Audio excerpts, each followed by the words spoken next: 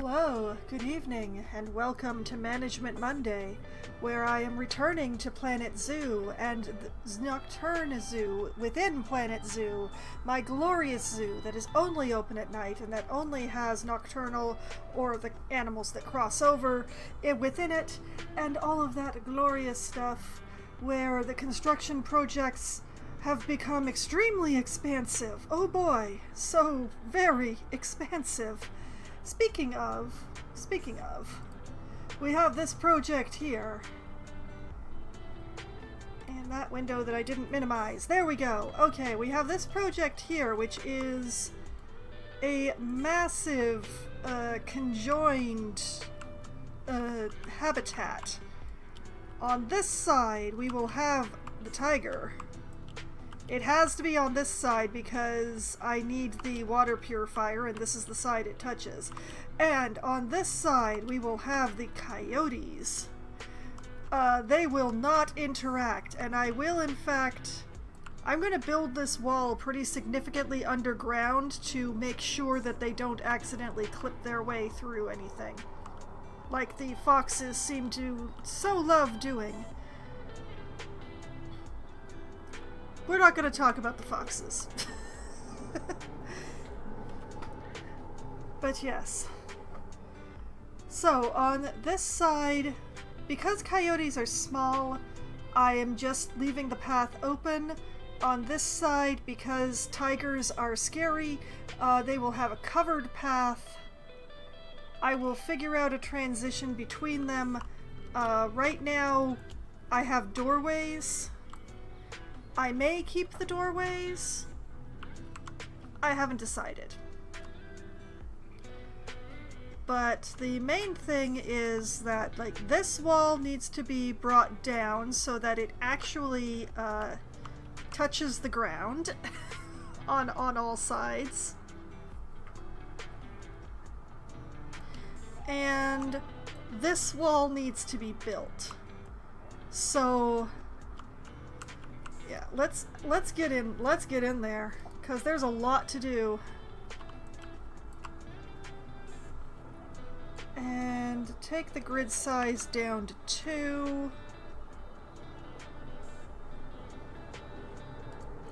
Duplicate. And drop. Hello? Why are you like this? I do have my new mouse. That is the good news. I am still getting used to my new mouse. That is the slightly less good news.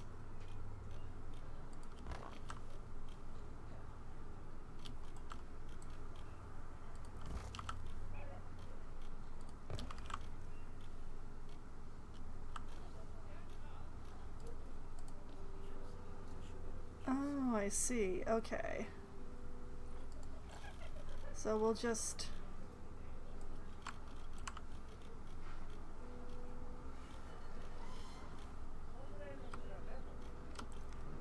Come on. Come on. No, not like that. Like that. Thank you. Was that so hard? Okay, now that wall extends into the ground. Oh, I missed some.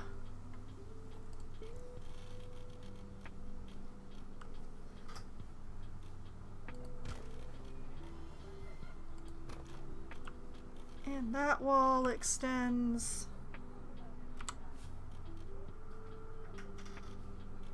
And just for safety's sake, let's extend that one.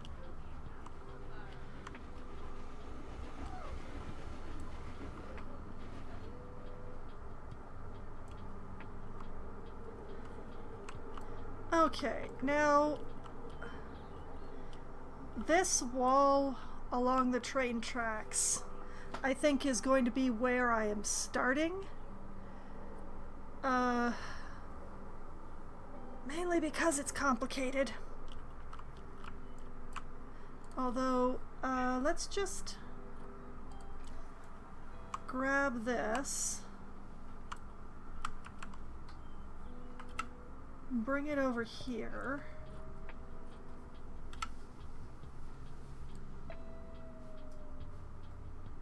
Like that. It is nice to have a mouse with a working scroll wheel again. I will say that. It's definitely been extremely nice.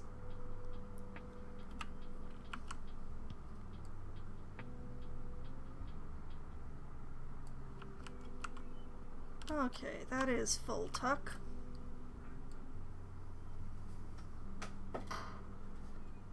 Bring that out here.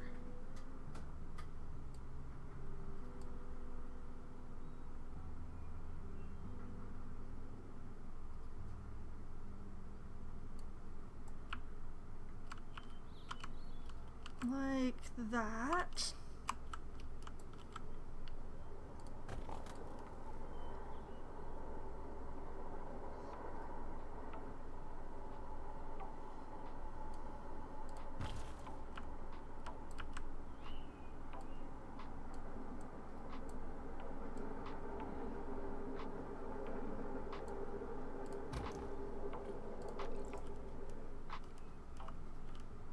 You know, I'm gonna have to adjust that.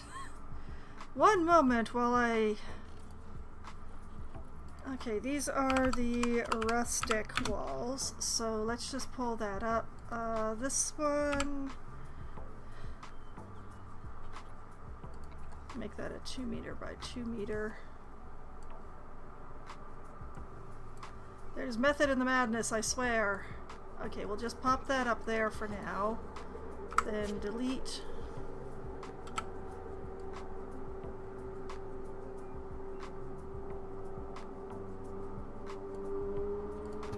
There we go. Okay. That will stop the flickering. But yes, what I want to do is run basically a viewing wall for the train all the way along, touching in at this point and continuing onwards over to here. And actually, gimme. Come here, you.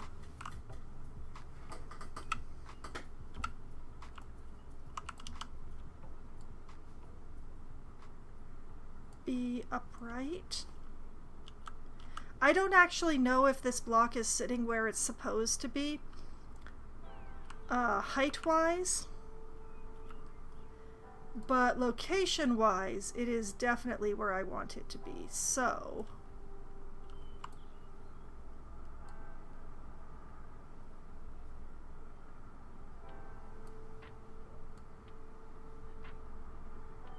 We'll bring that out here.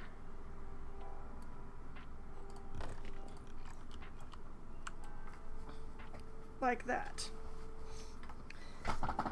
And this path is here for viewing purposes.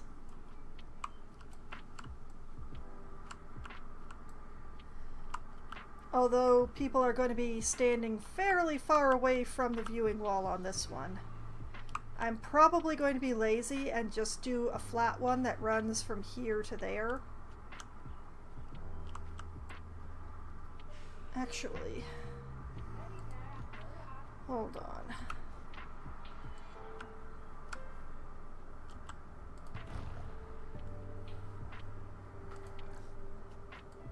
I suddenly remembered.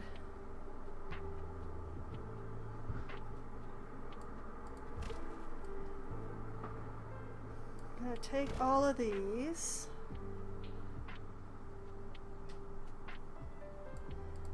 Because that block isn't actually where I want it. It's just the corner is where I want it. So...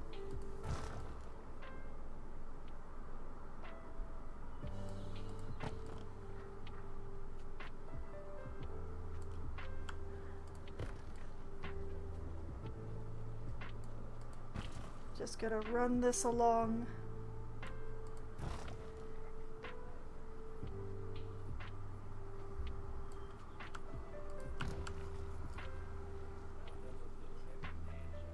it's going to be entirely too long, but that's fine.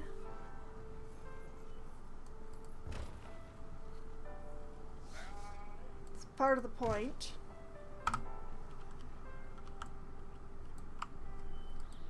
Okay, so then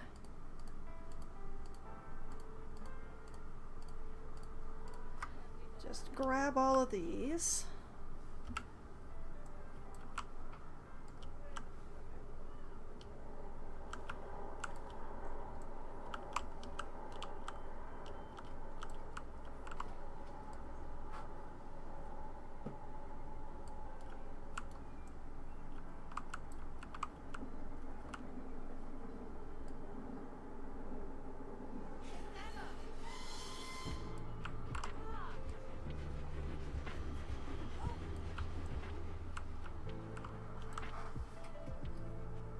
Okay. We've got it sorta, but not quite, and this is where the tricky part comes in. Alright. Turn off the angle snap.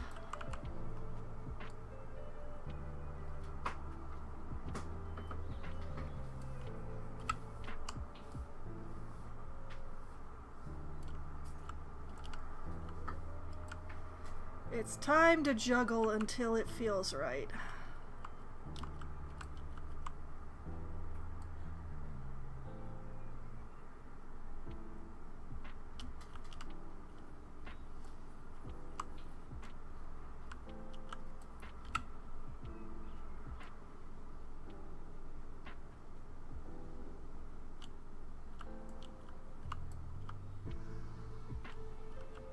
You know, I may not have made this long enough.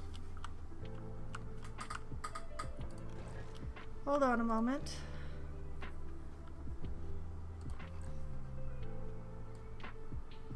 I'm gonna add...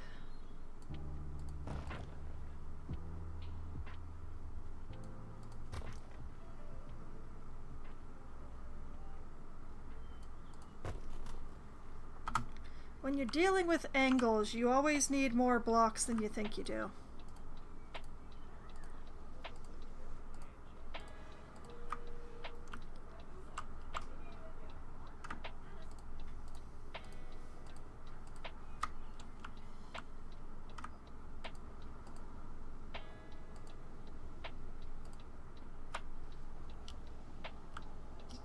Okay, that's all of them. Now, basically, I want an angle that kind of goes from this corner to kind of this corner.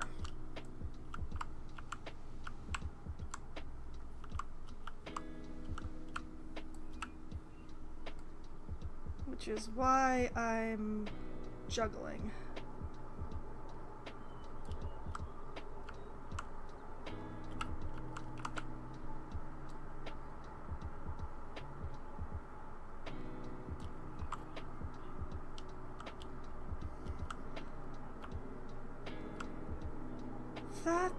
That'll do. That'll do. That'll do.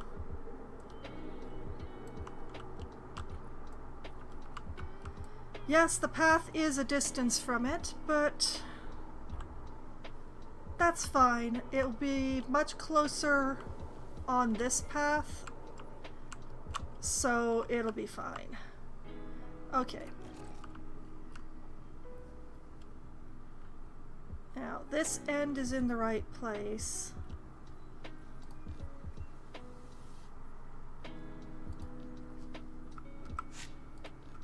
Remove those. This one I'm gonna leave sticking out because I'm not going to be doing that wall for a while. Take that out. Take that out.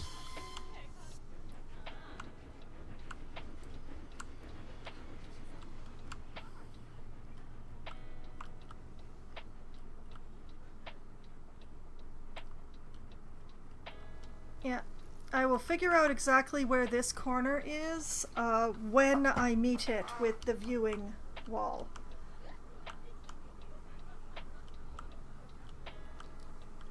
Normally I would make a cutout, but A, I have the path, and B, this isn't a viewing wall anyway, so I don't mind binding up this path a little bit with some viewing, because there's still be walking through area. Similarly, along here, the hyenas already have multiple cutaways. There should be more than enough walking area, especially for the number of people that I have in my zoo, since I limited the number of people who can be in here. That was very important in order to preserve my frame rates. Okay, so this wall comes across here, kind of following the line of the train track, meets here, and then continues over to there.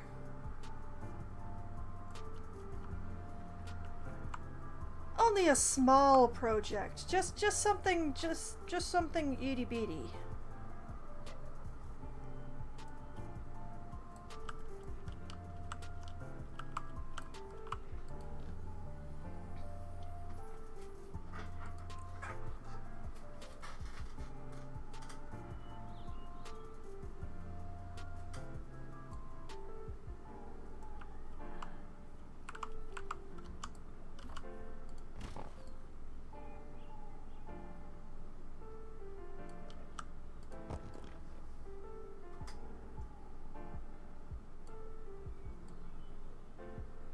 I'm just gonna come straight across here.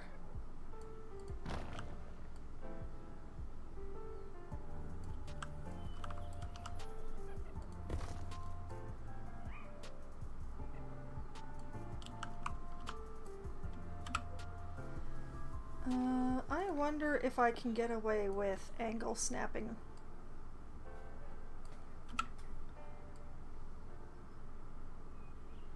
No, that's too sharp, darn it. Well, it was a nice thought.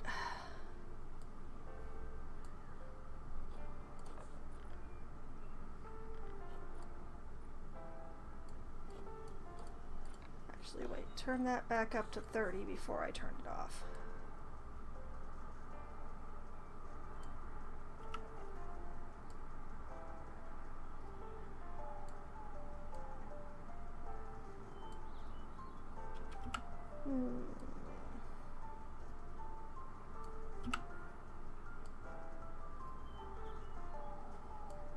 Like that.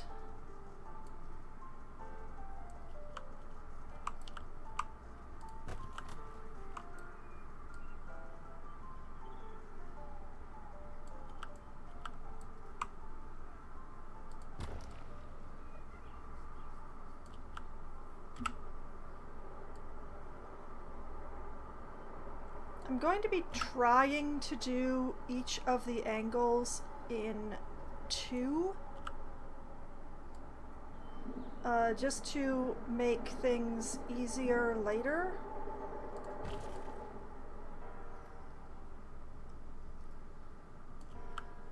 And frankly, the curve by the train is, like, forced by the train is gentle enough that I ought to be able to get away with it.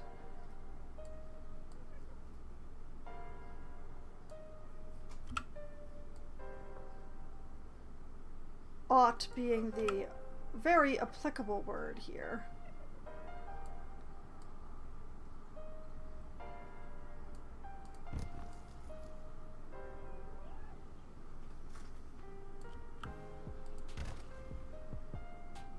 Gonna spend this entire build being sung to by the hyenas.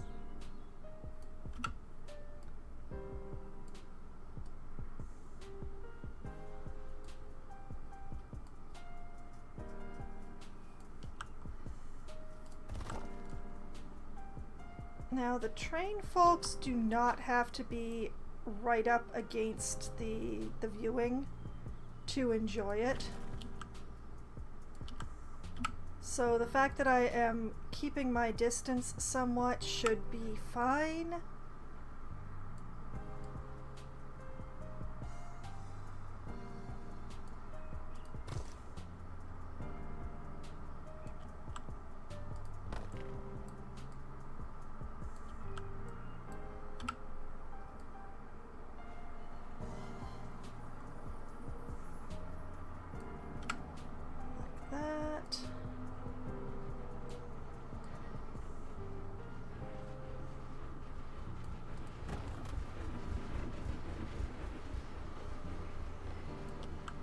There will come a point in this build where I'm going to have to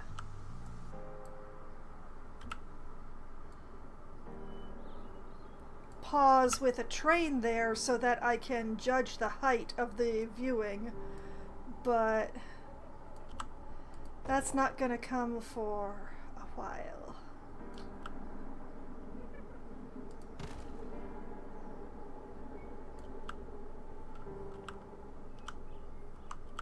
Okay, if I just keep going on a straight line here.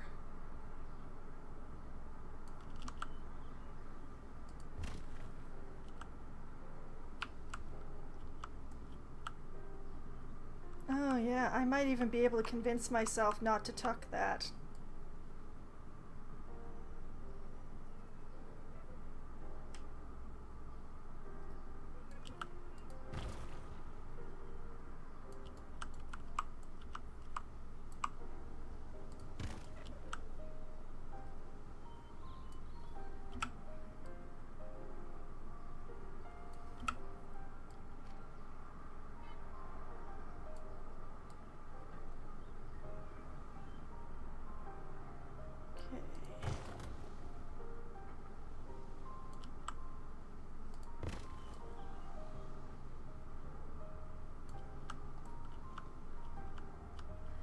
I don't love the sharpness of that corner there, but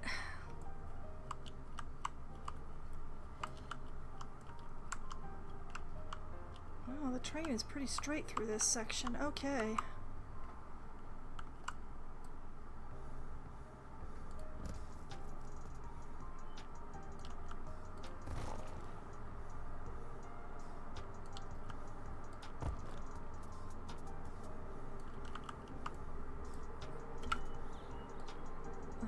We're gonna go this way just a little.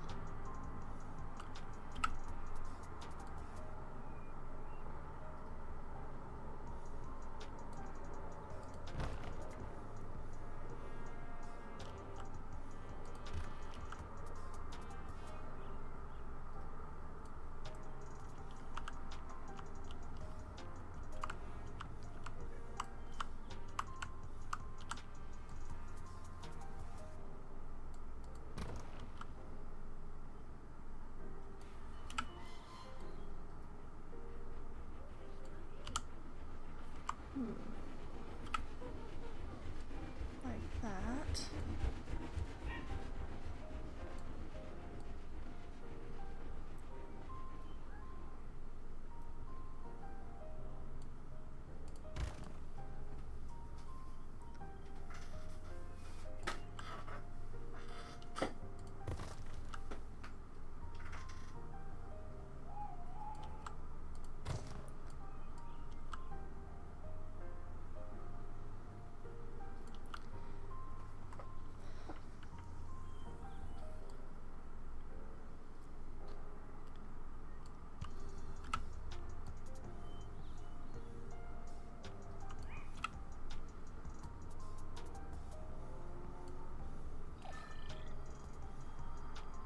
And a fox is out.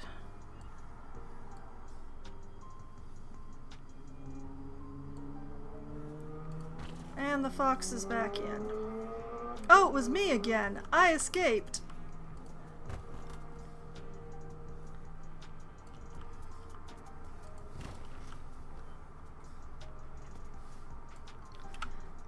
And just this way a touch. That's too far. That is too far. That's better.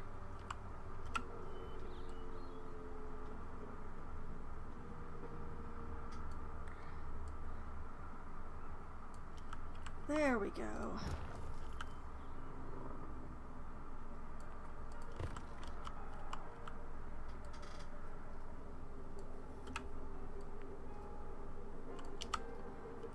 I find it a little funny that the train folks are going to be so much closer to the tiger than they are to the coyotes, when the tiger is so much bigger and will hopefully be easier to spot. Admittedly, tigers are extremely camouflaged, so really who knows when you're going by at train speed, but we'll all wish them the best of luck and abandon them to their devices.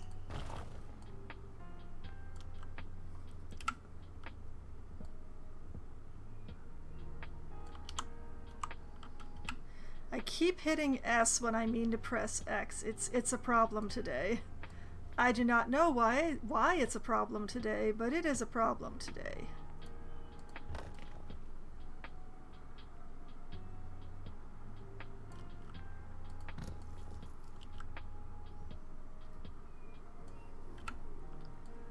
Curve a little bit more, like that.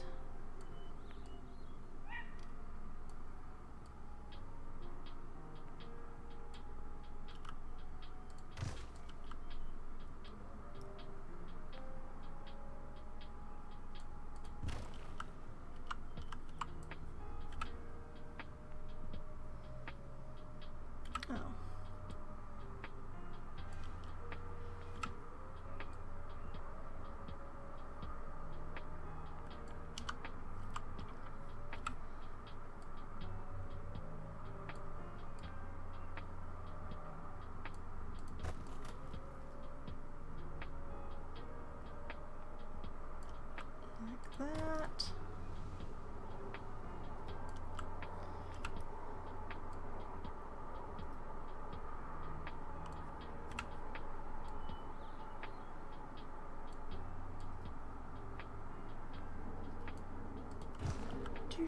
Do.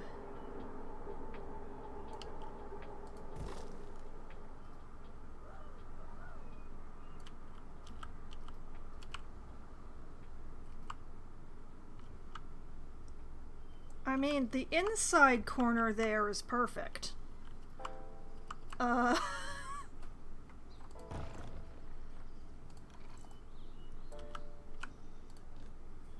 let's take this.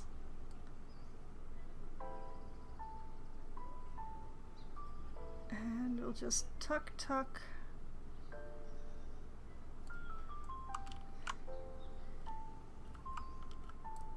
It will be a little bit of a strange angle there.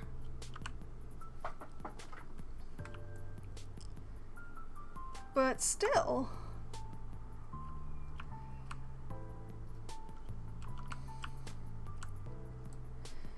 I will have to figure out viewing height for the train. But this is definitely the line that I am working with.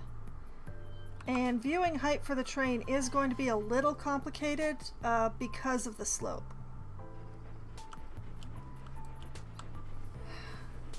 I will probably do a single height for the tigers and call it good.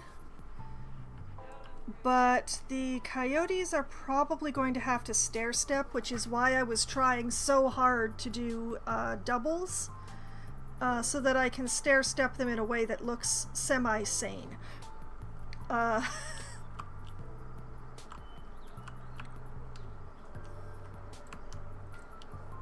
did miss my opportunity to height set just now because I let the train go by without stopping it. That was my fault.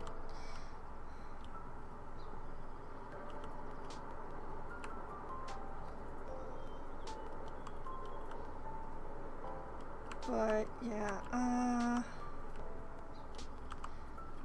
I will have to wait for the next train. When is the next train?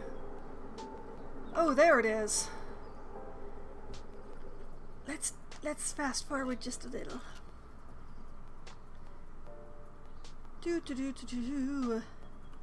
Yes, that's right. Come here, you. Okay, train is in the station. I'm going to wait until it gets about here. And then we'll pause once it comes out of the station.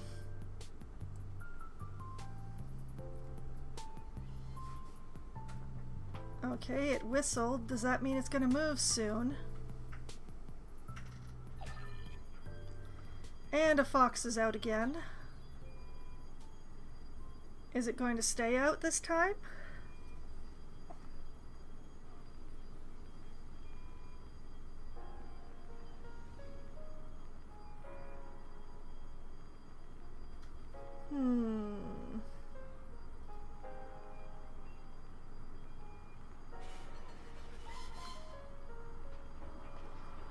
It looks like the fox is staying out, but that is actually convenient. Okay, right there.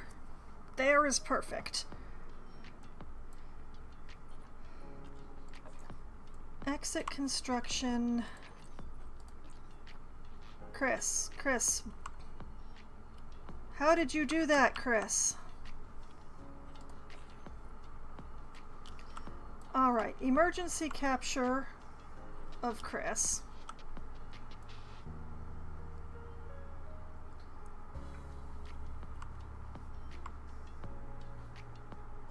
Back to the project. You just go away. Okay.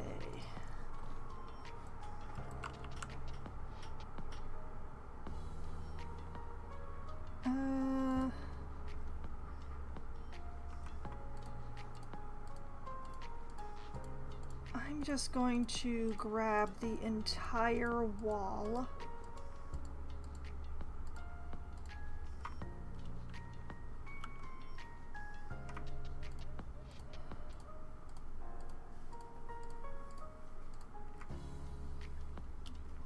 Like so.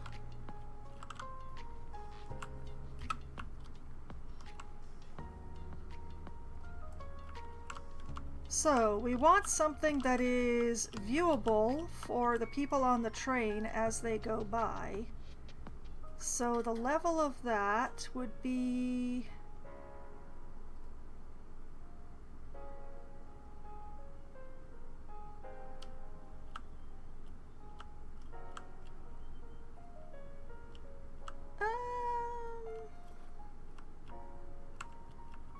that ends up being awfully low on this side, but we will live with that because it's kind of high on this one.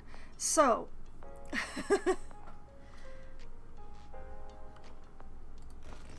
like that for the tiger area.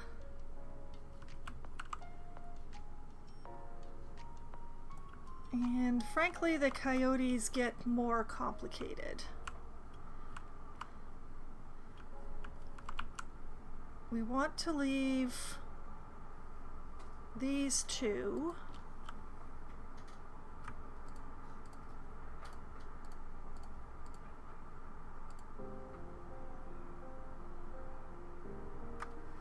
Oh wait, I should not be doing that right now. Hold on.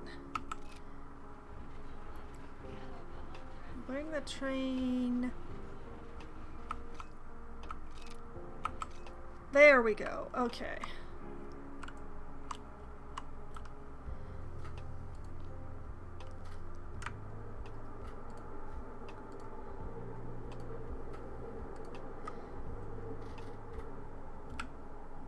These.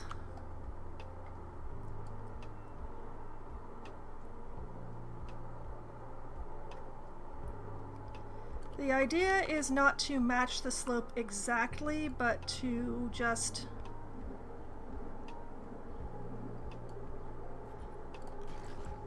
try and create something reasonable.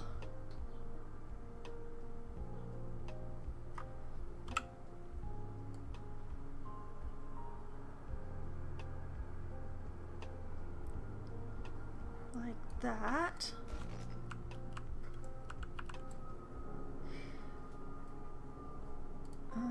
need to let the train get a little further along.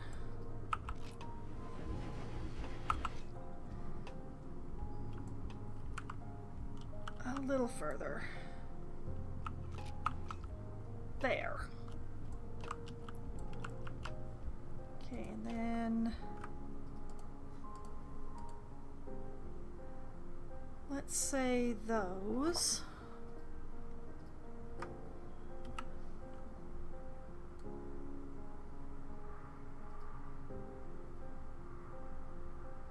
Like that.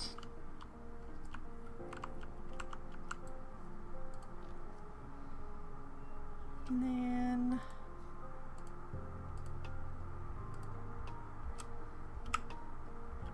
these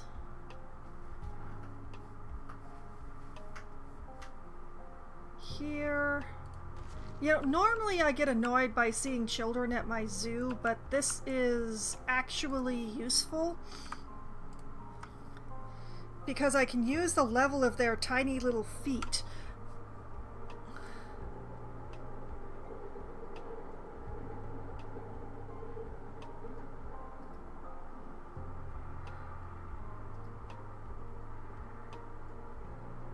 I'm going to be a little high here. There.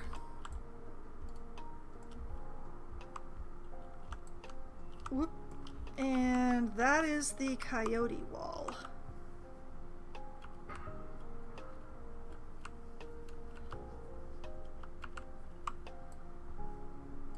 And then duplicate this.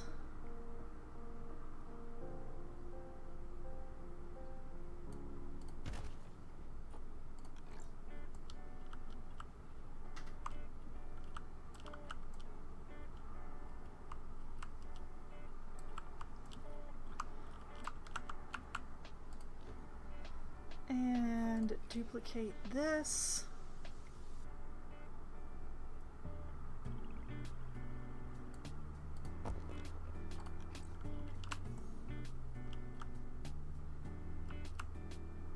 Okay.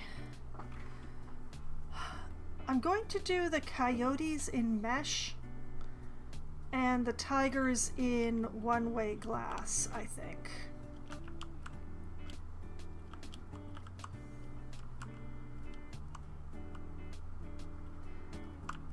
I could have done the tigers in chunks like the coyotes. I just think that that's going to look worse in the glass, so I don't really want to do that.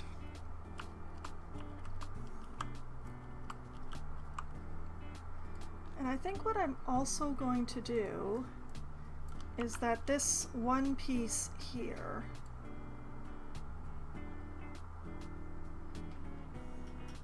not yet, but I will extend this one thing up to the top of the tiger level wall, just to make the merger between the habitats look a little better.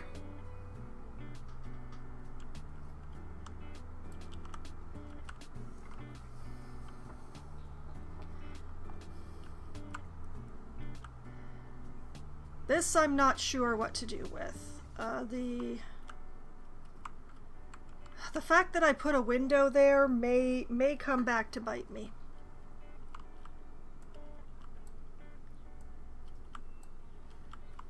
But yeah.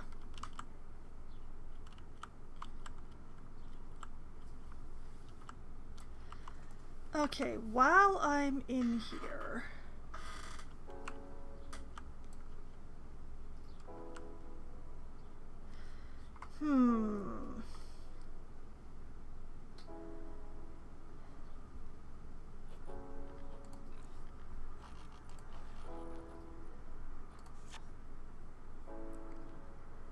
let's see, do I want to use the square mesh or the diamond mesh? I think the square mesh is going to be better for this. Although, why do I only have the 2 meter by 2 meter of this? How strange.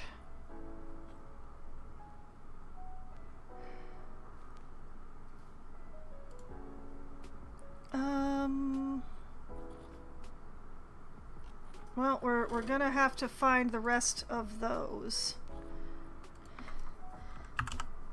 Mesh.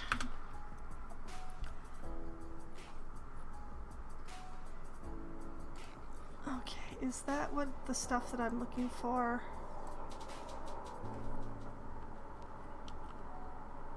Nope, that's more of the diamond. That's the square.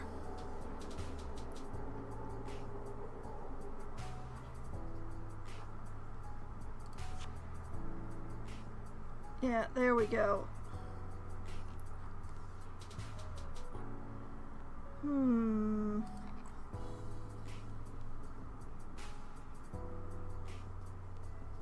2-meter already existing fence.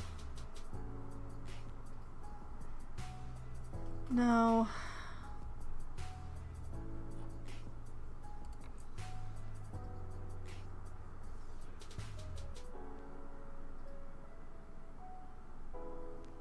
This could be slightly more useful to me, but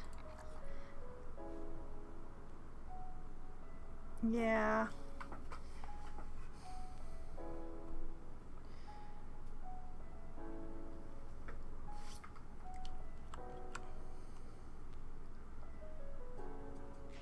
That would be the 4-meter. That would be 4-meter. That would be a 4. That would be a 4. That would be a 4.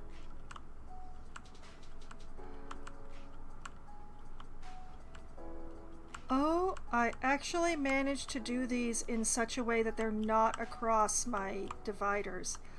I might actually be able to use...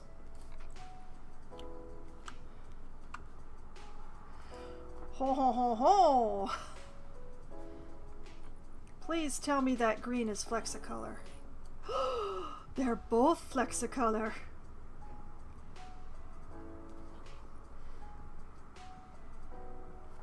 Okay, slam this against there.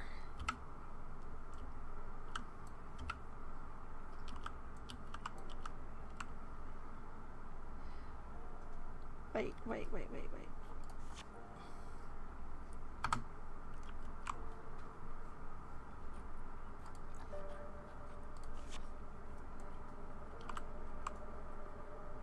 This is gonna get interesting. All right, let's see if I can make this work. All right. Duplicate.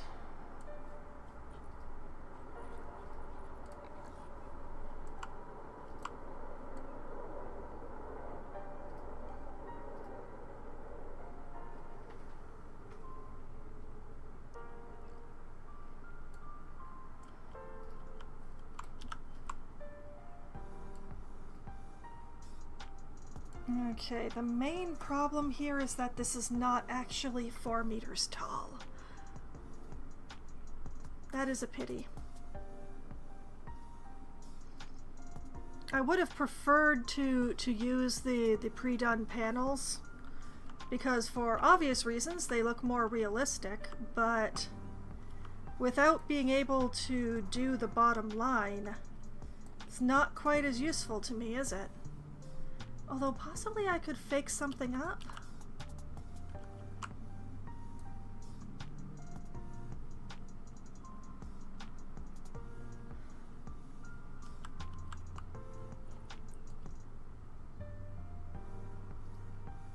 Like, ideally I would be able to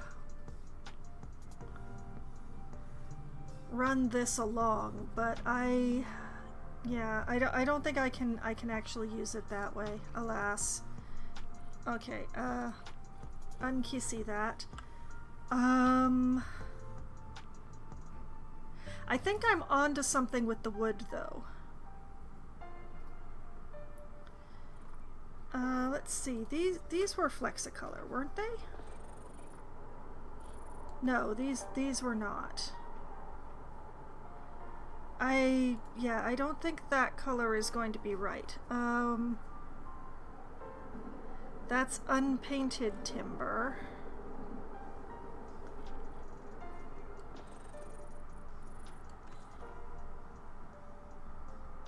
Alright, alright. I know what I'm doing. I know what I'm doing now. Okay.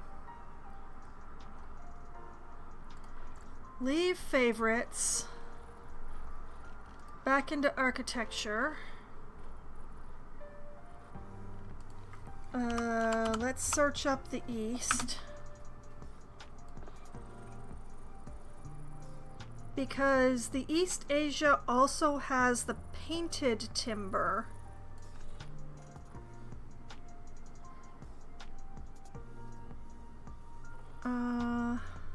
Don't they?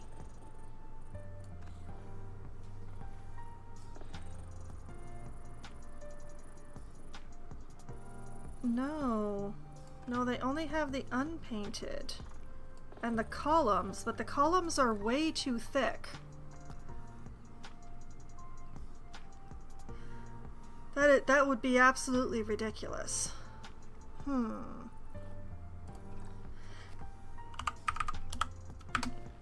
Alright, we're going to search the wood section until I find something wooden that is recolorable.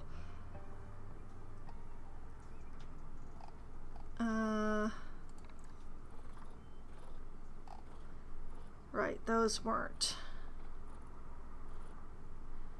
Those weren't. Those are painted.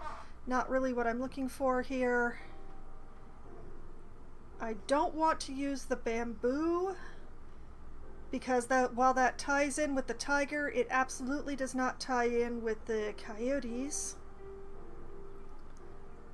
Besides, the tiger is getting a different treatment altogether.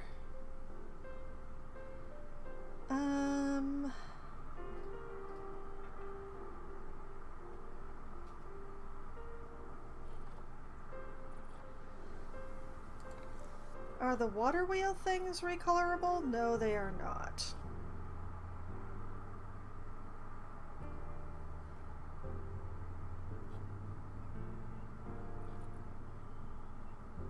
Oh, wait. Okay, wait, we have the Indonesian beams. Yes.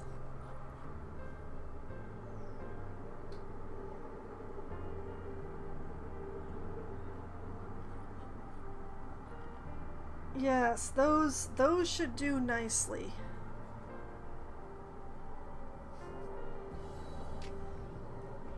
Specifically for the coyotes. What color do I want this? Because I think maybe I should be pulling some of the blue value.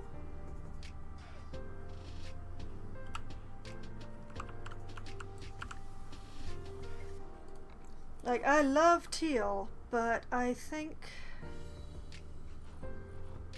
maybe we want something more in the blue family than the green family here.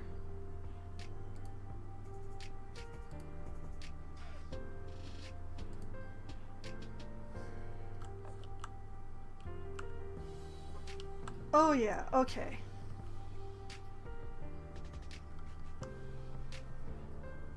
Yeah.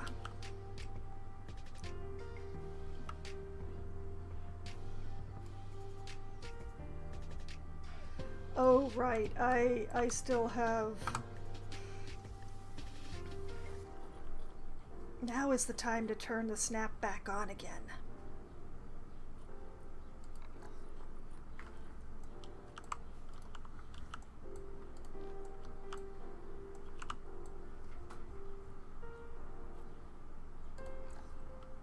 Okay. Duplicate. Turn the snap back on.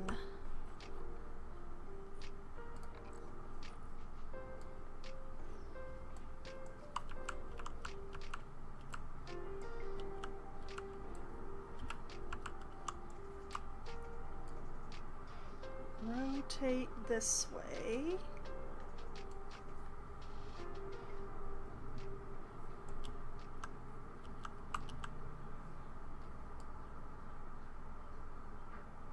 And that way.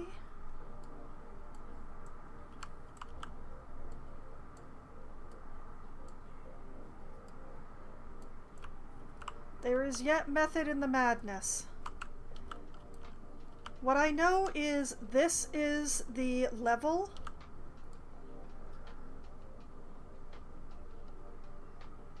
Therefore,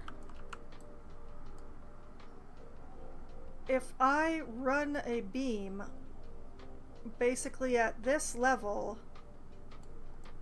across, then that is the top level of my mesh. And we don't have to go ka-chunk, ka-chunk, ka-chunk, ka-chunk.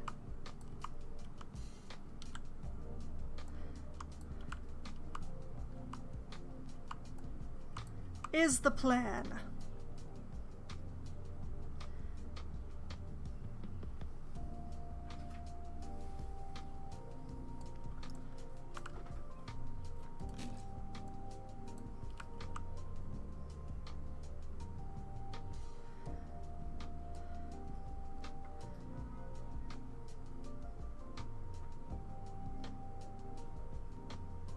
And you know what? Have a bottom beam as well.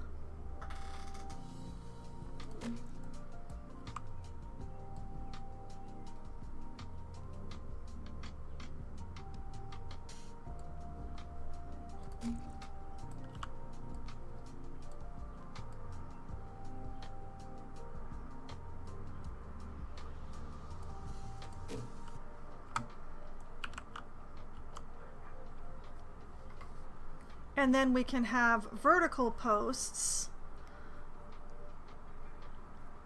where the angles change, which I may or may not use a different kind of post for that, but for the moment it's going to be a little bit more fussy work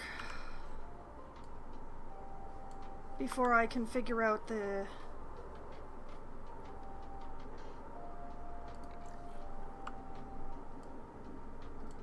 okay.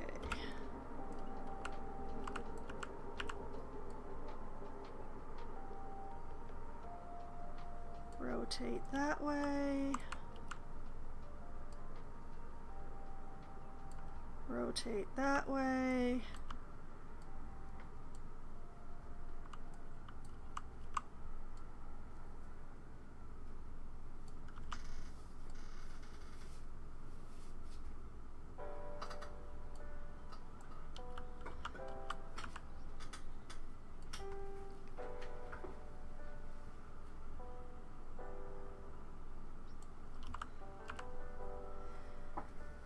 Okay.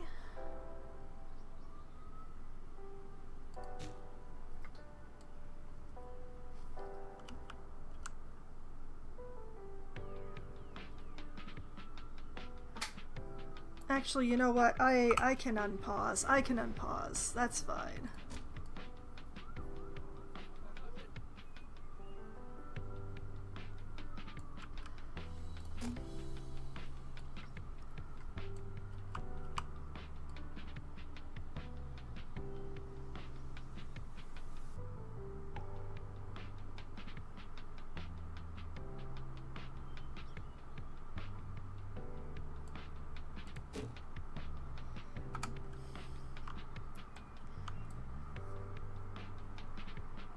Yeah. I think I might actually want to use the round posts for the joint. Like, the Indonesian wood also has the timber poles.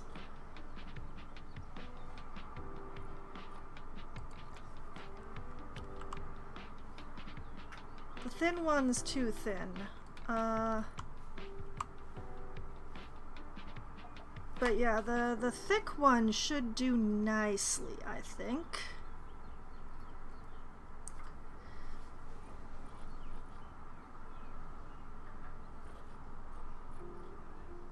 It's a pity that there isn't... Okay, there does not appear to be a version of the thick pole that is longer than a meter. Which is... Oh, no, wait, there's a 2 meter one. Okay, that's better.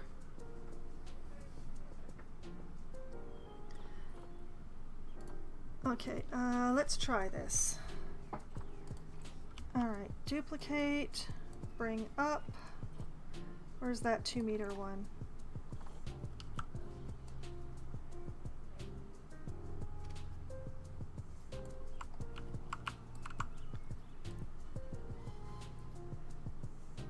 Like, if we bring this over and basically eyeball it to about halfway.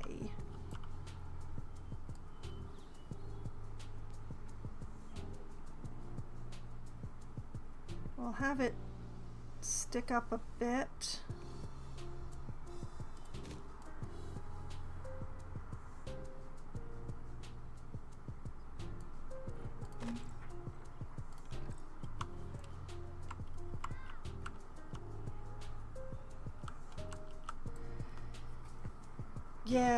Yeah, we're cooking here. We're cooking.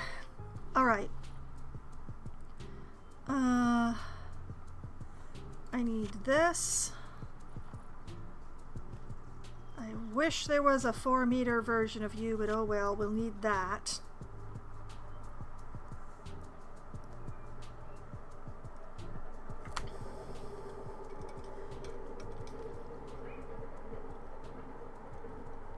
I think I might use this as the framing for the tiger stuff as well, for consistency. But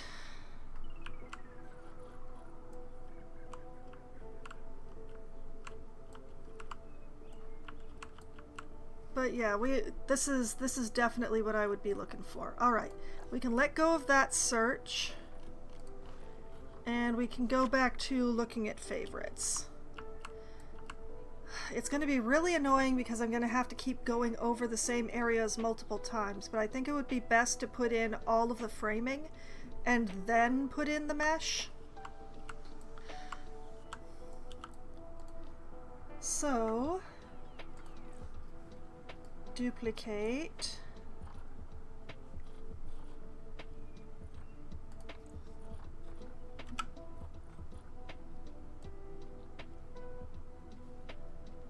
Rotate.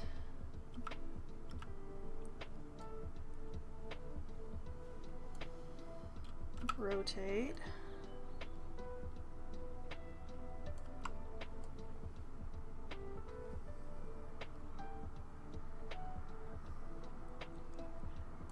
Like that.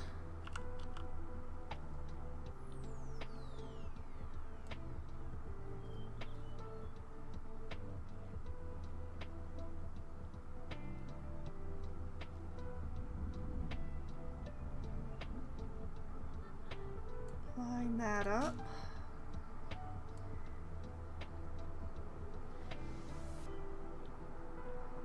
Eyeball that one onto the same level.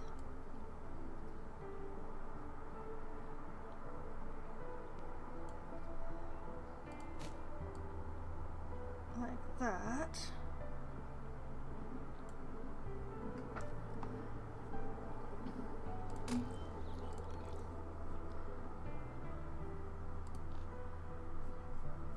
And then this one becomes the pole,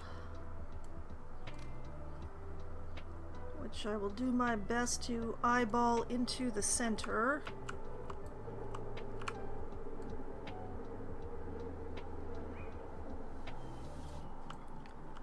Like that.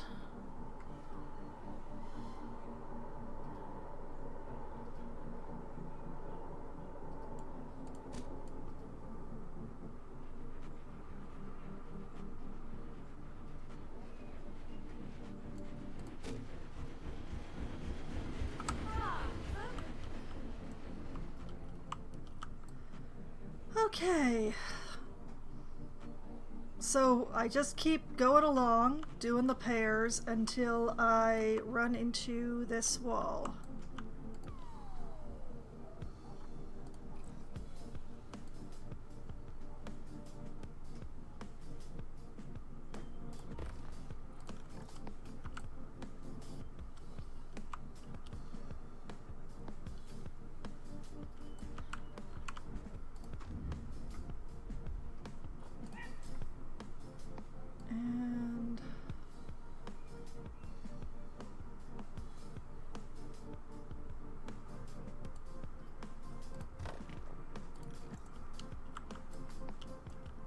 that's the top edge of the tiger viewing area.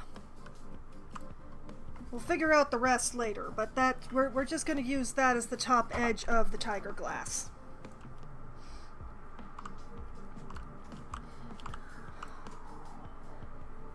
Because I can't guarantee I'll be getting to that tonight. I really want to, but I can't guarantee. So I might as well set it up so that future me knows what the heck I was thinking.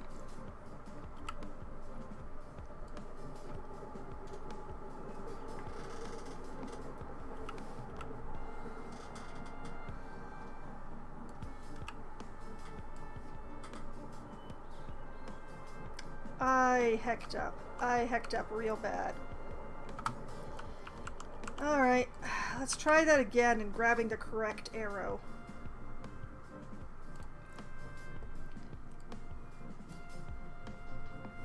Okay, that becomes a beam.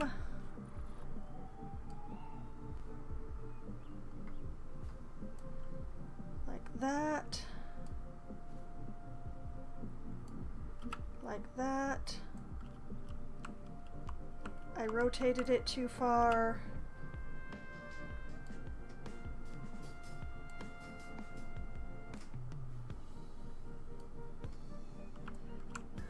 Oh, we are having a time right now.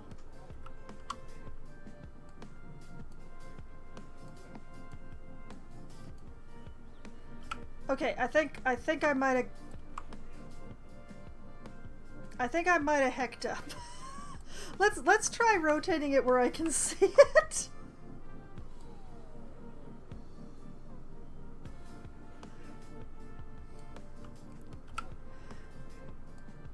Okay, it's only a little backwards.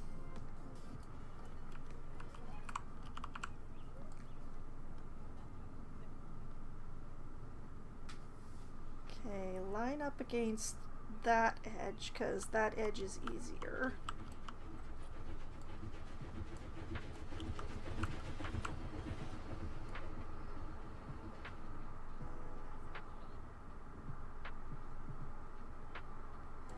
Like that.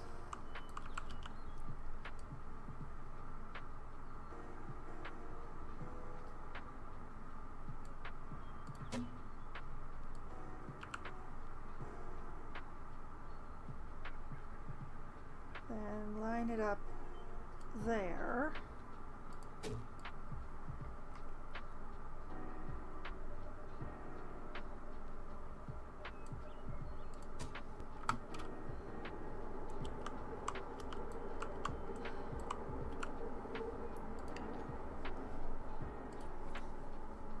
Okay, and then pole.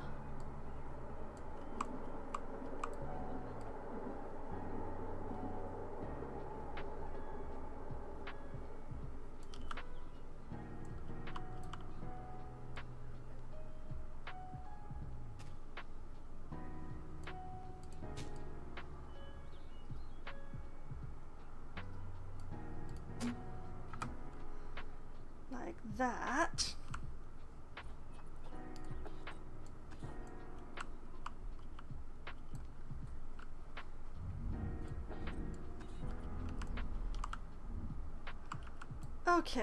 Okay.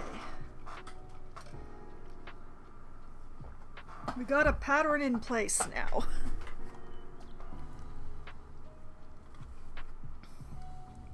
Now, if I could just stop shoving my mouse pad away from me. The new mouse is a little sticky to the mouse pad, so I'm still getting used to... I basically have to lift it very slightly as I'm sliding it, so it's taking a little getting used to, because I don't normally have to do that before.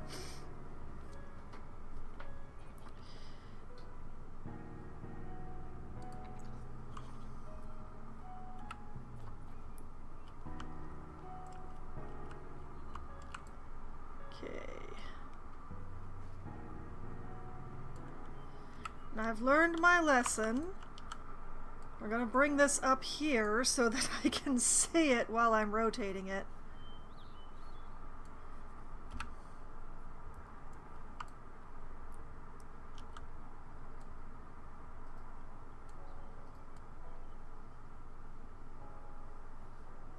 line it up to that seam there.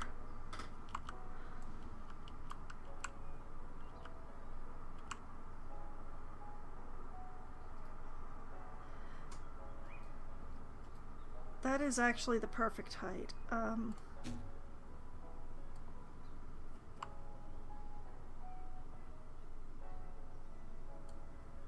Like that.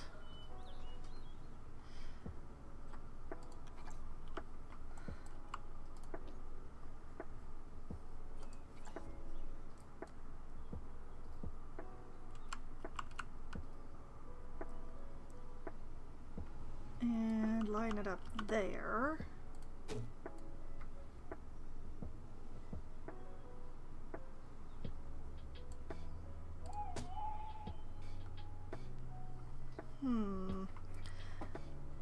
It's a pity that it's the inside joint, because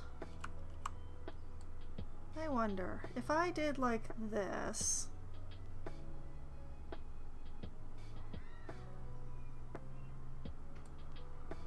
No,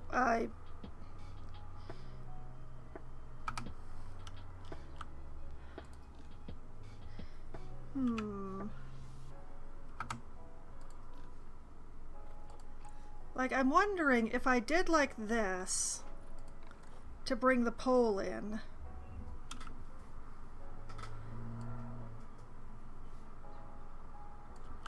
Would it set itself on the halfway?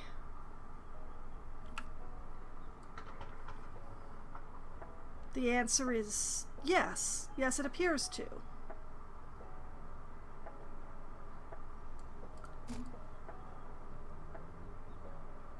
This might be a much easier way to accomplish this particular problem.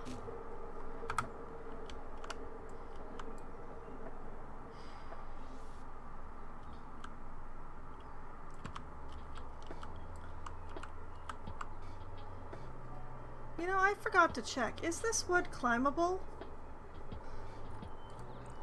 It is not. That is very handy.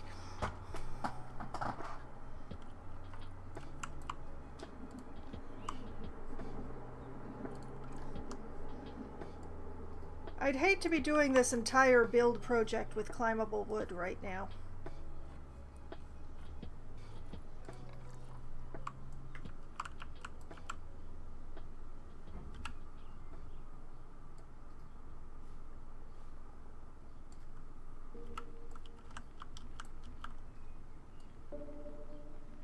Okay, then bring it up here. Rotate it this way.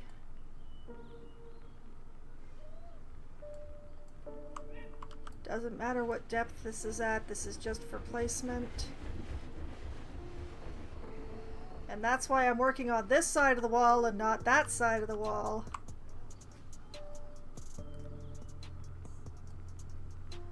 Okay, that's the right place, so we just line that up there.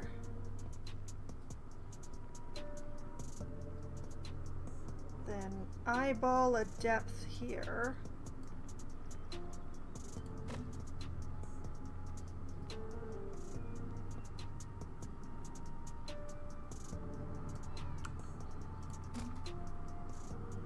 And like that.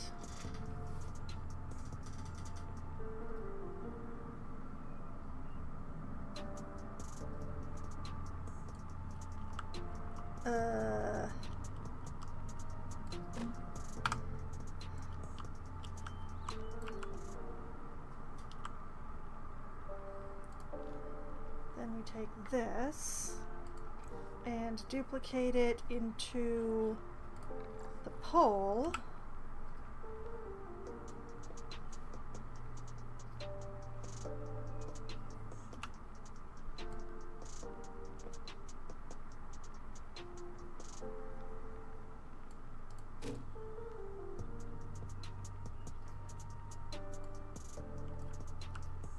Oh, that is not halfway.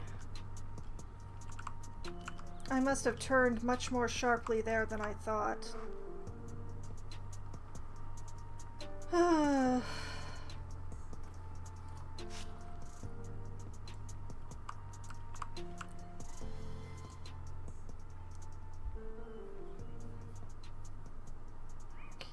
more like that.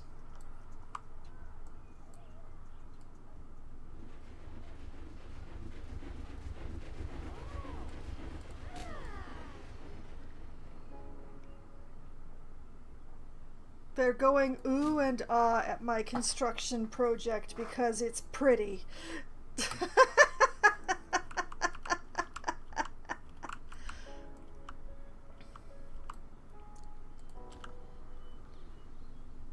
Oh boy.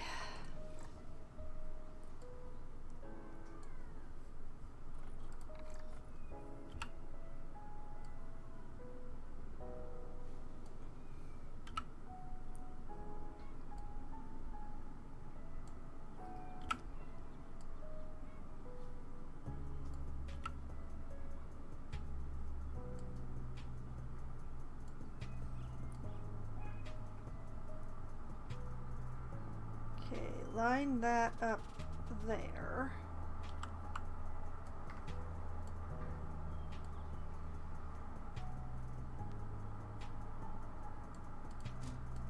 Make it the correct height there. Match the height there.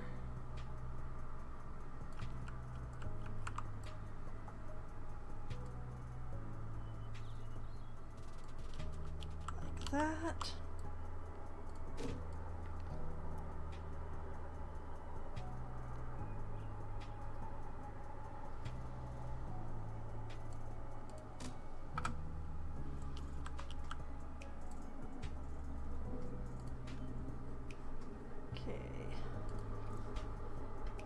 Duplicate, become the post,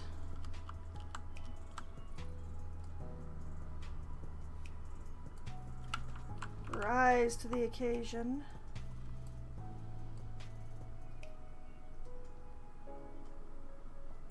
center as best I can eyeball.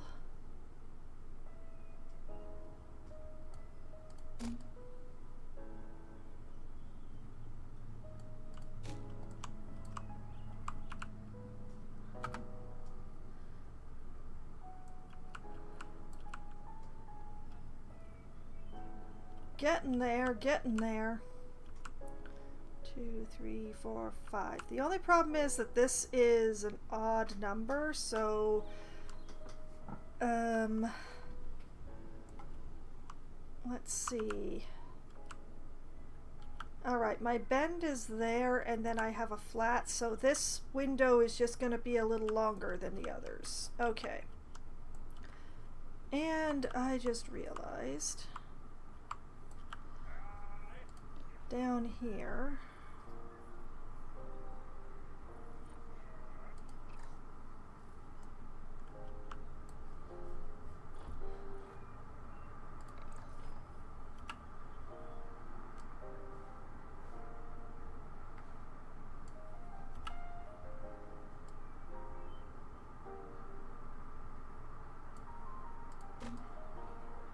like that and like that. Always gotta remember to do both sides.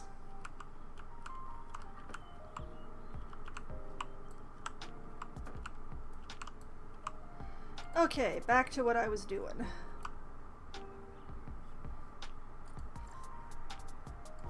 Duplicate.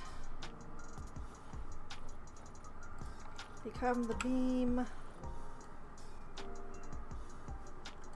Rotate.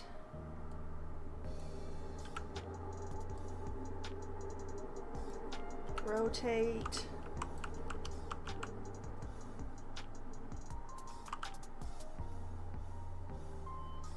I never thought I'd be so glad to have chosen a material that has seam lines I can see.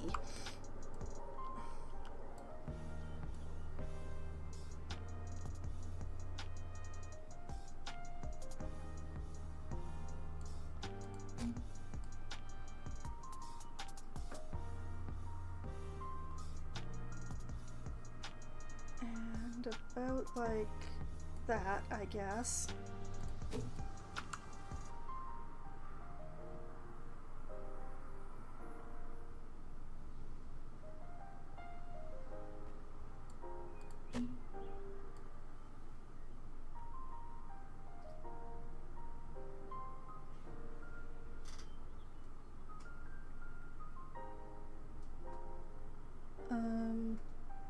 Why can't I get this to line up? I don't know.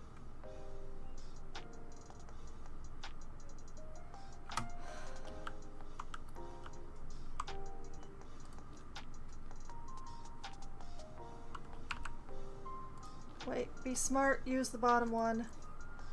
Duplicate. Become the pole. Oh man, how much easier my life would be if this pole came in a 4 meter. Admittedly, it would be harder to do the little nubbin up on top, I suppose, but I'm not sure the trade-off is actually worth it.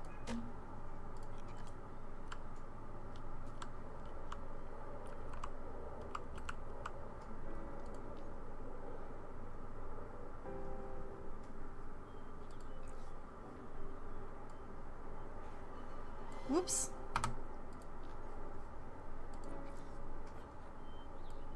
Grabbed the blue arrow when I meant to grab the green one.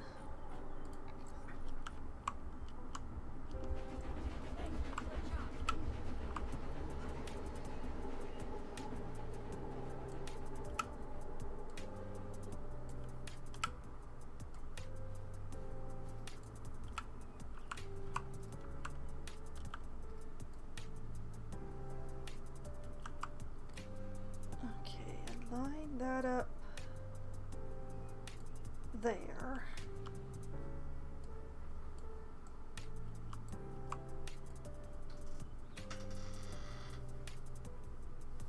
And here.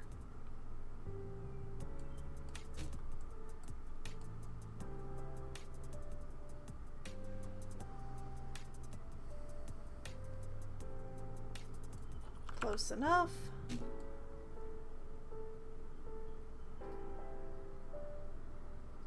Line that up there.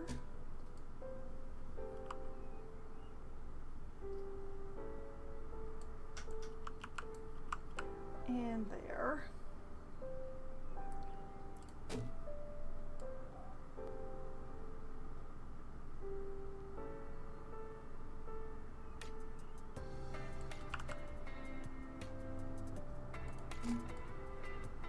And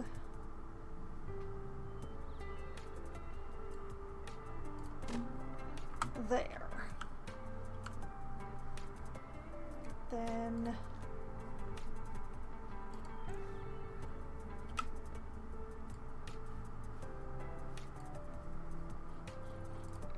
be the pole.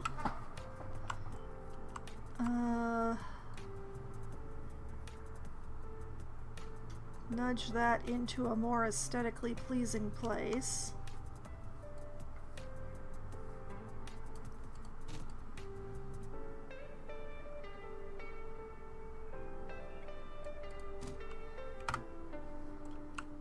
Okay. Alas, this one's not going to be as easy as the other one, because, well, that's where the seam is.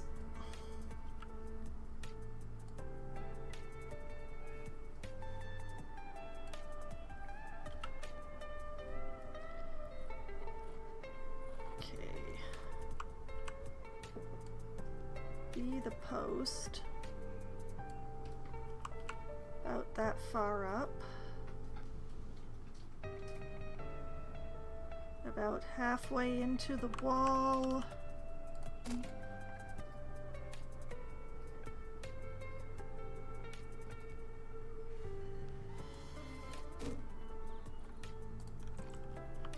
There.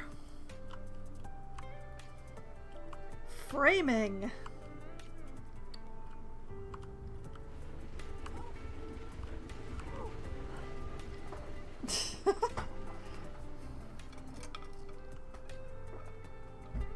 that one person going by going, oh, oh, oh. Kind of reminded me of my mother-in-law.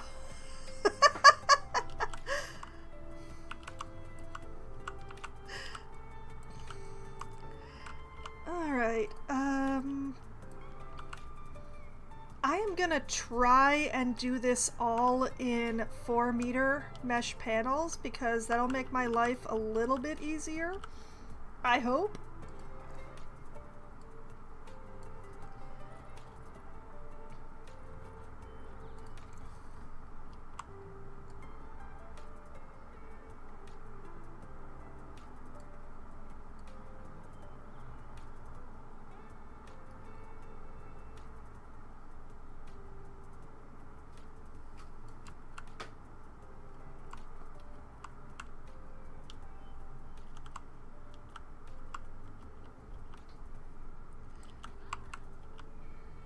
Like that.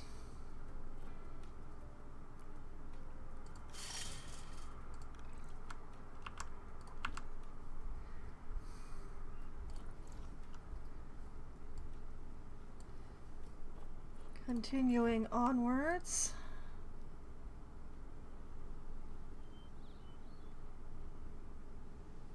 The idea will be to use the overlap to make the mesh line up. And then once I've got the mesh lined up vertically,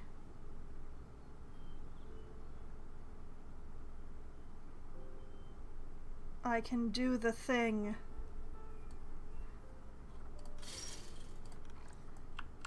like that. And this is a lot easier to do this way with the 4-meter panels and the square mesh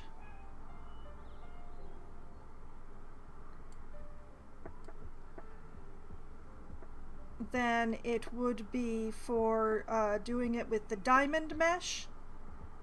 Because the diamond mesh, I would have a great deal of difficulty seeing the vertices when the angle changes than I do with the square mesh, which is why I am specifically using the square mesh.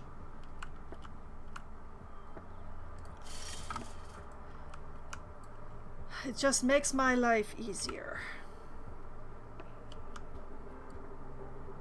Whoops!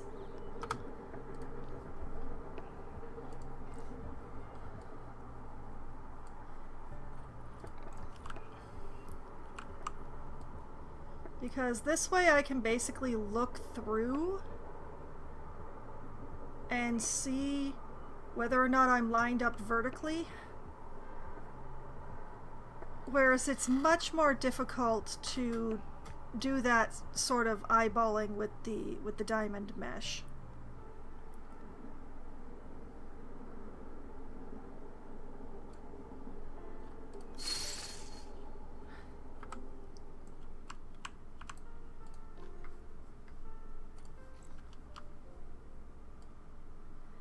And honestly, I don't think the coyotes can jump this high anyway. And they definitely will not fit through this mesh.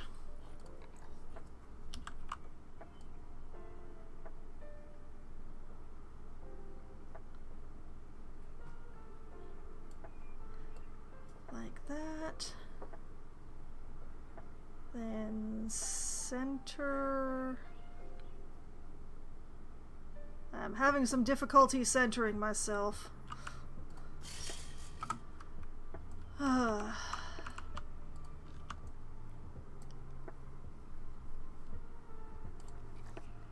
And yes, I could use keyboard controls for all of this, but I really hate lifting my fingers off the WASD.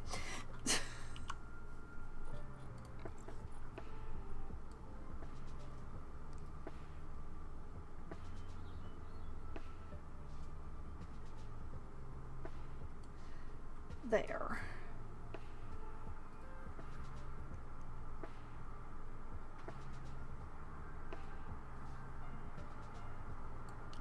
Okay, why does it feel like I'm drifting? Like, these are embedded. This is not embedded. Did I rise? Oh, you know what? I think I rose.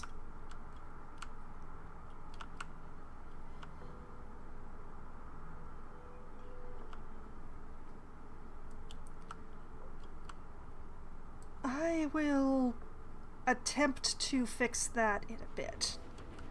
I'm going to continue with the mesh first because, frankly, if I get the mesh in the right place, it'll tell me where to put the boards.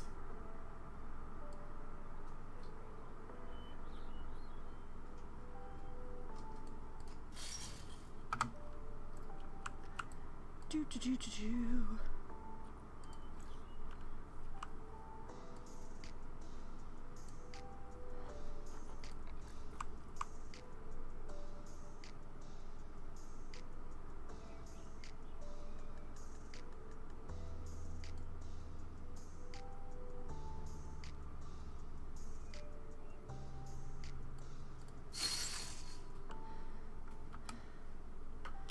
Yeah, it looks like I rose here. Well, I rose a little bit here and a little bit more here, but it looks like I might have stayed more on track through the rest. Hard to say. Don't worry, I will fix it. I will use the mesh as my guide. Has mesh stopped sounding like a word yet?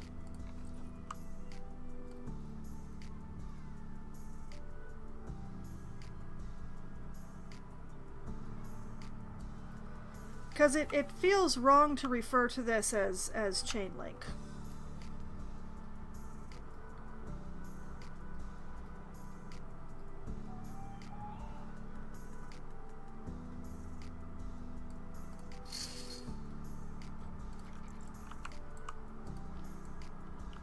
Alright, just a bit more.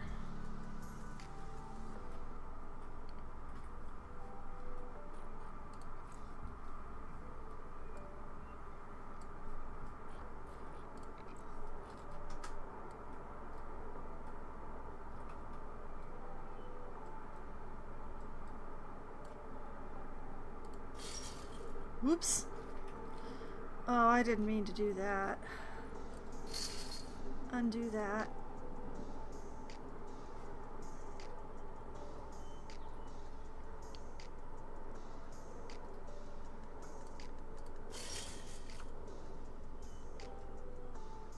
Okay, and then here I will just line that up like that so that it's invisible. Okay, and those are fine. These rows.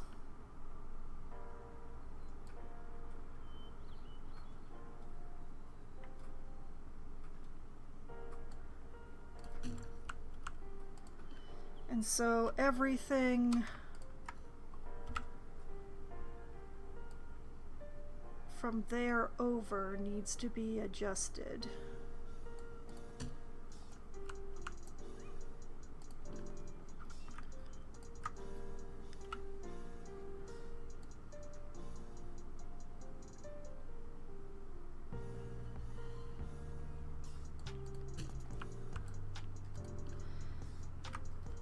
Thankfully, though it is fiddly, it is easy to fix.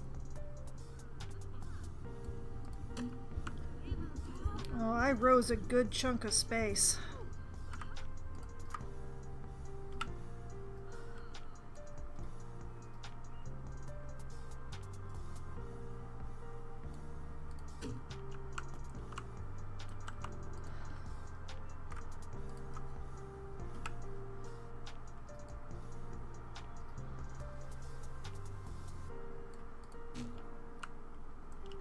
Nearly got it fixed.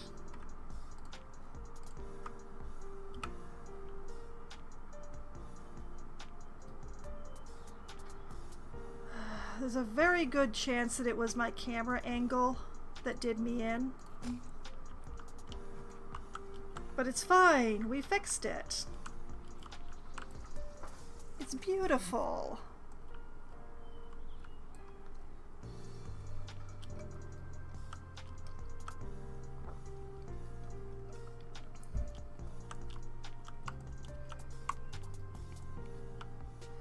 Now, the tigers are going to be a little trickier because I'm setting them at 4.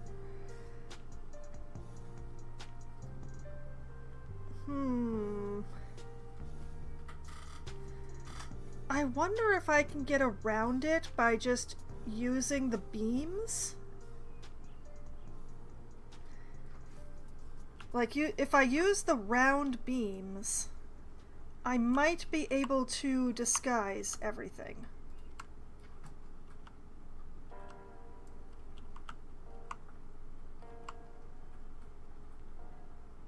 Oh, and here I did not respect my own laws.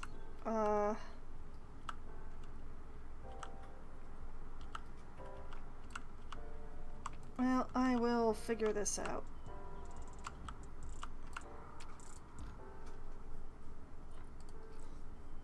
Alright, we'll duplicate this.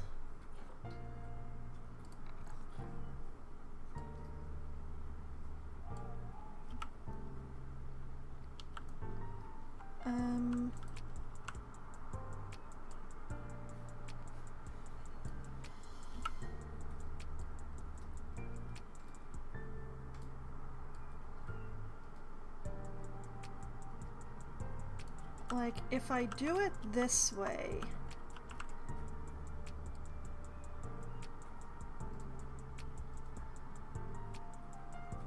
because I gotta watch my margins on the glass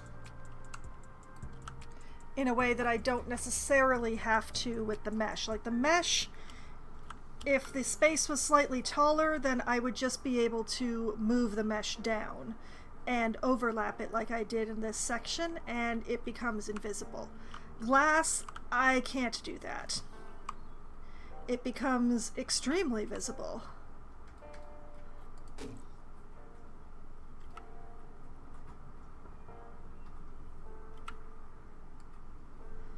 So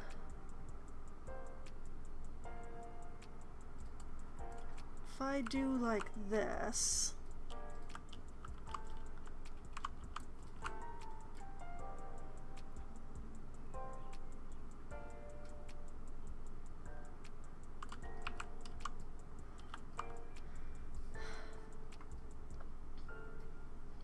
this should be doable because I made this whole area the same height. But this is also why you often see me doing 3-meter viewing areas. But the train is so tall, I don't think I can get away with that.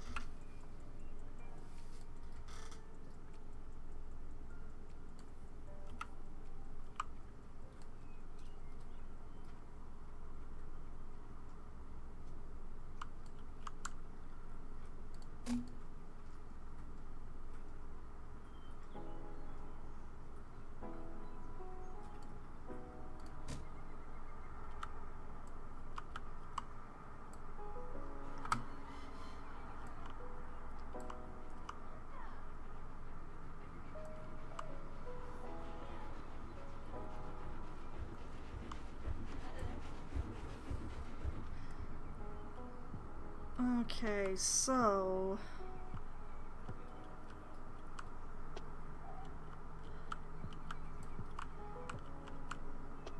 let's say the train's tiger viewing is going to end here.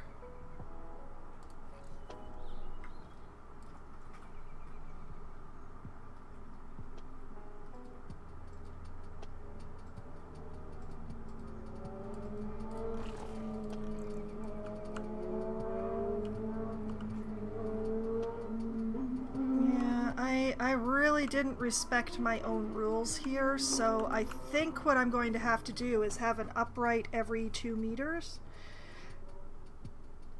Which admittedly is going to make viewing a bit of a bear, or a bit of a tiger, but yeah.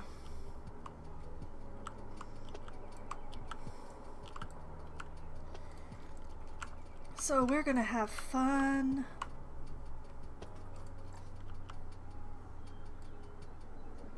Okay, bring this up. Become the pole.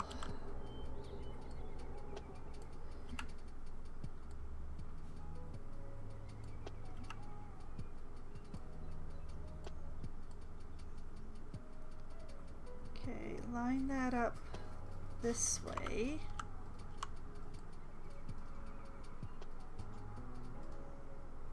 Line it up that way.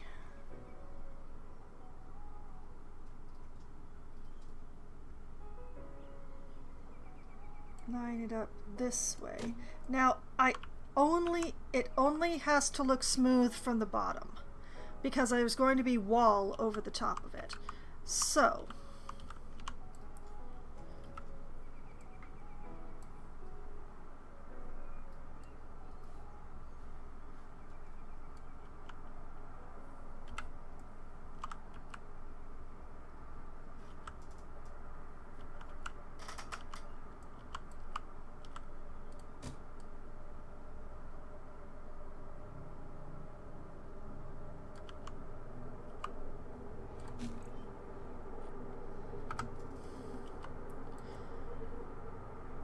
yeah, I'll just be coming along doing this.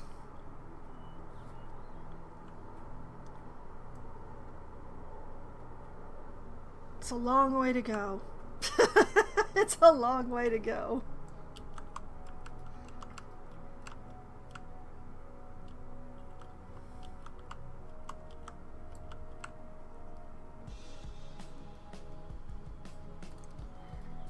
But what other choice do I have? Unfortunately, you can't do batch of this stuff. It's all...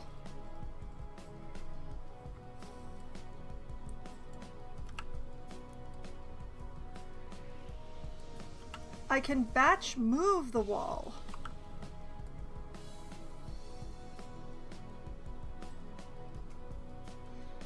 But unfortunately...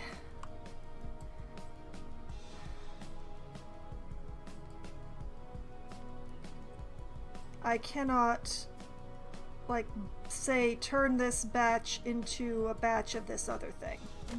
Especially not when I have to rotate it the way that I am these.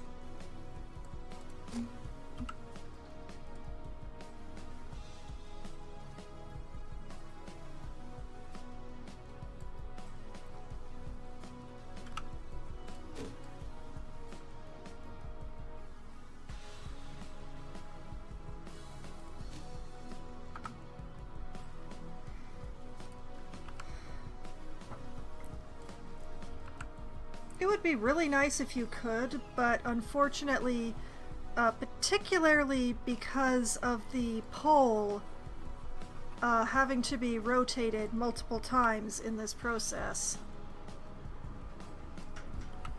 Although...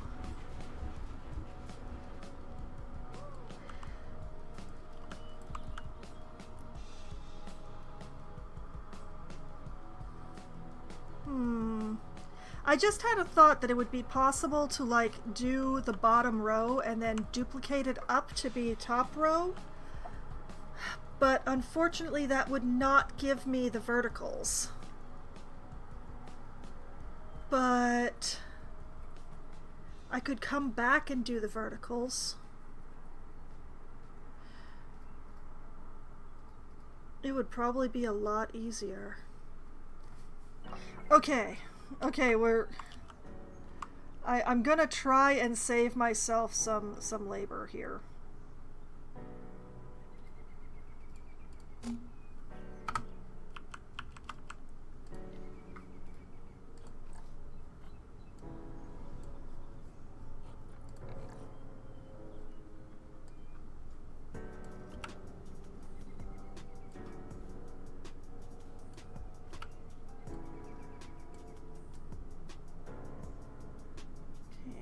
That up that way.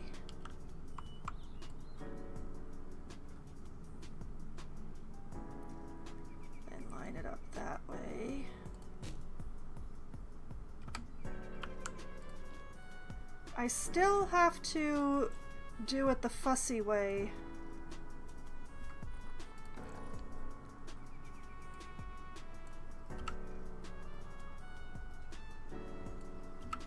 But hopefully I will be able to save myself some headache by just duplicating and batch raising the bottom to the top, because the point is that they should match exactly 1 to 1, and then I can come along and do the verticals.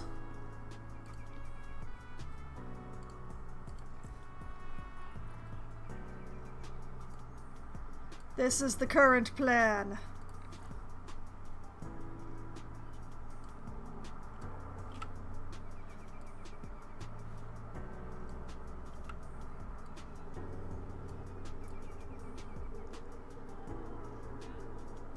Okay, line it up that way. Why doesn't it line up?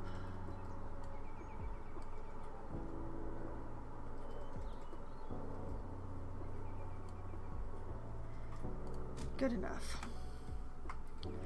And actually, come to think of it, I no longer need to hold on to the Arctic architecture.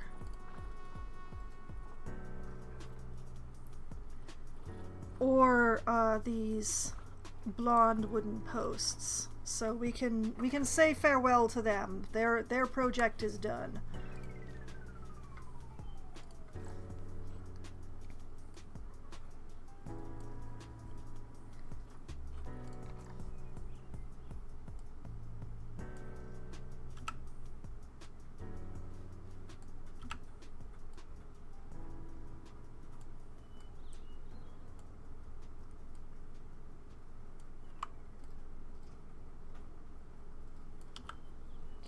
Just keep on keeping on.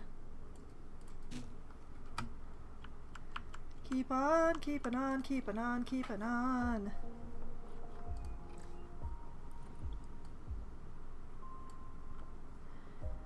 Do.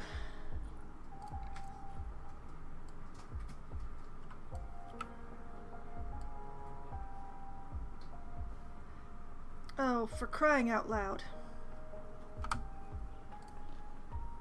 Grab the wrong ring. Let's try that again.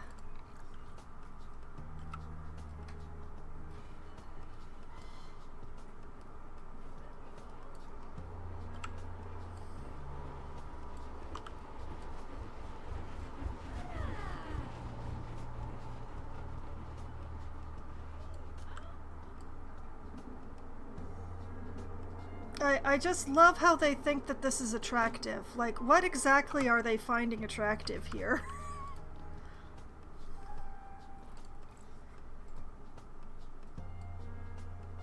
I know partially it's the decor tags.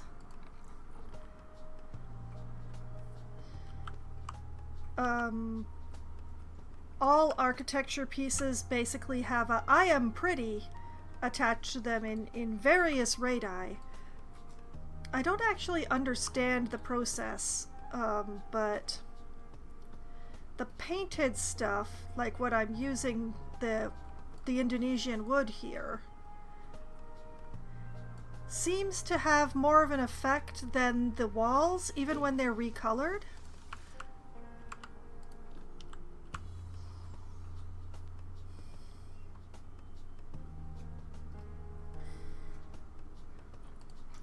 So I think it's that they're finding the wood pretty as they go by.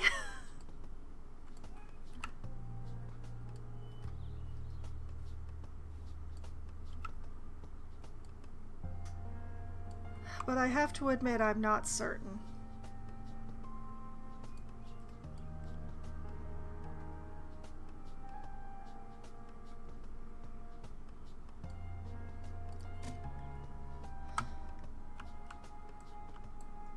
I mean, it could also be the rocks. They count as plants, and plants are considered to be particularly pretty in this game.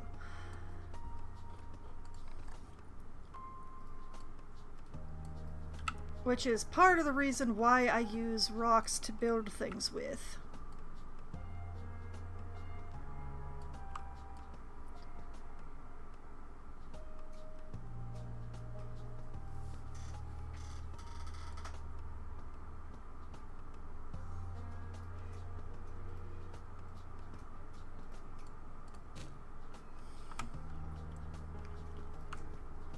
I don't know, it feels like I'm rising, but I'm still touching the stone.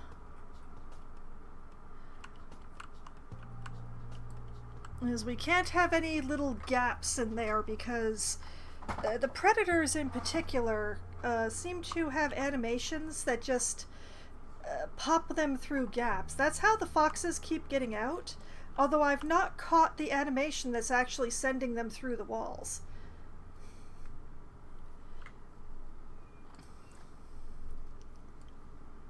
But I know that the foxes have an animation that is sending them through the wall because the wall is just resting on the ground. It doesn't go below the ground. I just don't want to go through the entire fox enclosure and have to put in more walls. That sounds like a really unfun prospect. So I just let the foxes keep escaping.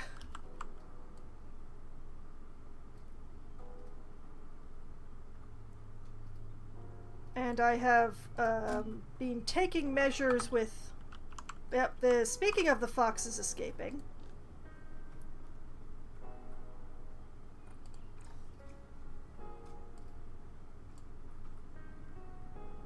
Oh, it looks like I got out again.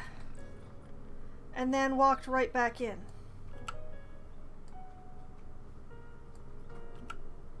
And you know, I do things just to prove a point, so it's good to know that my fox counterpart is exactly the same as me.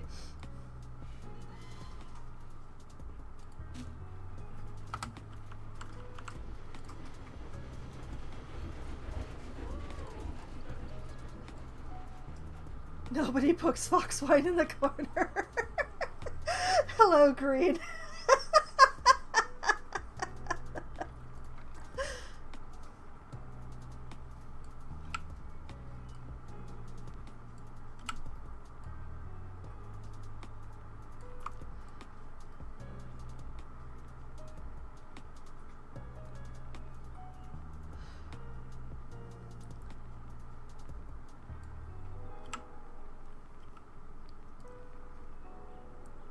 But yeah, I could probably go and prevent the foxes from escaping by extending all of their inside walls into the ground and all of their glass work into the ground as well. But I'm just lazy. And that sounds like the least fun thing ever. And I just moved the wrong way. That's the one I meant to grab.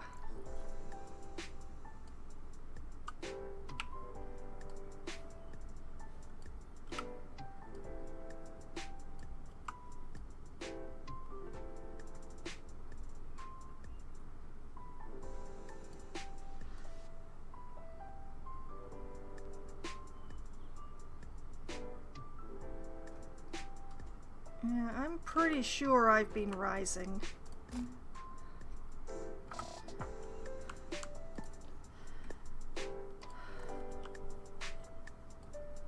It can be hard to judge these things.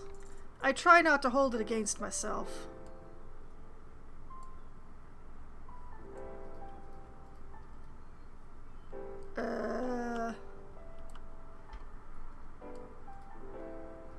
Whichever way I'm pointing, it is the wrong way. Oh yeah, it is definitely the wrong way. This block is cursed, apparently. Come on, brain, you can do this.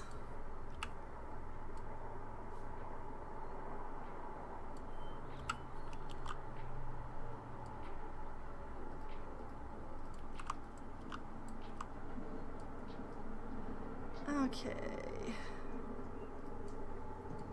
Like that.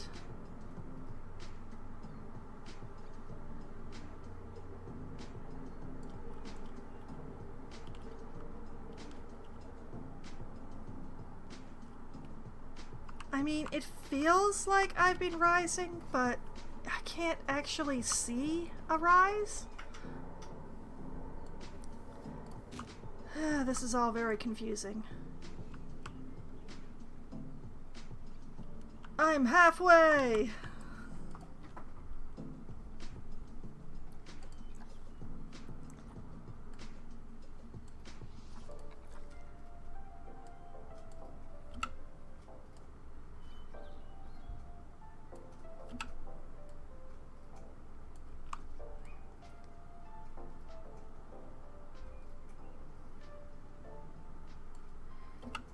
That.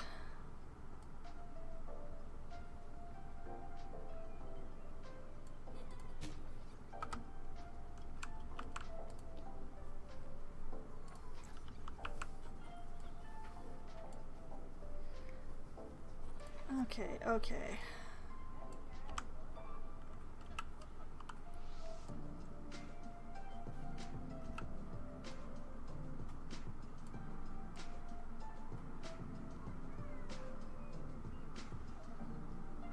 We're getting there, we're getting there. One cursed block at a time.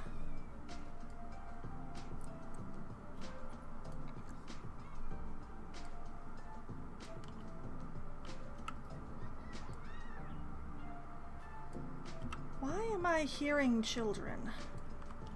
What are children doing here? Oh wait, am I close enough to be hearing them from the train station?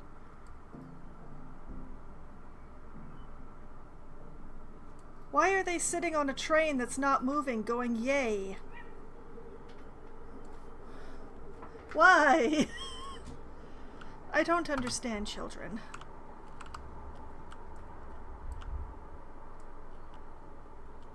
Like, this doesn't feel right. Was I always just resting on top of the wall?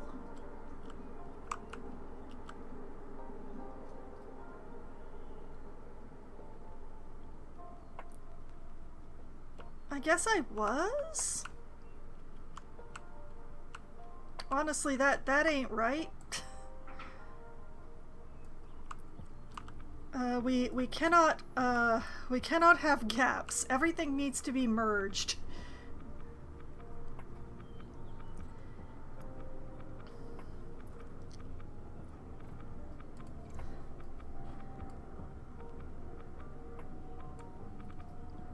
Well, I know what I must do, and I will deal with that in a bit. But I think I originally set the post too high. So once I have everything laid out, I will just select everything and pull it down a few pixels before I duplicate upward.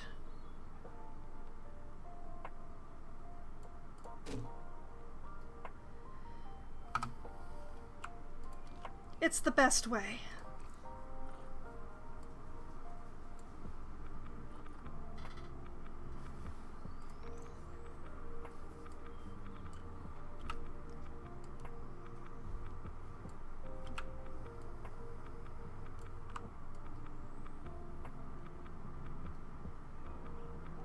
Like this.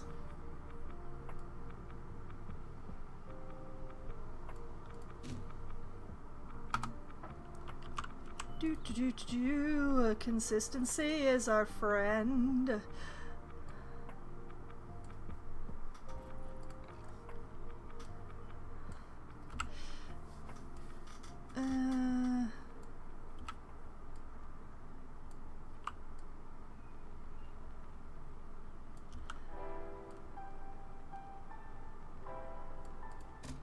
I bless my ability to see pixels.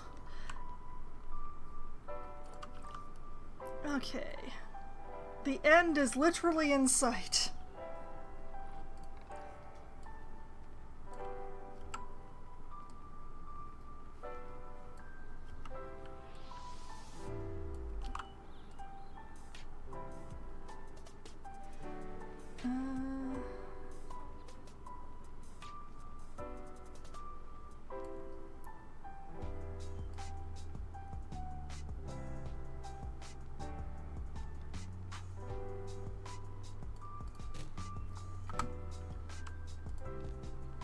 One, two, three, 4 left.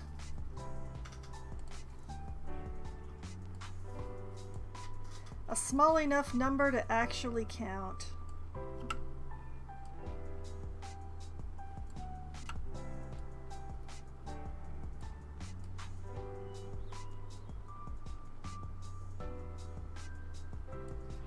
There. And here.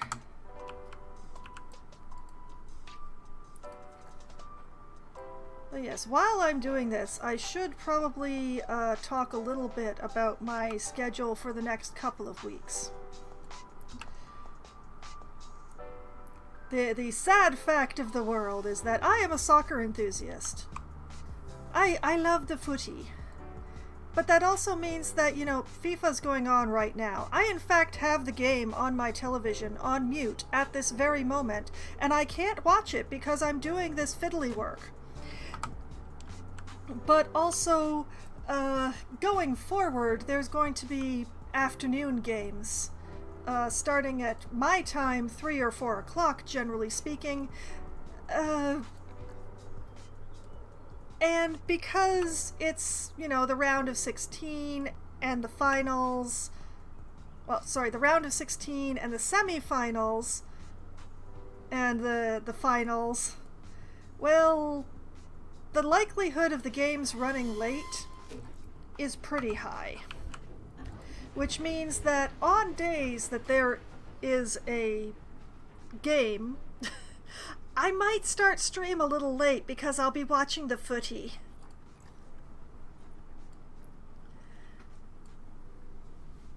I will not be abandoning a game that is generally by that point in extra time in order to start stream on time. I do not apologize for this at all. I merely informed that this week on Tuesday and Thursday, stream might start late. It might be a little bit late. How late? Really depends on the game. If it's not late at all, well, that is also dependent on the game.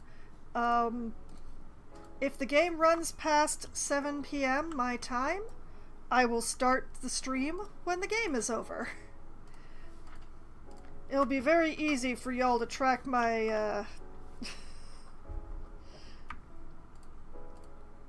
It'll be very easy for you to, be able to tell when my stream is going to be able to start.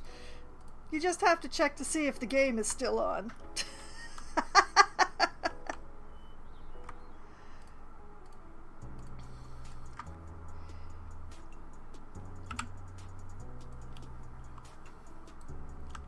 Okay, now let's just take this and squish it a little more into the wall, like that.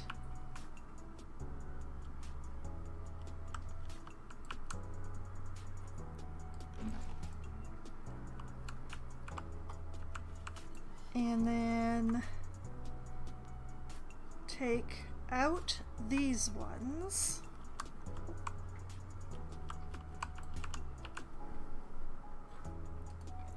Duplicate. Rise, my minion! Whoop, too far. Too far. Just right.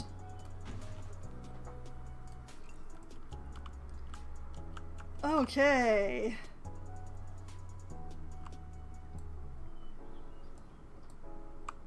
We are looking good. Now I just have to put in the myriad of verticals.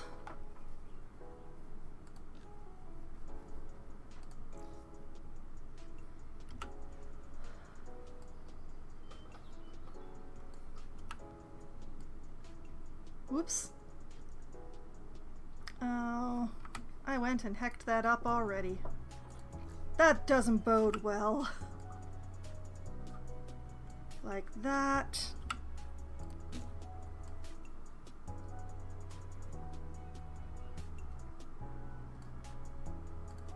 And like that.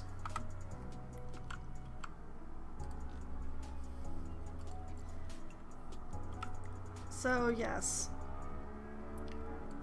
This week it will only be affecting Tuesday and Thursday. I will talk more about next week when we are closer to it.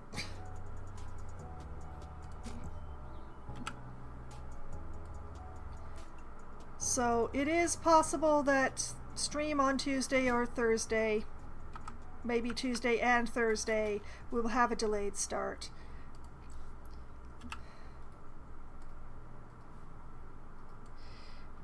It'll be fine. And the good news for all of y'all is that I'm not actually cheering for any team at this point. I just really like watching soccer. So no matter what the result of the match is, unless it was absolute cheese and terribleness, like the actual game was bad, I will be in a neutral for me mood coming to stream. It does not matter who wins and who loses to me at this point. So I just really want to watch a good game. And tournaments like this give me quite the opportunity to watch a really good game. So, you know.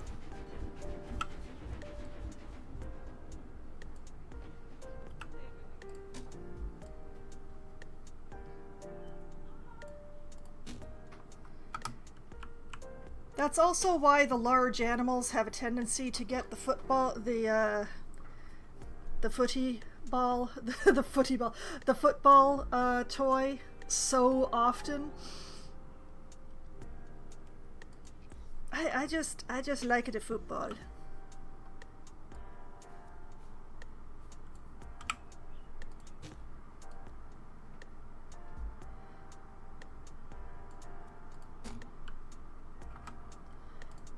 And I am heckin' terrible at languages that are not English, and I still actually considered learning Spanish or Italian just so I could watch foreign soccer. I did not actually do that, at least not yet. I've still got lifetime left to change my mind, but the thought has definitely occurred repeated times.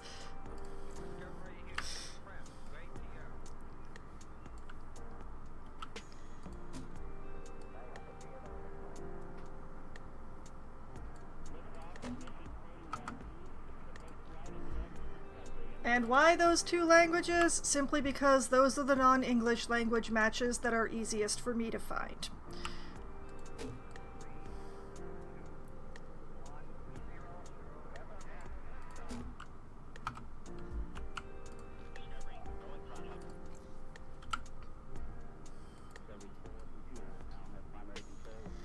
Okay. Thankfully, since we have a really easy way to do the verticals, and I have been smart enough to use a round thing for all of this, this part is going to go nice and quick.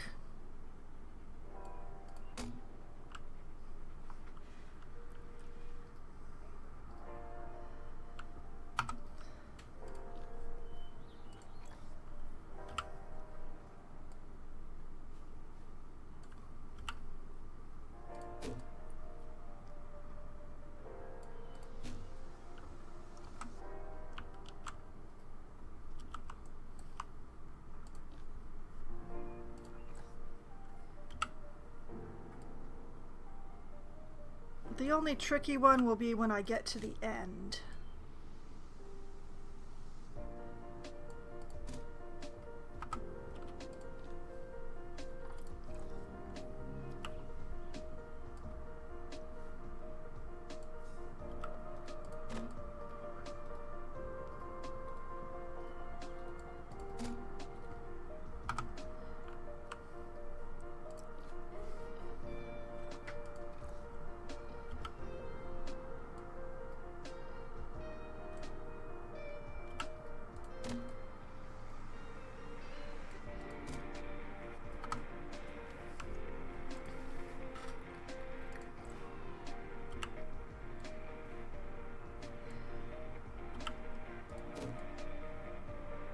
I continue to be mystified why people bring their children to the zoo that is only open after midnight.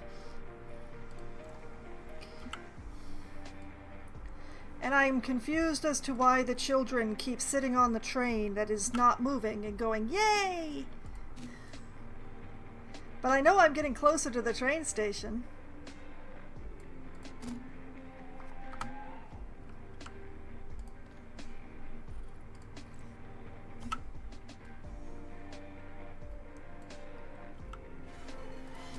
I wonder how much the glass is going to fight me to go in here. Like, the mesh actually went pretty smoothly, but I do not trust the tigers with the mesh.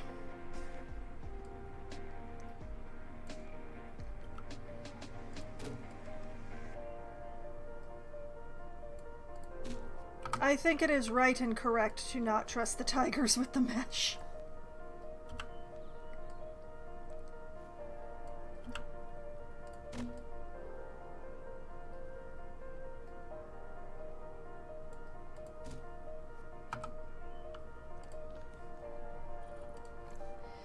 Now, part of the reason why I'm doing this wall first is because of the fact that I have put the train on rocks through here. And we want this rock pile to look rather better than it does. And the best time to do that is actually going to be before I put the animal barriers in. Because, frankly, you can see the barriers when you're constructing. Can I... Oh, well...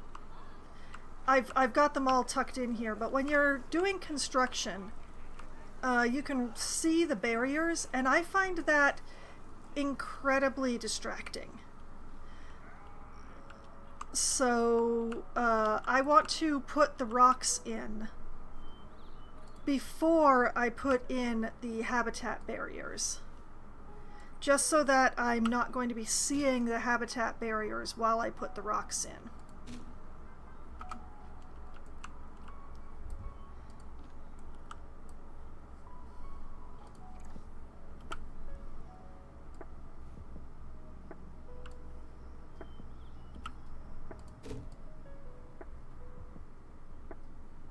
Which is the primary reason that I did this wall first.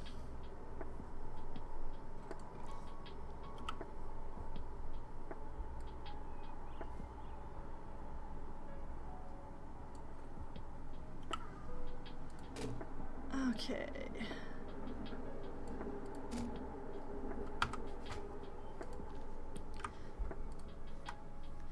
And then take those two. Oh, you won't let me.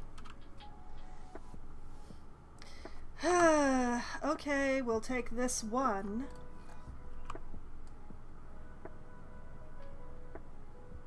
And squish it over there.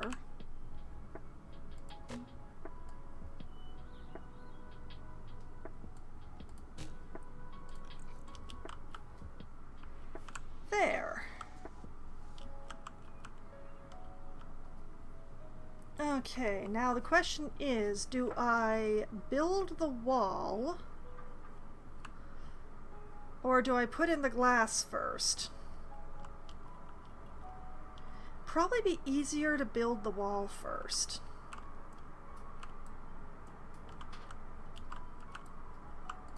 Alright, let's take this.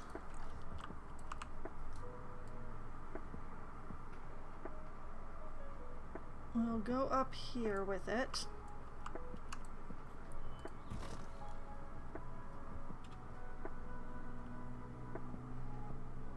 Oh, I just love this for me. Okay.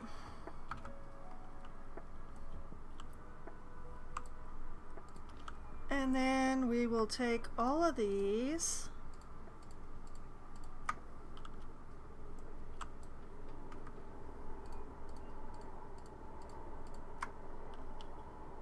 This is another reason why I did this one in a flat line, even though it is objectively worse for the train people.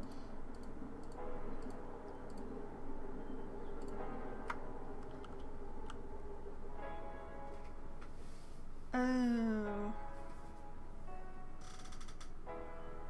I have made things difficult for myself. This is going to be interesting. Okay. Duplicate.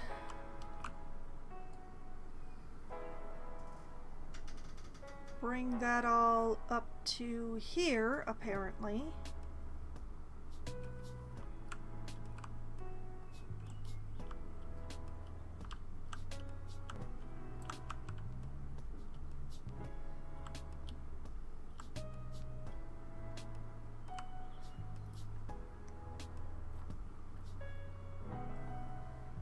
And like that.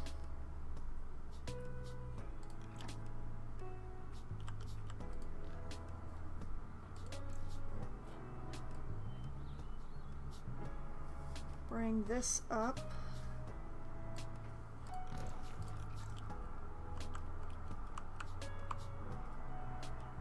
Oh, wow.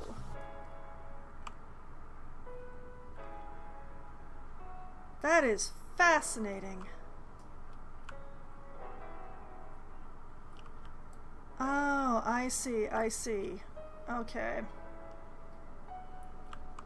Wow. I see my mistake.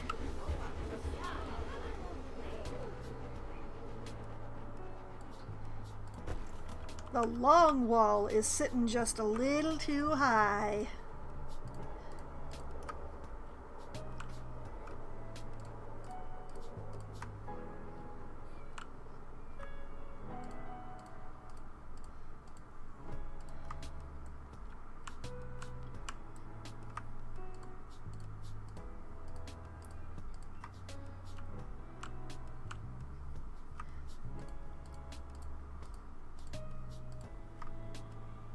Whoops, not that one.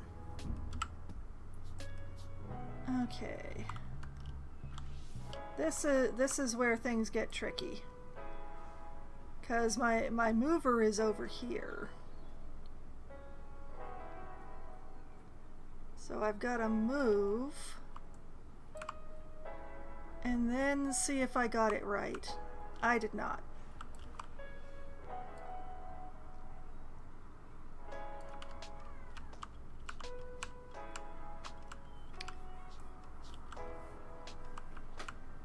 Still ain't right. Okay, let's try this way. Whoa. Come on, baby. Okay.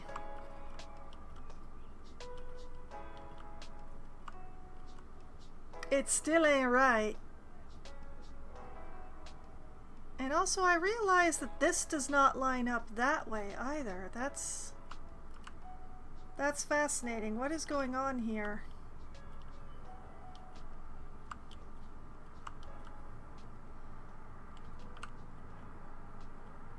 The whole wall has shifted. Oh boy.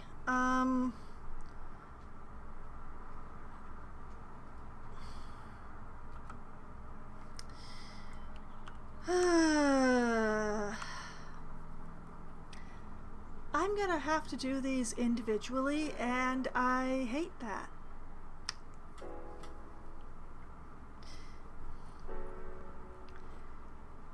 The whole wall is shifting sideways.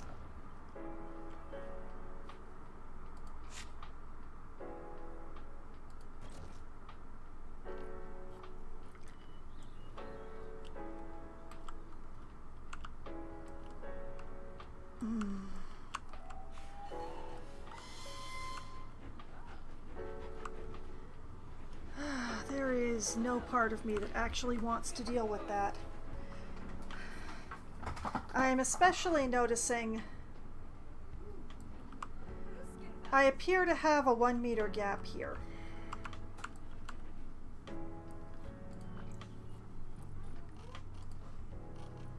Over here.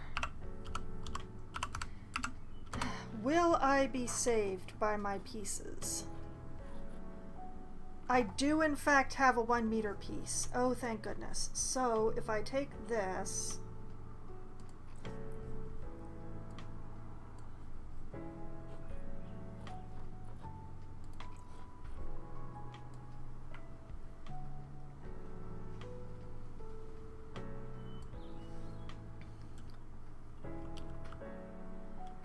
hallelujah.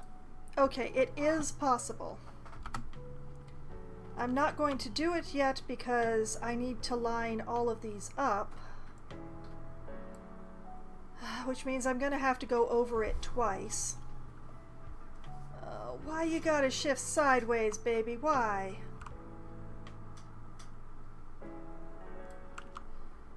Okay, we're going to do a test.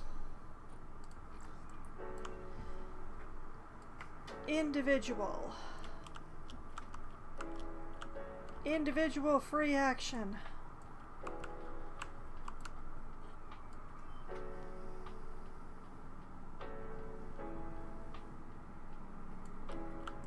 If I line that up like that, okay, we have not shifted. We have not shifted inward this time.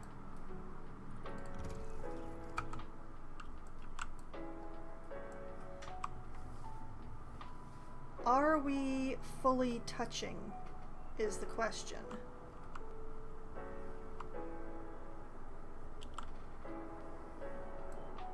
By pixels is the answer. But it should be enough. Oh, I really hate this for me, that I'm gonna have to do it all individually rather than being able to batch move.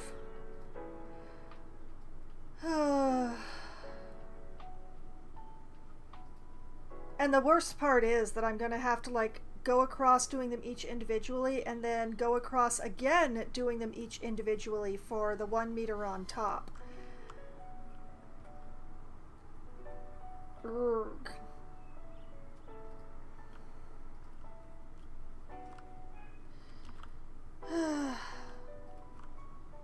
At least the coyote fence looks like it's supposed to. But yeah, there's some work that needs to be done.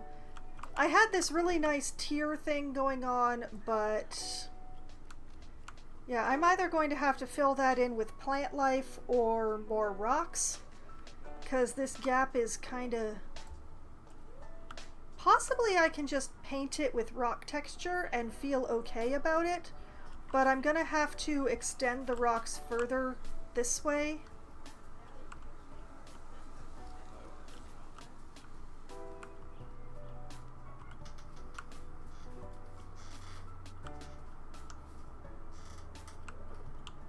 Whee!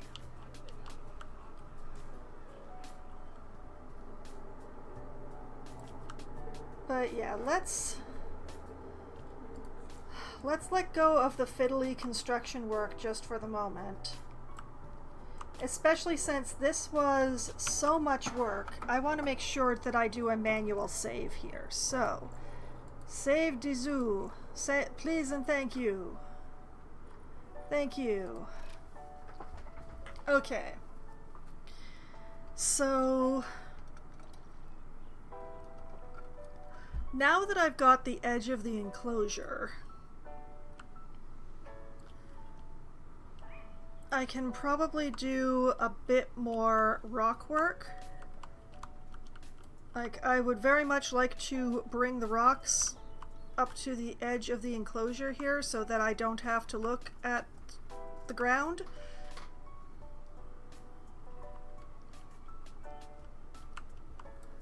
So... Yes, I know you're not connected to a habitat. It's fine.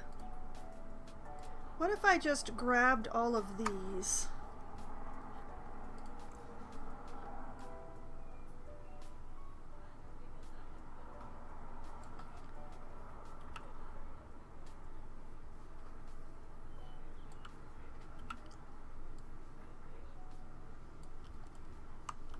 And just sort of did like that.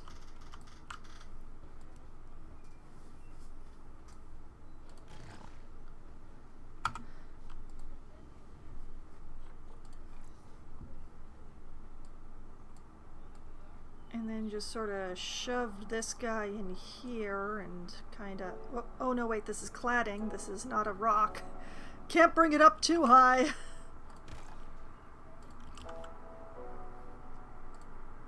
Whoop. See, that is a bit better already.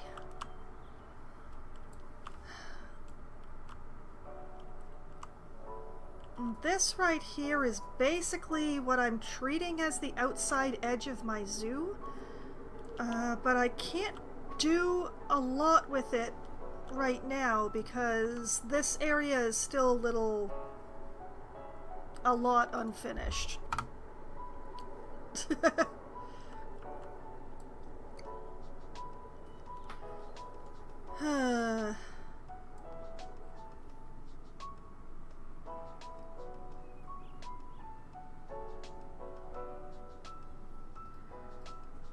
But yeah, the plan is to... Whoop, let me just back out here.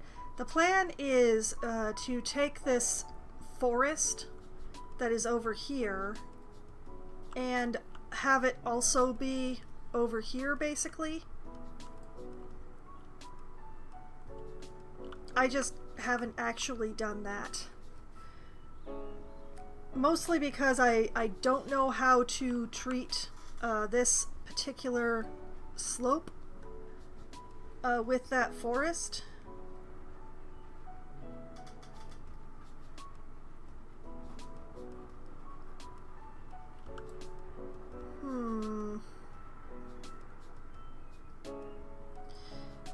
Okay, the forest... Oh, I ungrouped all of this, didn't I?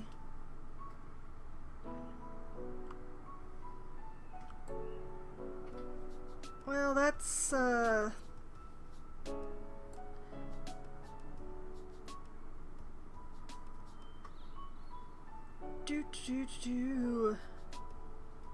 I'm very high up, which is why it's taking so long to get anywhere.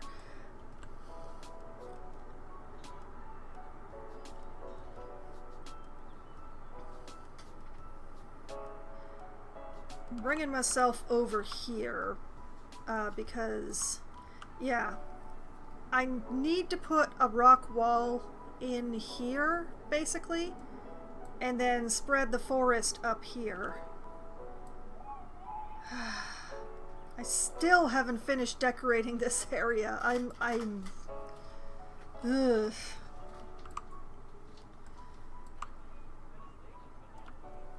Yeah, there's still a lot of decor stuff. But also, while I'm at it, let's double check. Okay, there is no climbing in this group. Yay!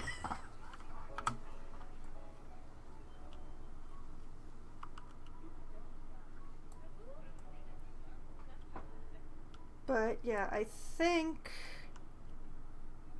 what I need is like a rock wall along this ridge.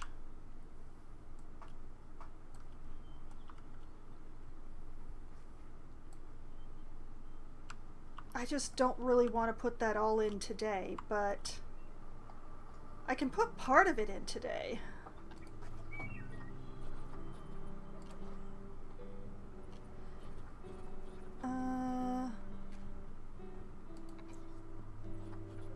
Filter that to taiga because I am doing this the boring way and only using one kind of rock so that what little is left of my mind is preserved. I like the nice straight sides that 3 has, but it's a little small for my purposes at the moment, so we're going to use number 2.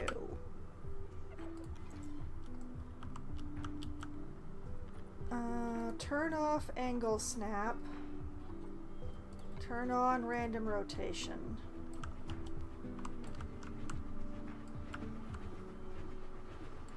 Yes, I know it's interfering with the train right now. We're working on it.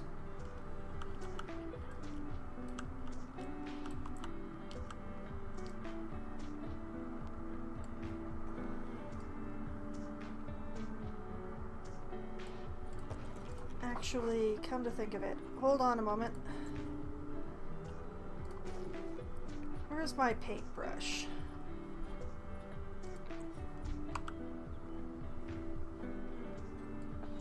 Let's go slightly smaller with the paintbrush.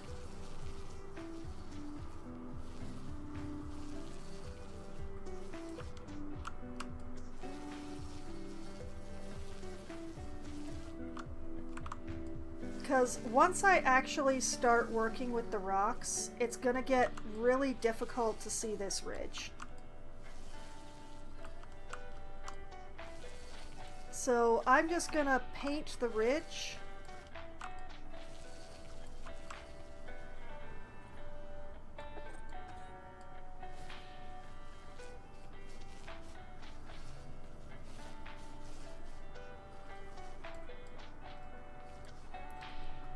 Paintbrush size 1 is too small. I'm honestly not sure what paintbrush size 1 is actually for. Okay, that is...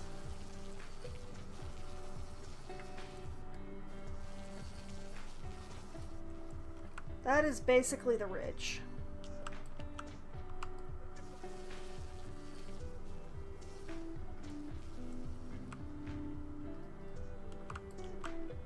And while I'm at it, this is the main reason why I'm using the taiga rock specifically, because this map is a taiga map, and thus the taiga rocks match the taiga paintbrush.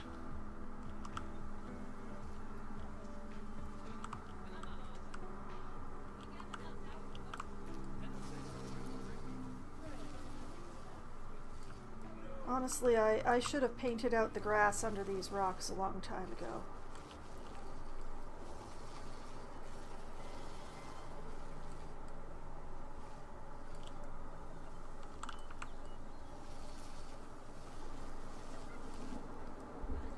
Okay.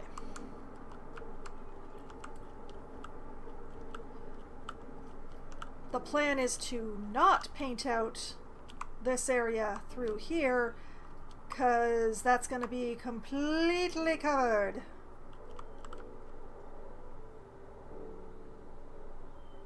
I'm not 100% sure what I am doing in here. I should maybe set up a fence before I start putting rocks in over there, but now that I've got this ridge marked,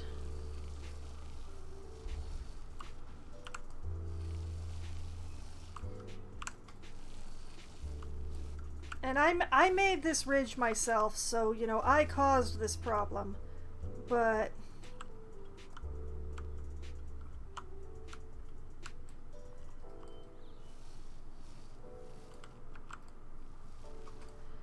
I'm going to work with said problem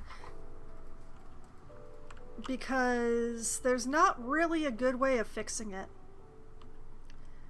Like, yeah, I could bring the land somewhat more towards the train tracks, but it will not actually do me any good to do so.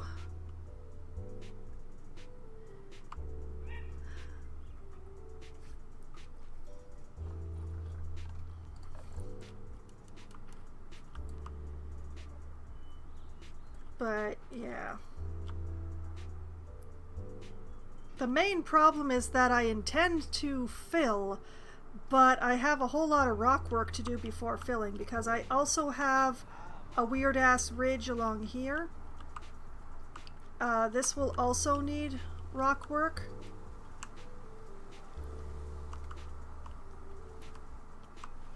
And so will this. And of course this was already mentioned. The long grass on the vertical really bothers me, but I also haven't done anything about it besides not look at it. So yeah.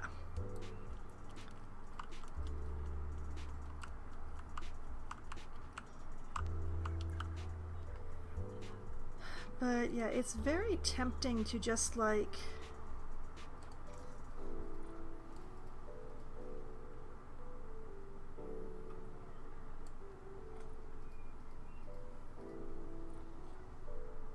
if I turn off the random rotation and I just sort of like bring these rocks over just far enough to not stick through.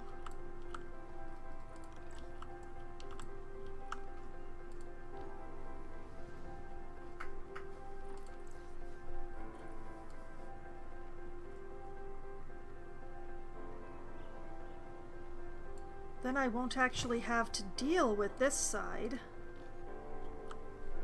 And I will only have to deal with the other side.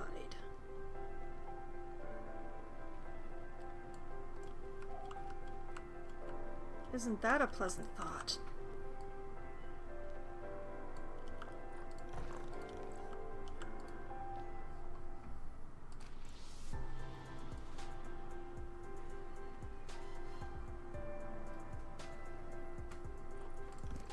Like, it will not matter to the coyotes or the tigers if there is rock within their barrier. It doesn't count to them.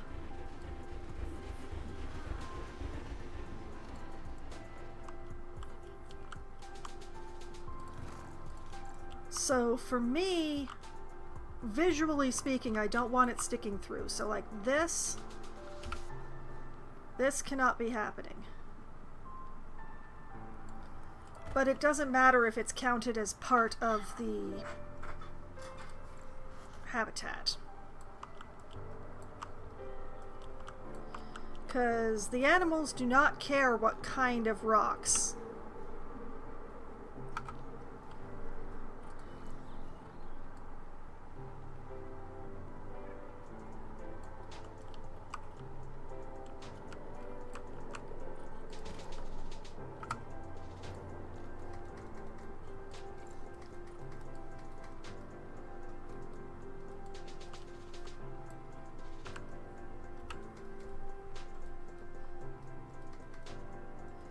So if I just do like this a little,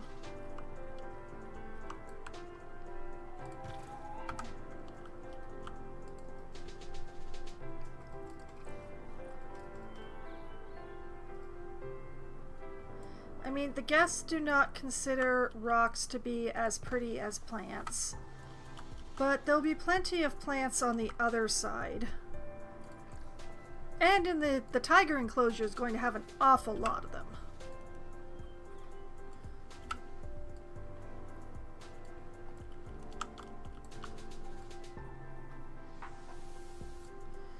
So I am not too worried.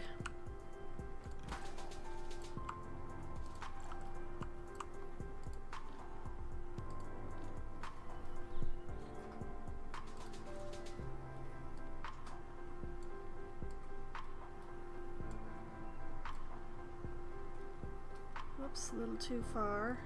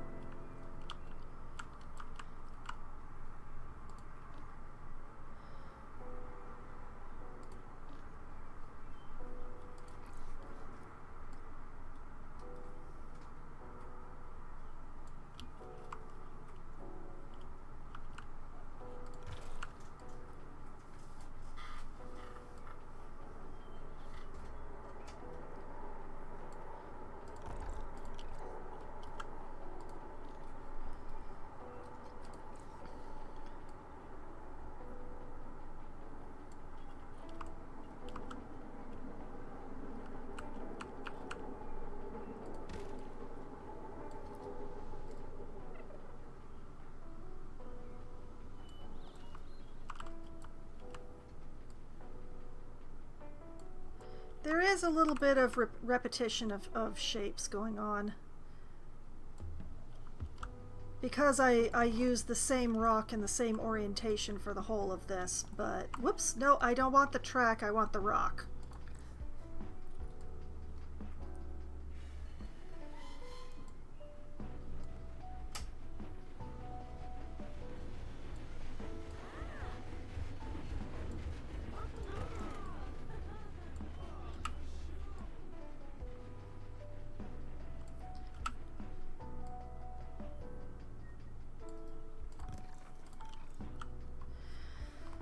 But the amount of times that I'll be looking at this from this particular angle after the work is done,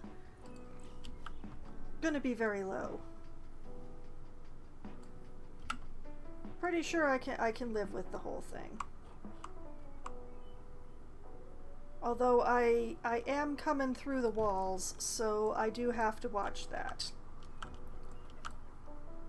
This thing that is happening here, I do not want happening visually.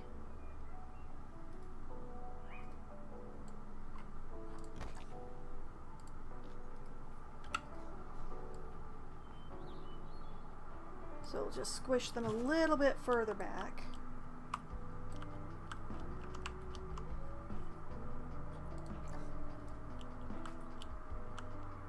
Okay, yeah, that is definitely working for me. I appreciate that.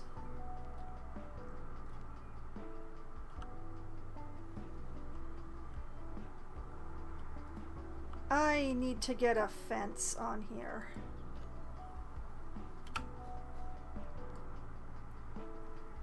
Just gonna scooch that over that away. And bring this over here.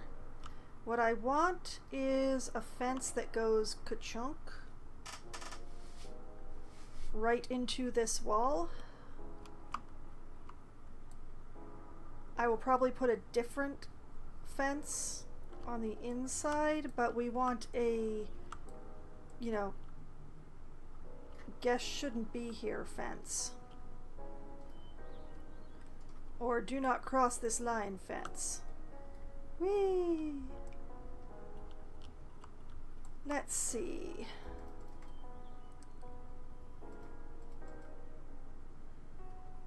Which one of these feels like it goes with both the enclosure that I'm building and the train station?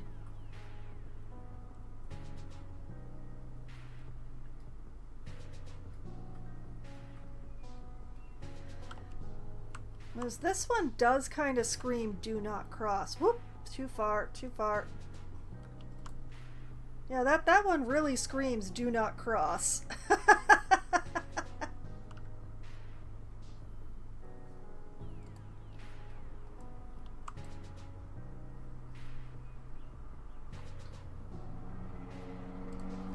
You're coming with me.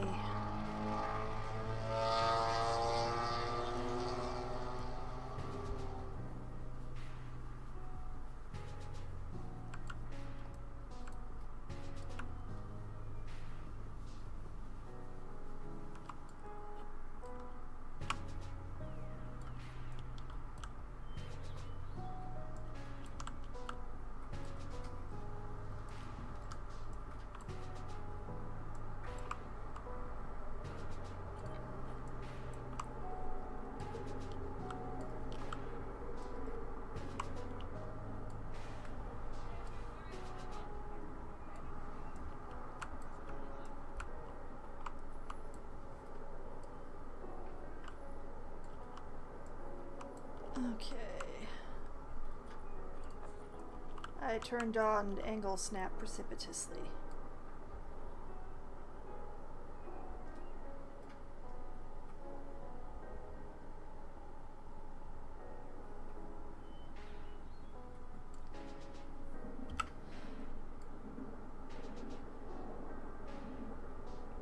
Angle it like...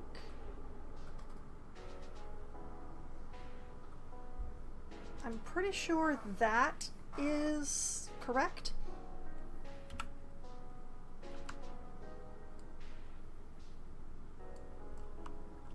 It's a little hard to tell, to be honest. Actually, that is not correct.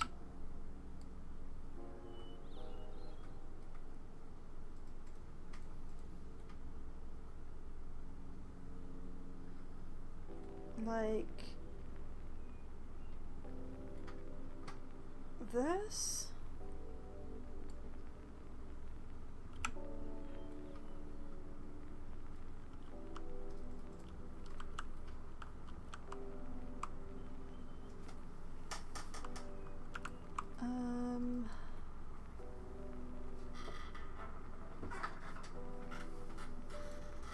try like that. Now we turn on angle snap.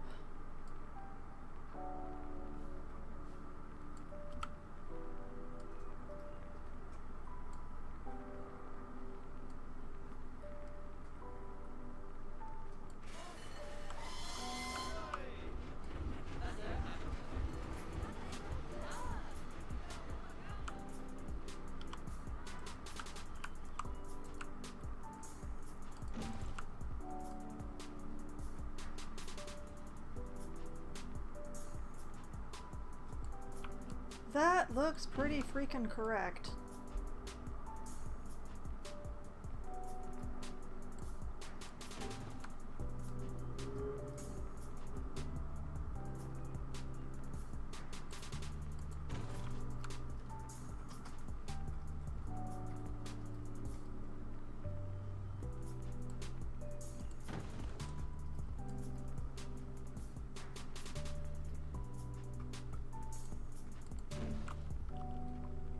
Oh man, I'm drifting.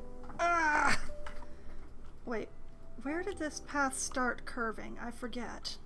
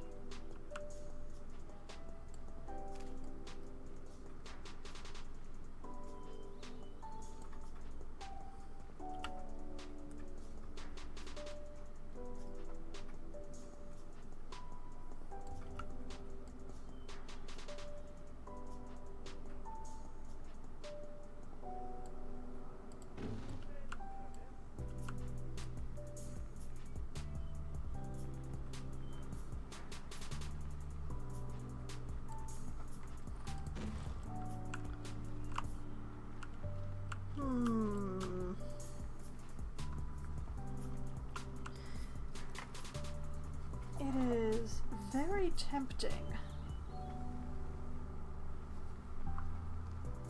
What is stuck to my mouse? Gross. Okay, what I was saying is very tempting to run this fence along in front of the train station.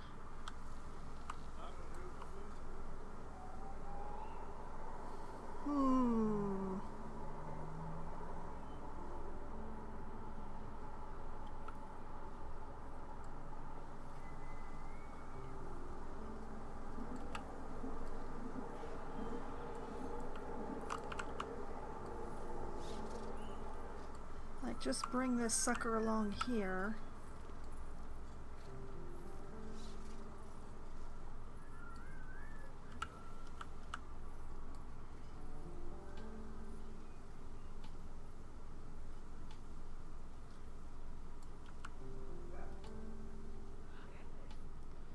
Whoops. Like, corners are never going to look perfect, and also I'm pretty sure that, yeah, the fence is sinking significantly. Why did we tip downhill?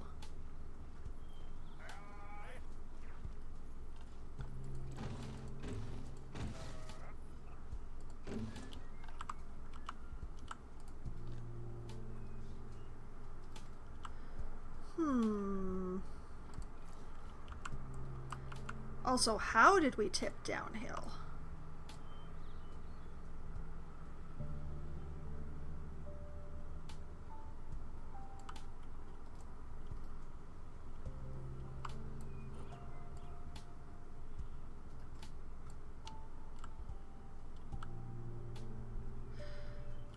Oh, I've also been doing wonky crossings. Oh, shame on me.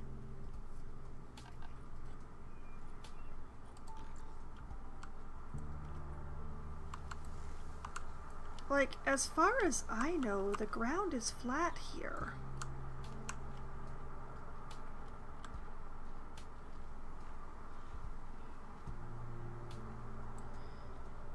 Oh, we do have some ground wonkiness going on here.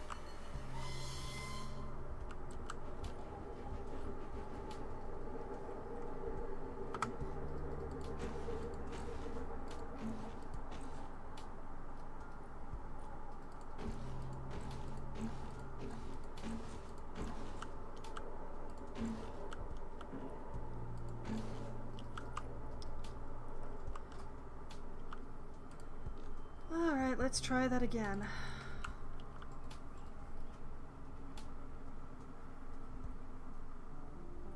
This time remembering to line up those ones.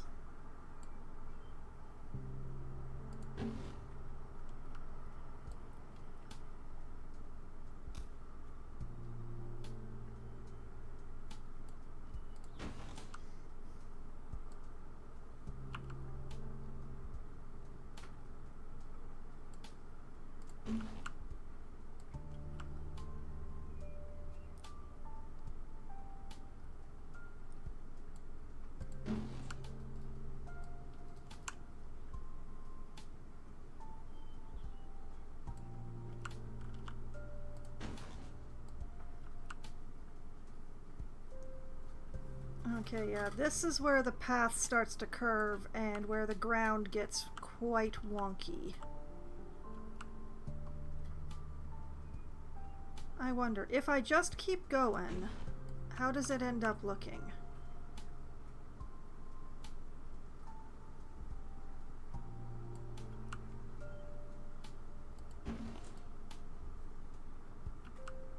Because honestly, there is very little I can do about the ground height.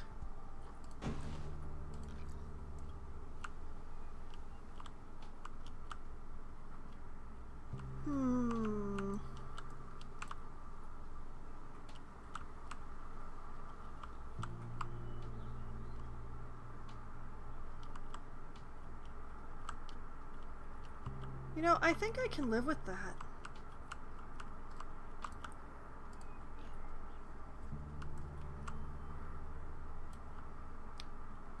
Oh, baby, I'm floating real bad over here.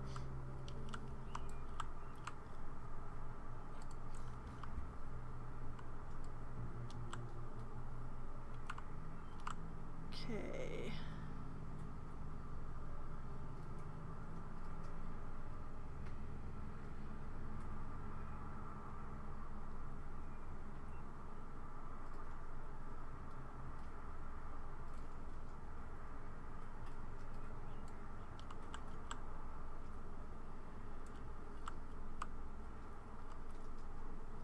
I can definitely live with that.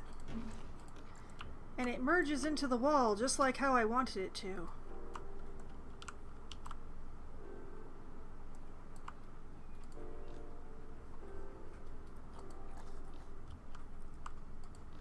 Okay.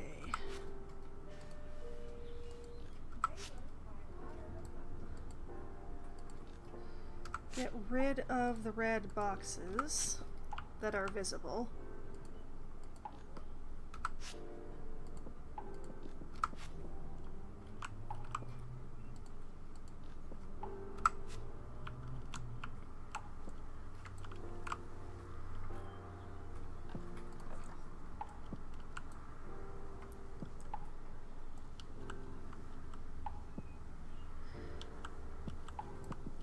I think I do want to continue this fence across the front, but keep it at this low level. Just high enough for people to hurt themselves. But yeah. As long as I keep it fairly close to the path, the path is level. So right next to the path is also level. So I'll have to figure out something to do with this corner, basically.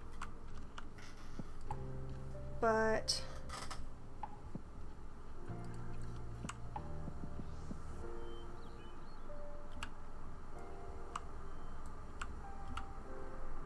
basically, if I bring this away,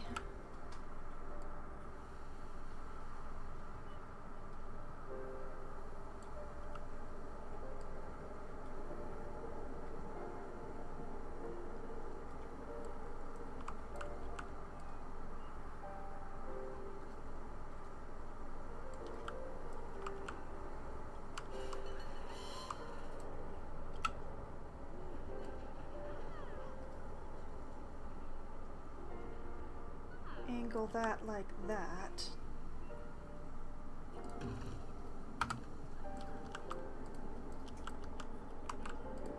And what happens if, say, I bring this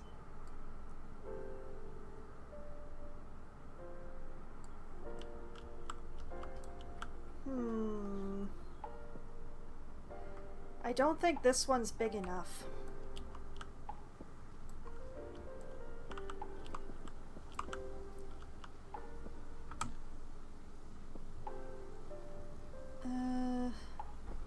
Okay, delete that. Grab one of these.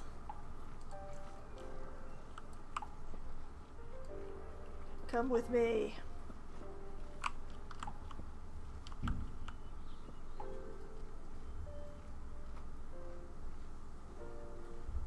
We just sort of pop that there.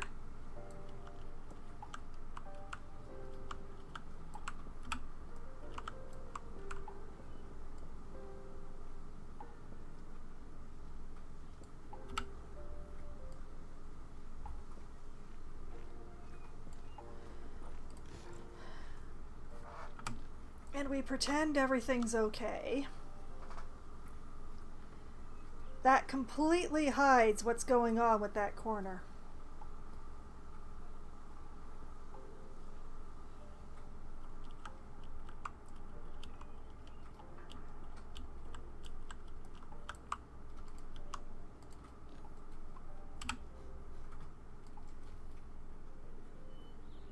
And we'll just pop this on here to cover up the wonkiness on this corner.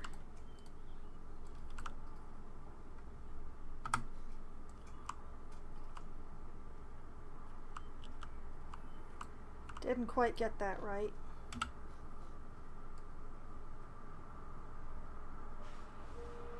I'm gonna put it there. And that covers the weird overlap of the wood just enough.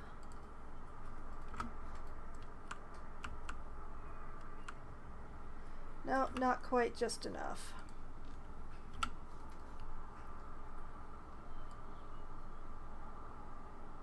Scooch it just a little bit this way.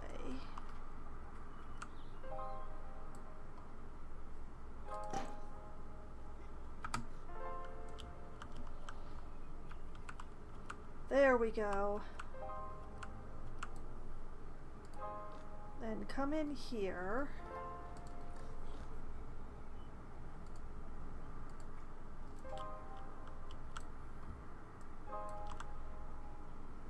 And try very hard to grab the one pole. I can't quite get it. Okay, apparently I went about this in the reverse order that I should have. Which is a pity because I spent so much time fixing that. Okay. Come in here. Grab this pole. And that pole and vanish them.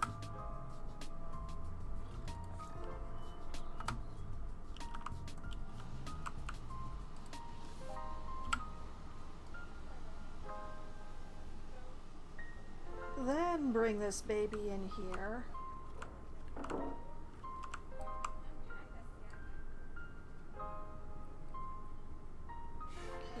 cover there.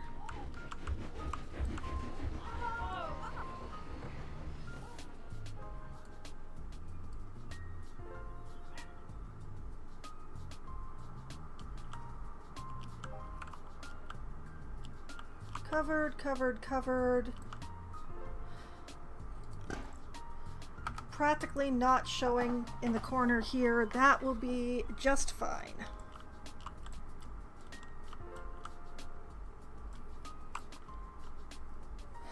And that will cover the wonkiness of the corners. Definitely gonna have to put some plant life in here. But that also gives me a line for the rocks.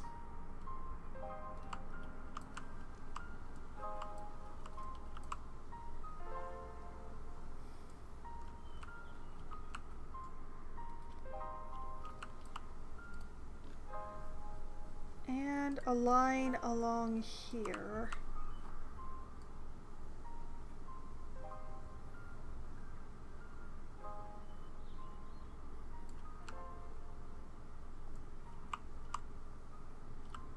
For the fence.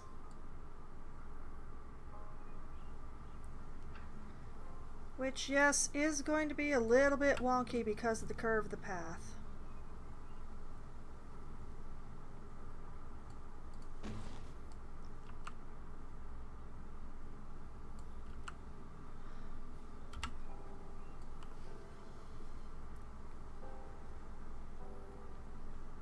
But as long as I keep it super close to the path, I know I'm working with flat ground.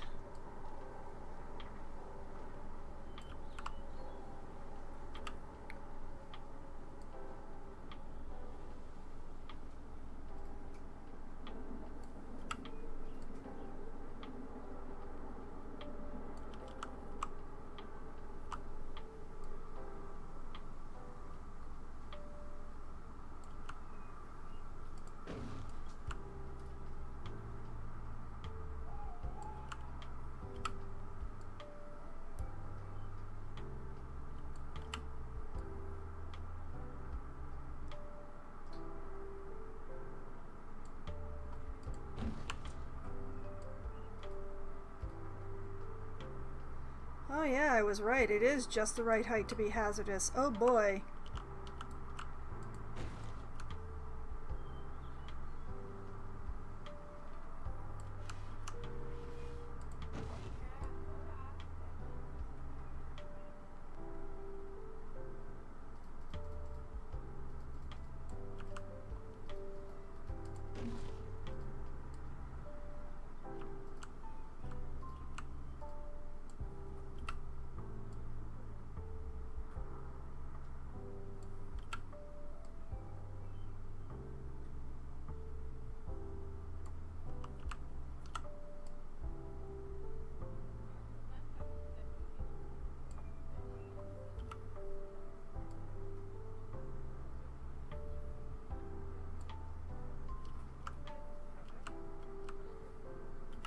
I'm trying. I am trying so hard.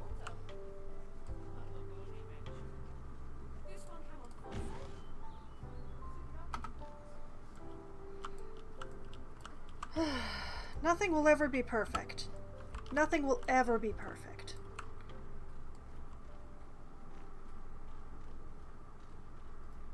But, you know, with a little attention, you can get things to pretty dang good.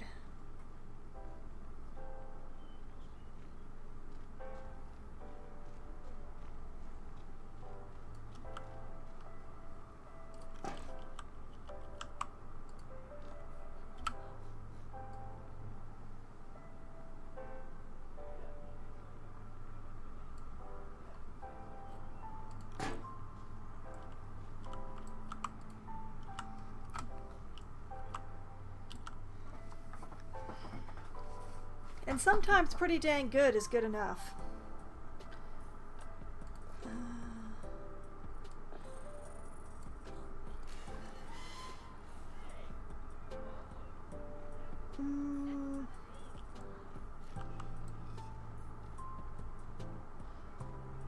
Did I forget to turn railings off? If I do this, are the railings visible inside? Let's find out.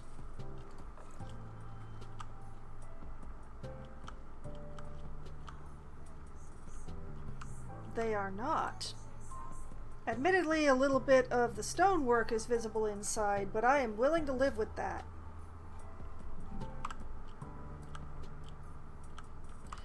It's a pity about the big black line.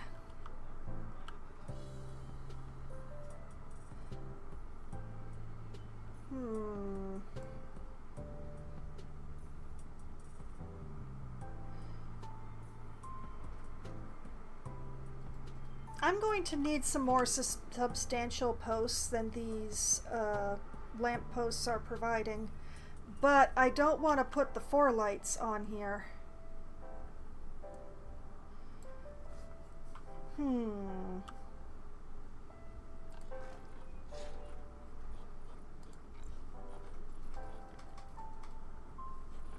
Let's see.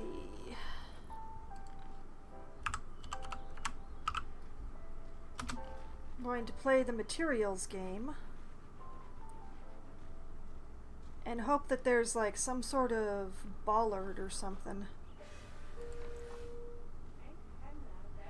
Not really what I was thinking of, but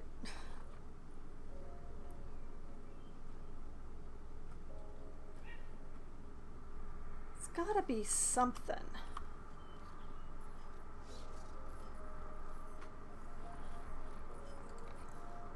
Like a classic bollard. Although, it's a little small for what I need it for, but we're still gonna pop that down as a just in case.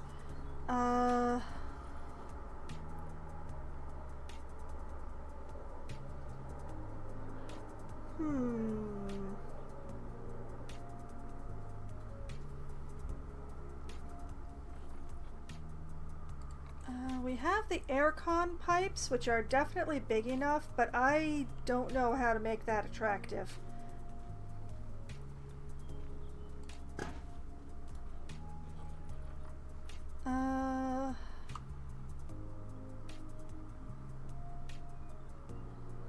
Roofs, walls.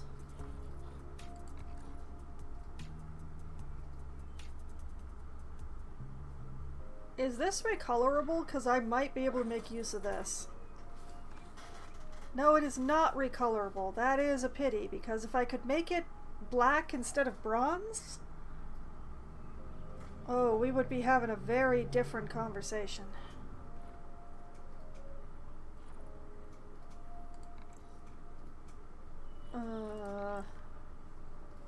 Interesting variety of bells. That's a lot smaller than it looks in the picture. I know those are smaller than they appear.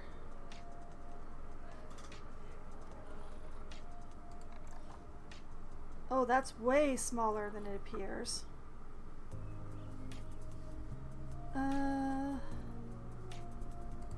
Flower bowl? Oh, that is also tiny. How is it that when I'm looking for something small, all I can find is big things, and when I'm looking for something big, all I can find is small things?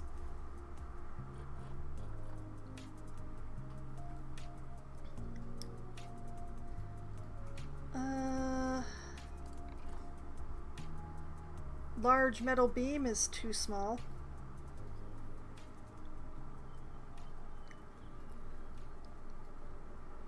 I-beams definitely are not the correct look.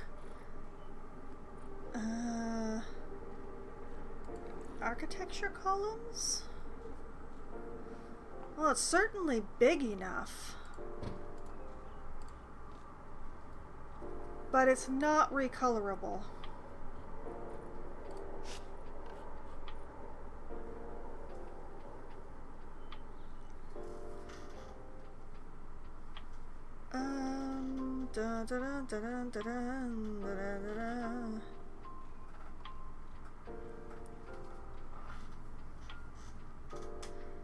Oil drum definitely will not work for this.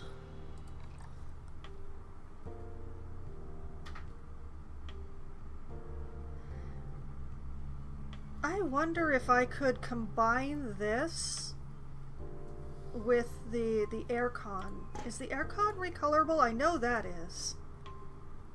The aircon is recolorable. Okay, what happens if we color that black? Oh, okay.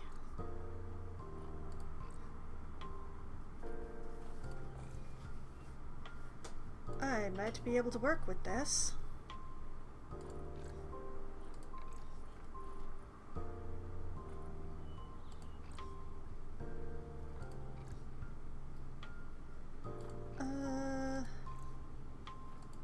Wow, that is a significant difference between those two.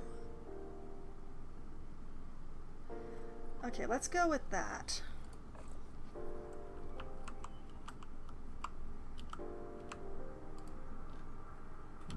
Alright, let's move these out of the way.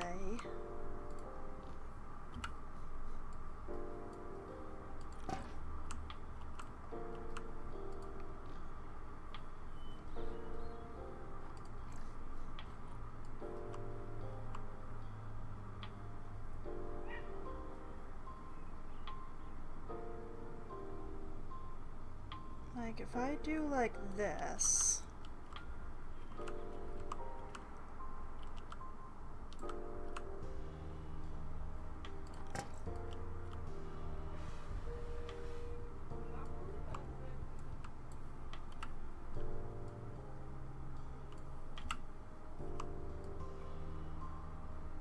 Why is this curved? Why?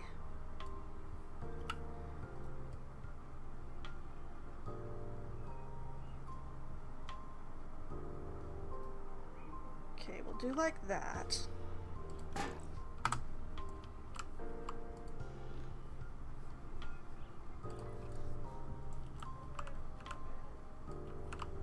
And then we kind of shove this inside of it.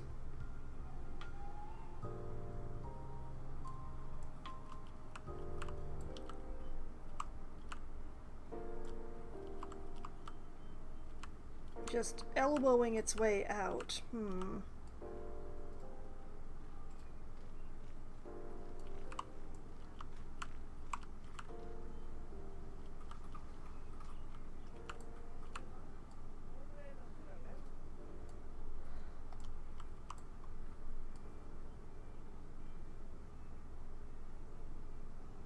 Okay, it...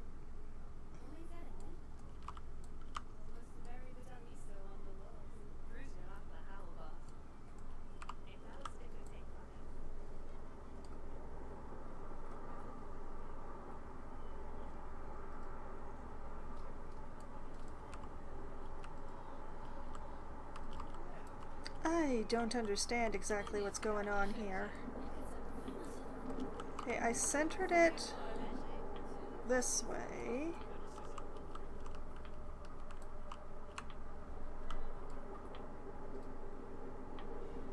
And center it that way.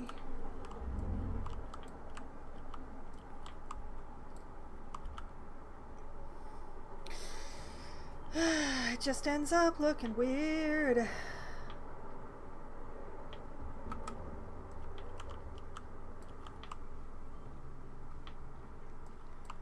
Okay,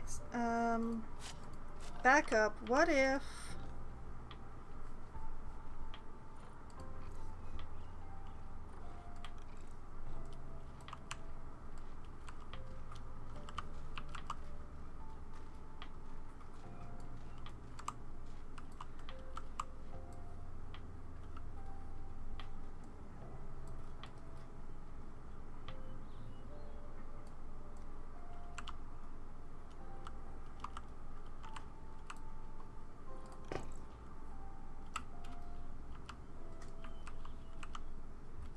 over there.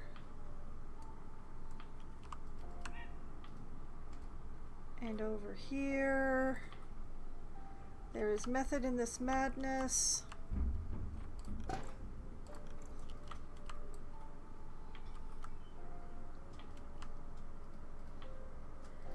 Okay, and then instead of...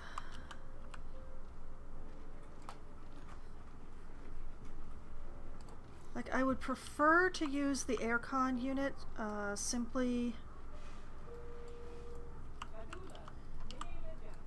because that means I don't have to actually construct something.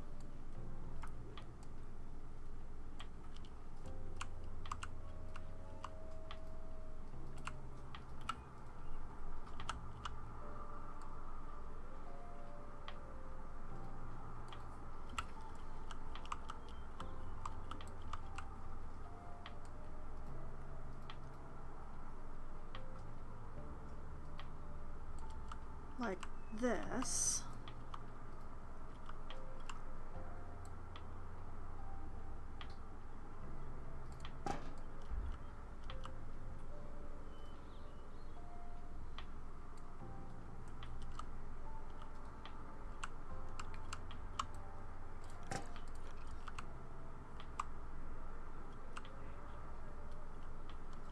Not 100% sure I centered the other one, but okay, and then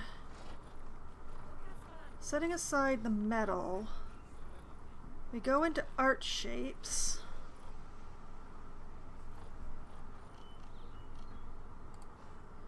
Hard edge shapes.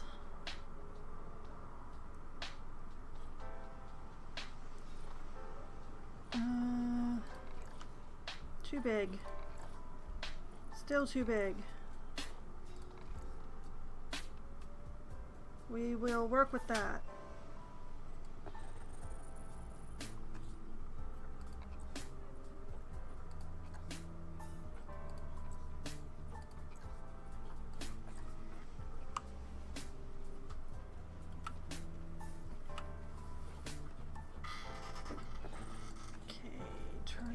Angle snap.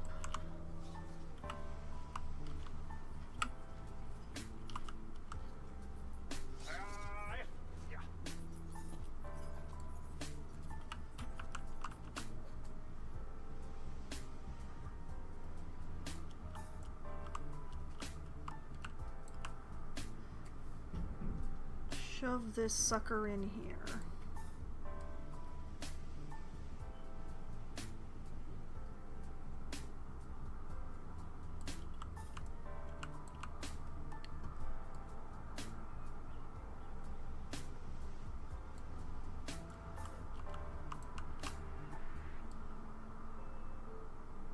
Do my best to make the margins match.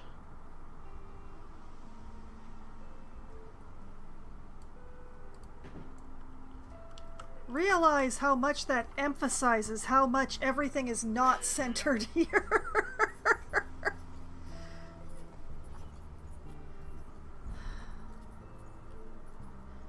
Sigh.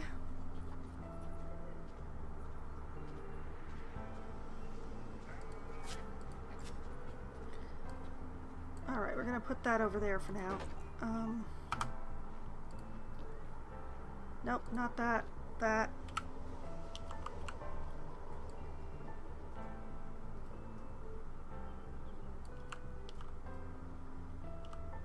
I can't tell if it's centered.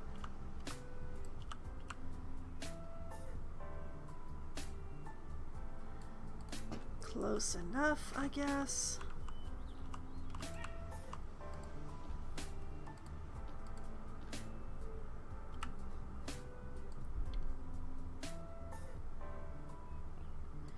Like that. Alright, let's try this again.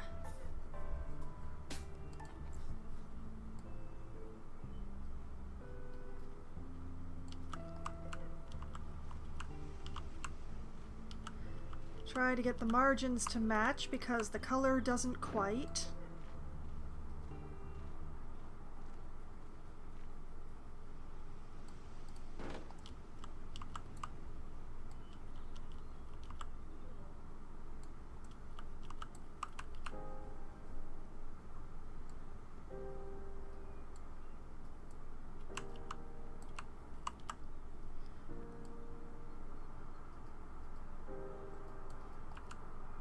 Much harder to do from this edge than the other edge. Let's do it from here. I can see much better from here. Okay, that looks pretty centered.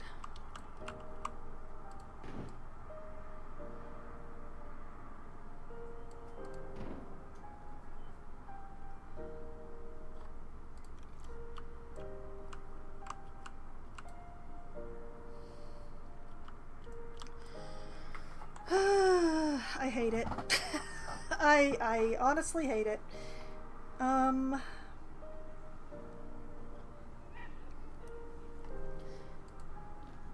Okay,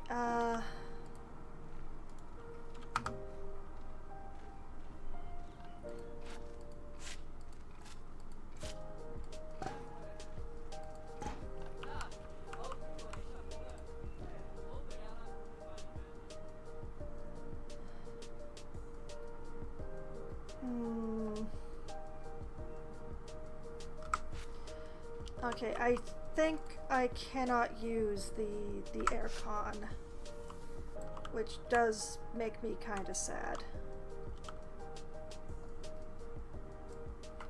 So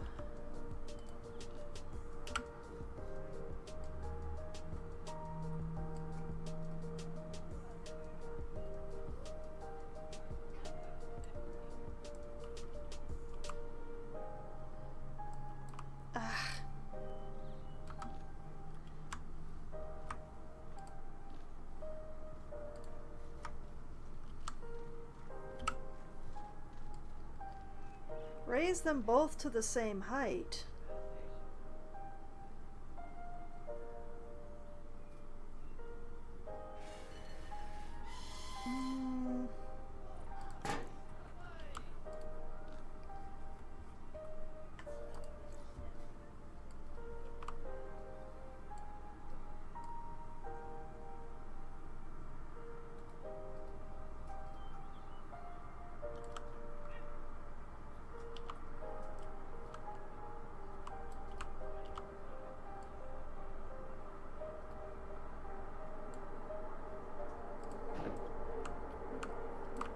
I swear there's method in this madness.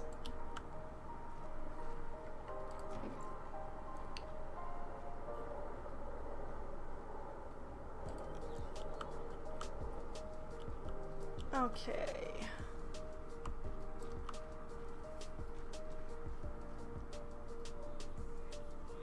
These are ending up being a lot taller than I had originally planned.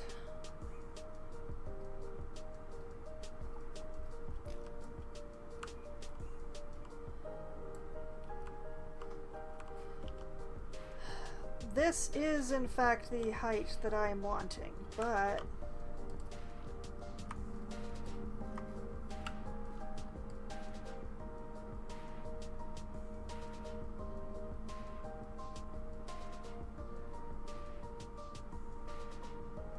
yeah. Okay.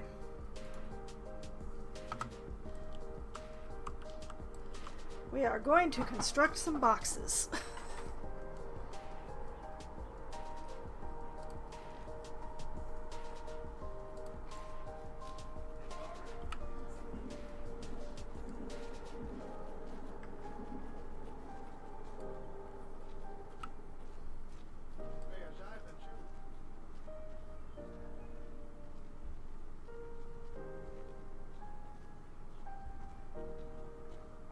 The main question is how big to make these boxes.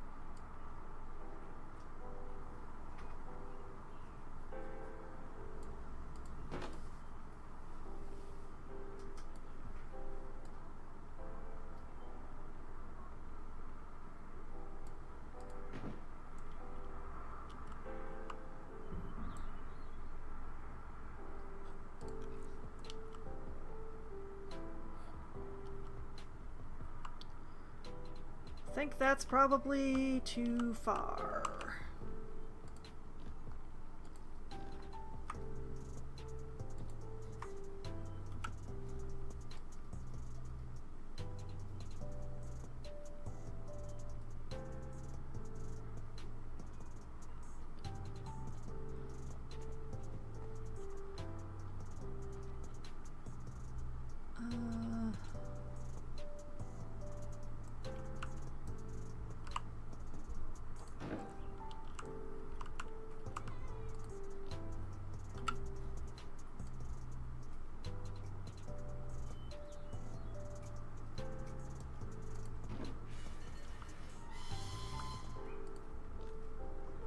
Oops. Let go, let go, let go. Let go!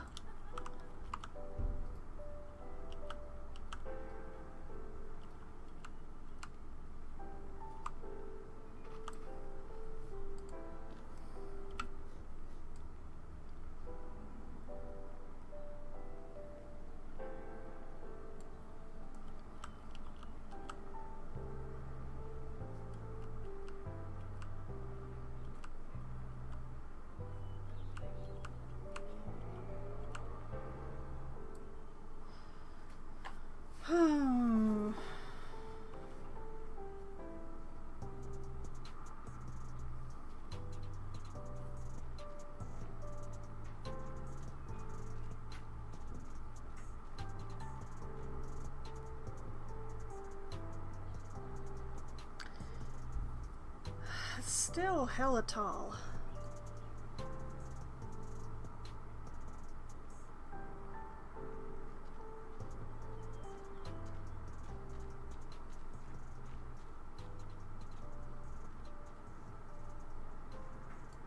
Like, especially once you put a plant in a planter.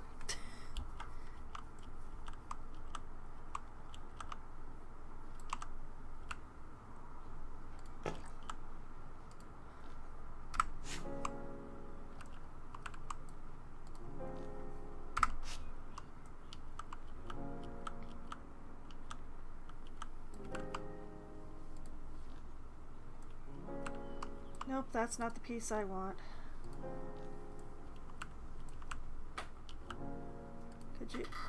Could you let me have the piece I do want?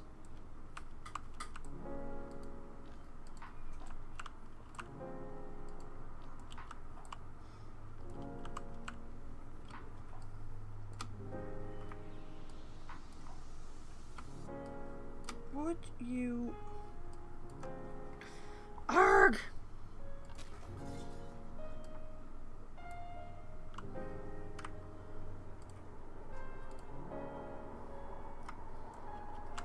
The fact that it has come to this.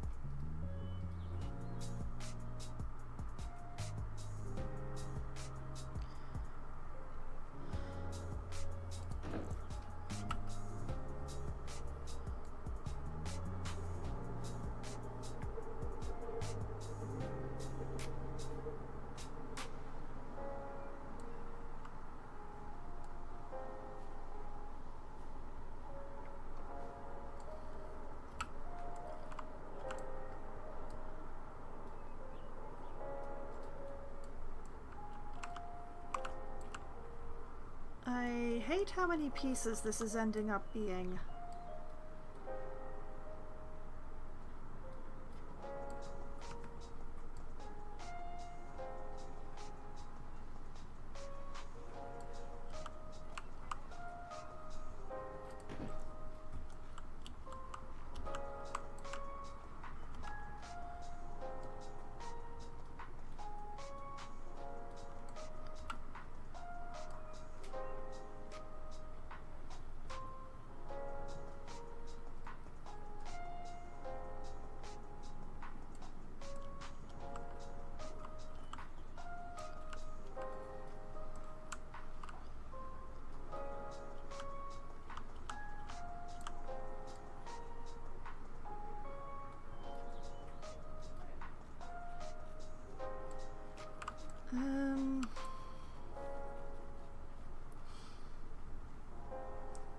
Nah, I hate it.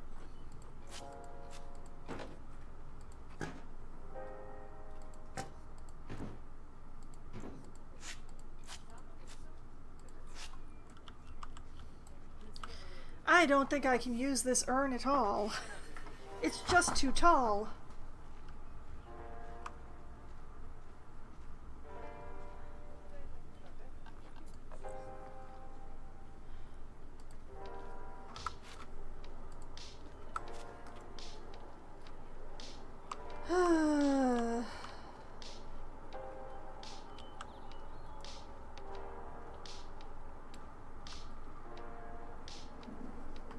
I just don't know what to do.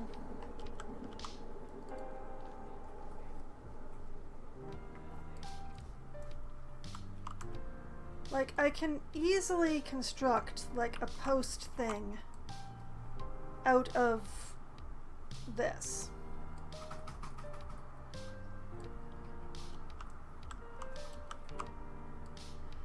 But it would be super plain and ugly.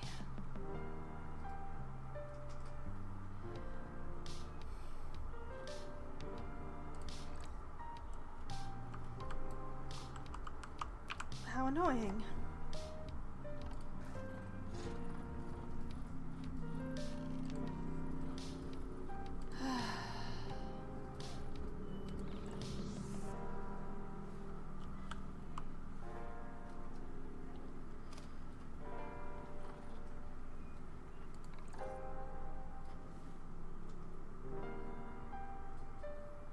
See, that's just too big.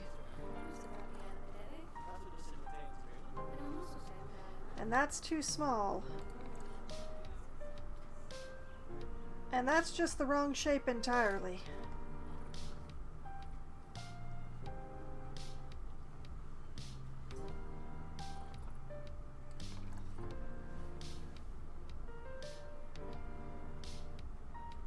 And the decorative rock is just it's not.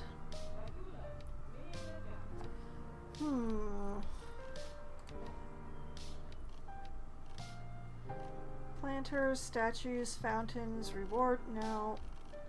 Props. Let's try the props section.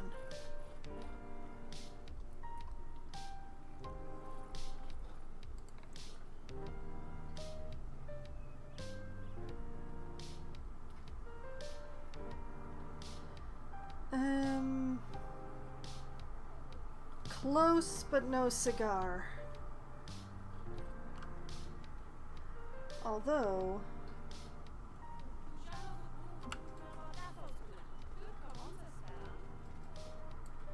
if I do like this,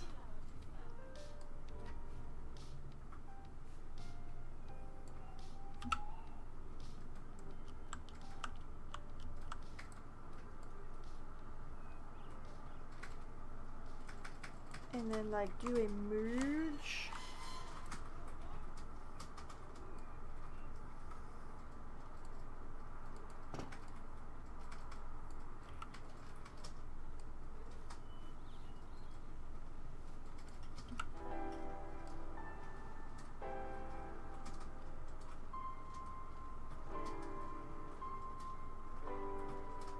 The problem here is that I would not be making it very far down with each flip. I would end up with so many of them stacked on top of each other.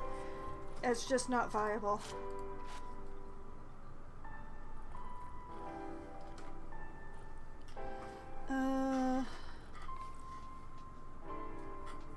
That thingy's a little too small.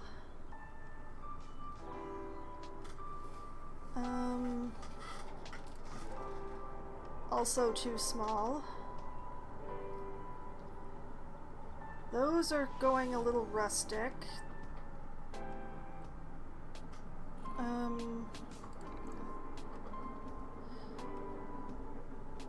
That's about the right size, but I have no way of filling it.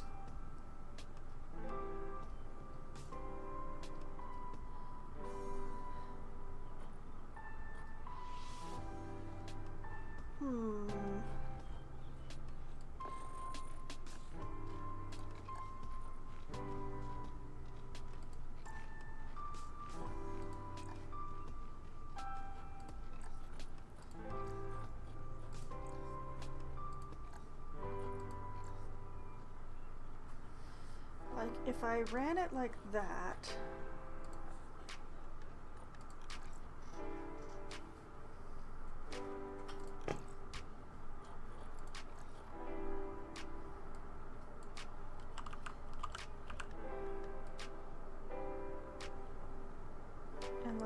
popped one of these on like that.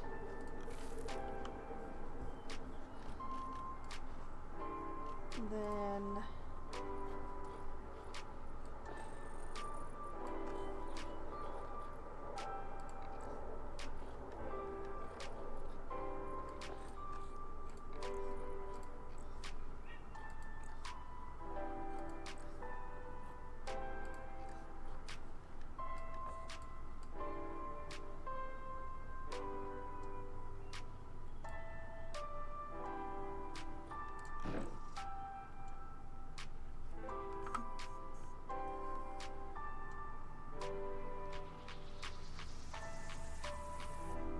I'm gonna make that work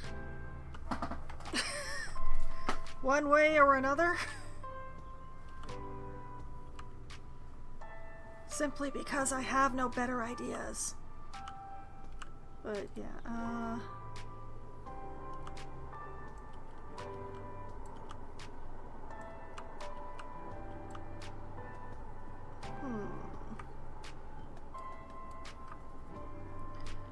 how do I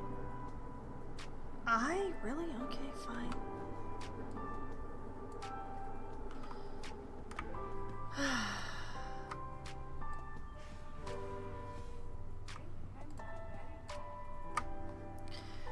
It's been a long time since I've used the multi-tool.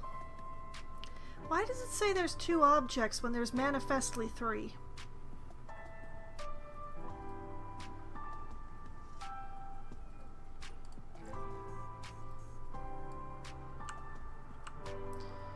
Because it didn't copy the dirt.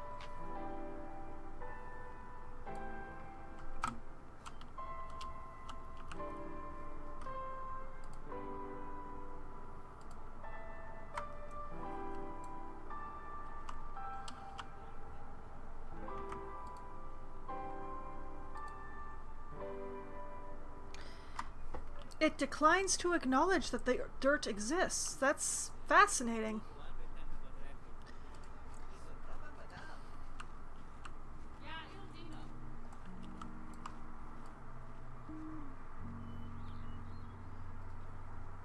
Just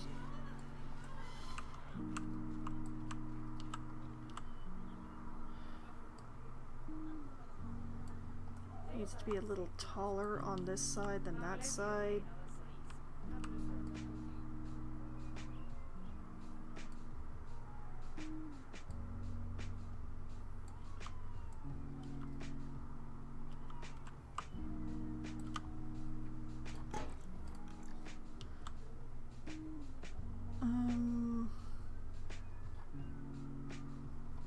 No, I do not wish to merge that into a group. What I do wish...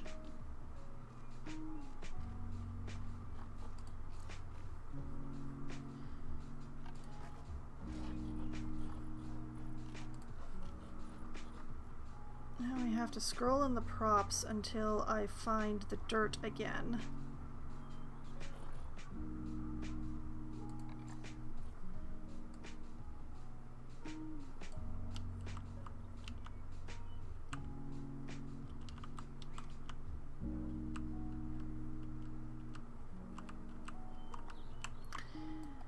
I hecked up.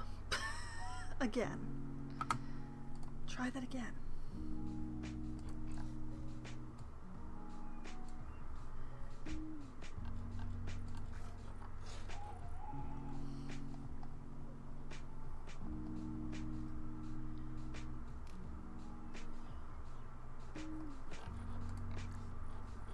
Okay.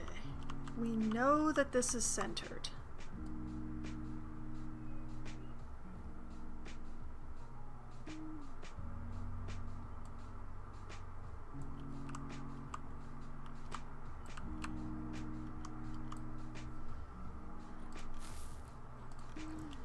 We're not going to think too hard about what's happening here.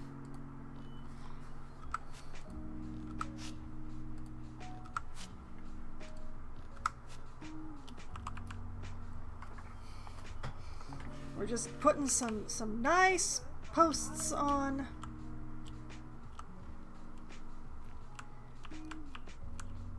I can continue extending the fence along that way later, once I know what I'm doing on the other side of the station.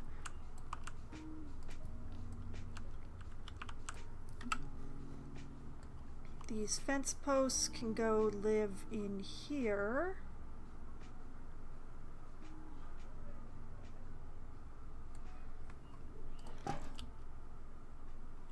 That can go there.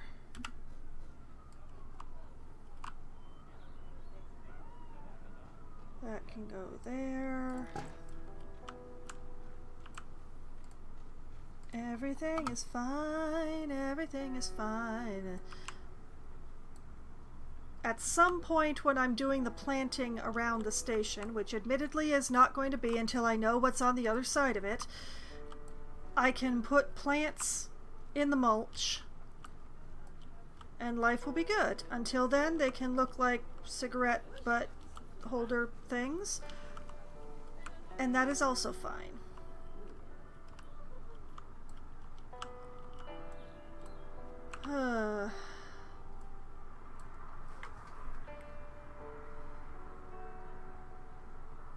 What I need is a tree. I know what tree. I've got them over here.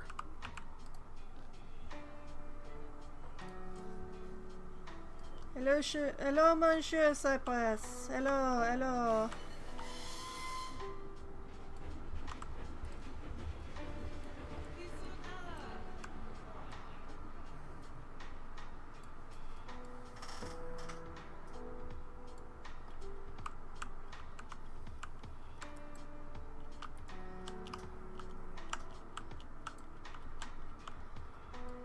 There's a multitude of sins that a cypress can hide.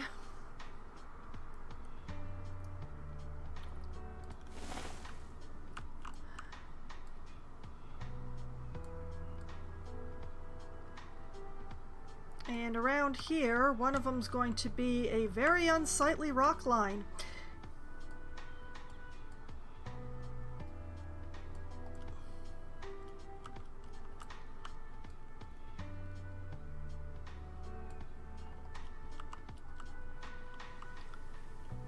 Like that.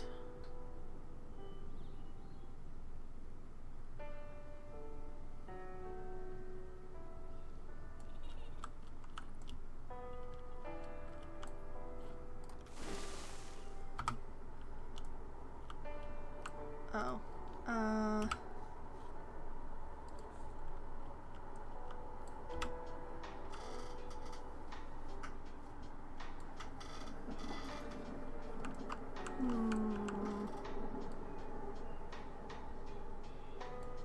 That'll do.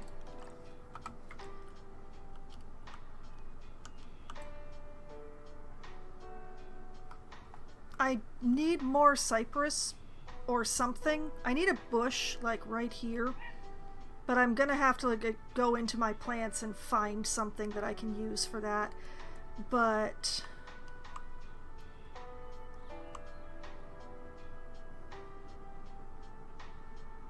if I bring the rocks out this way and then fill that in with plants, we should be okay. I just have to be very careful what plants I fill in there, just in case they poke into the tiger's den.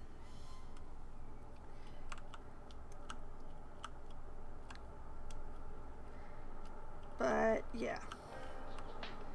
Okay, so what I'm going to do is I'm going to take a quick break because I really need to refill my liquid, and I also really I meant to save, and because I need to refill my liquid, I could really use a bio break. So I'm gonna pause the zoo. And when I come back from my break, I'm going to finish getting these rocks up against this wall.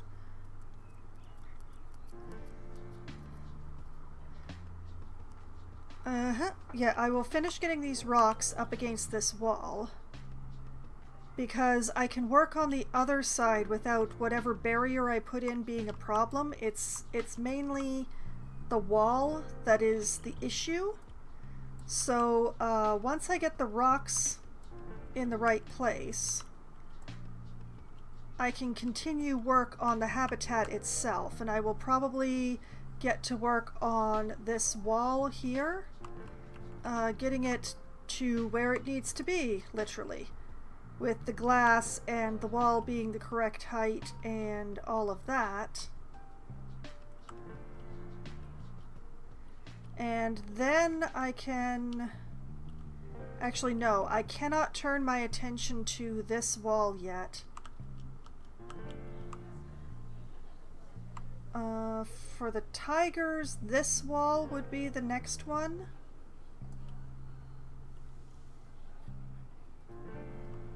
The coyotes... Oh, the coyotes need a lot of building. So this viewing area needs to be put in.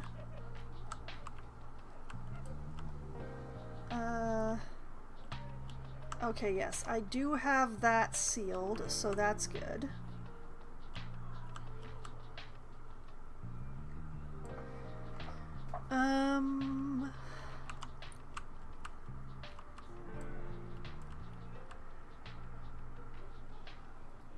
Yeah. The coyotes section, what still needs to be done mainly is the viewing wall along here,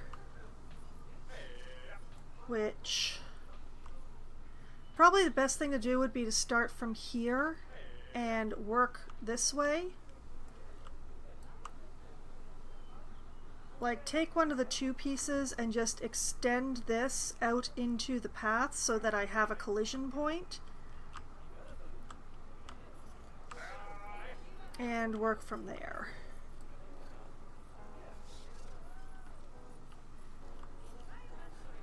I have a lot of plant fill to put in this area. Although, I do really like having this tree here. I'm not moving this tree. So, but yeah, I can finish the coyotes area pretty, like, they only have one wall left.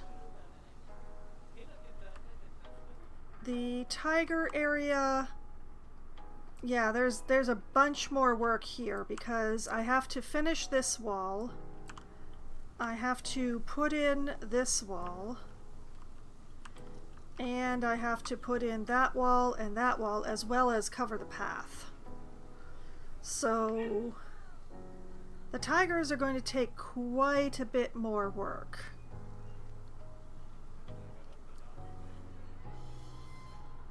The coyotes are going to be pretty fiddly because of the deep swoop that this wall takes. But I think it'll be manageable. And frankly, I fully expect people to stand on this bridge and complain that the view of the coyotes is terrible. Fully expect that. But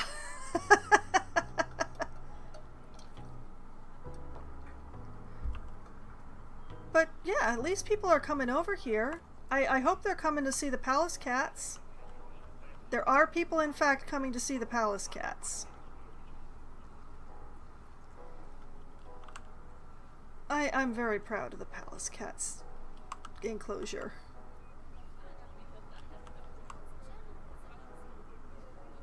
In particular, the mountain slope in the back. I'm still pretty proud of that. I do wish I'd been able to make it steeper, but yeah. Why are the cats just following each other? Let's not think about it too hard. But yeah, so the coyote area is nearly complete. But I can't actually install animals until I finish the tiger area because of the aforementioned I hate working with being able to see the barriers thing. Drives me completely up the wall and down the other side.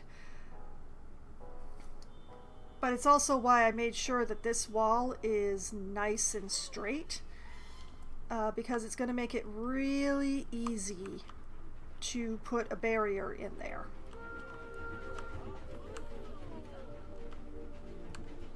But yeah, so when I come back from my break, some rock work and then some more wall work. And I really should go on that break because it's been at least 10 minutes since I said I was going to do that. So I'm going to refill my water, have a quick bio, maybe run some ads, and I will be back in just a few minutes. Hello, I have returned from my break, which means it's time to mess around with some more rocks and rock walls. I'm realizing, looking at the screen that y'all can't see yet, that I'm dealing with a lot of rock stuff in this area. Everything is rocks and looks like rocks. That wasn't entirely on purpose. It just sort of happened. But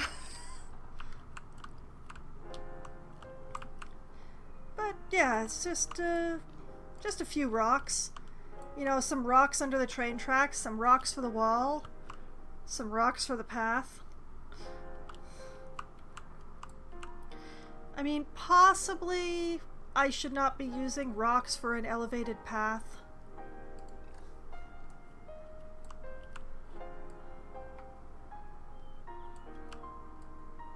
Maybe I should look into some other stuff.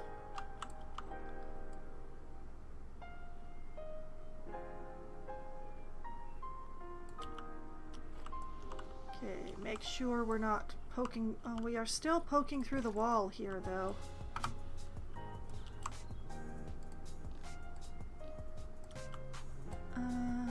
Is that the rock? I think it is. Yes, it is. So we'll just scooch it that way just a little so that it's not showing through the wall anymore.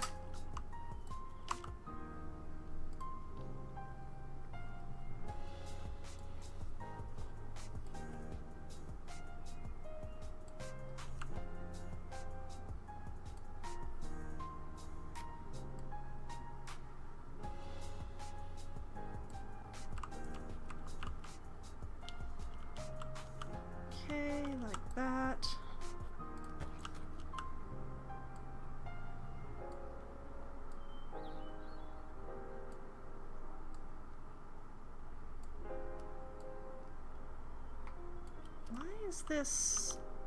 Why does this feel tilted?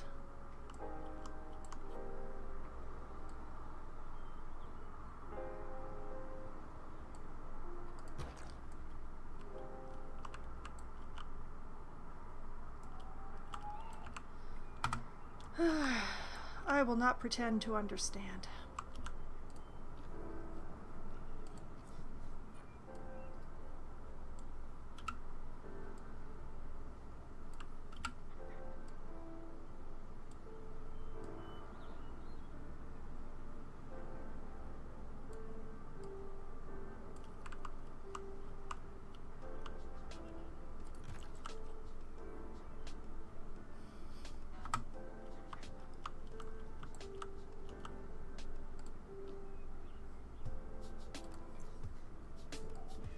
Then I realized I do in fact need this rock, because I'm going this way with it.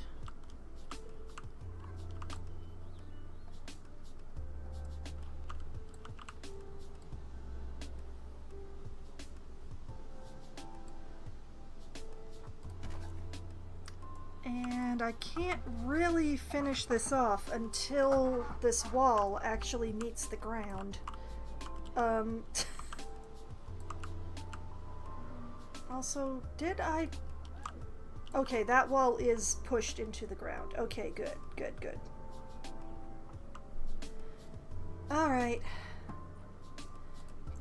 I have put it... whoops, no. I've put it off long enough. Let's come back into here.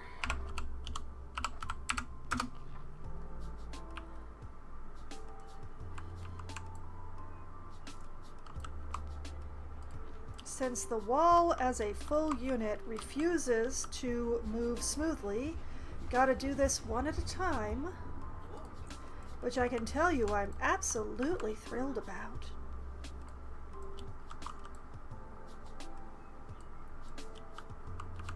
Glad I decided to do this before I put the glass in, to be honest.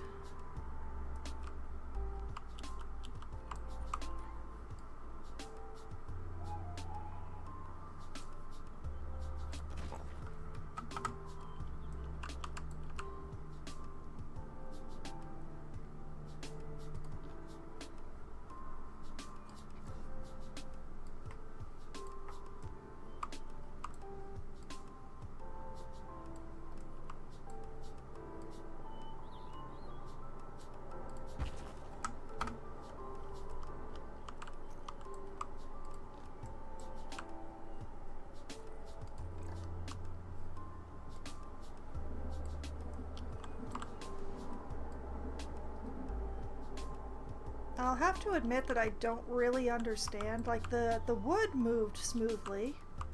It didn't creep inward. Why did this wall?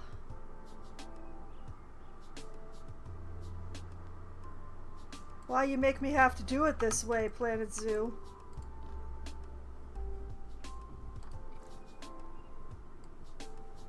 Just to make me suffer?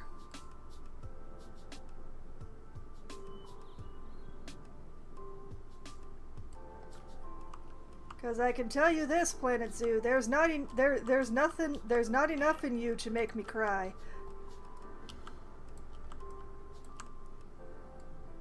Scream through my teeth, maybe. But you definitely can't make me cry.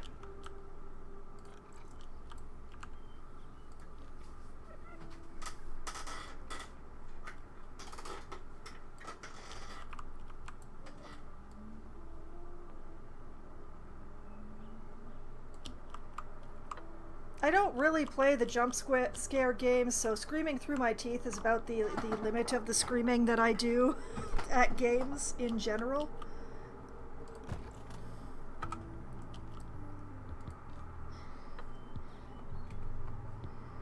I don't play very many would be considered horror games anyway, as my preferred kind of horror is psychological, you know, the creeping kind.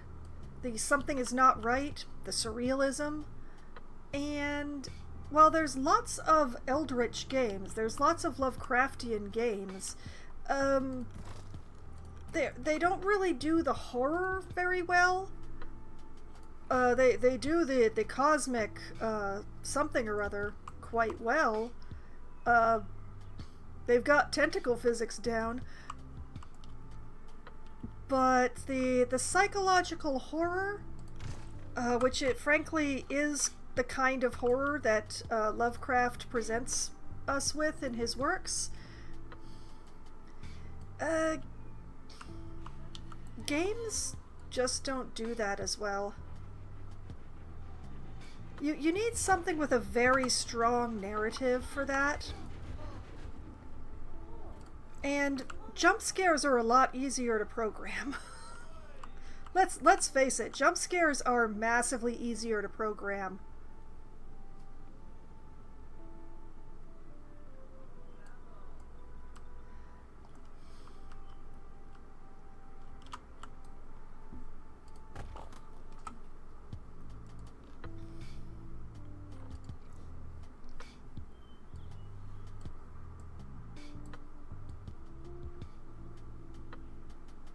But yeah, I do love me a good Lovecraftian. I do love me a good Lovecraftian game, I have to admit.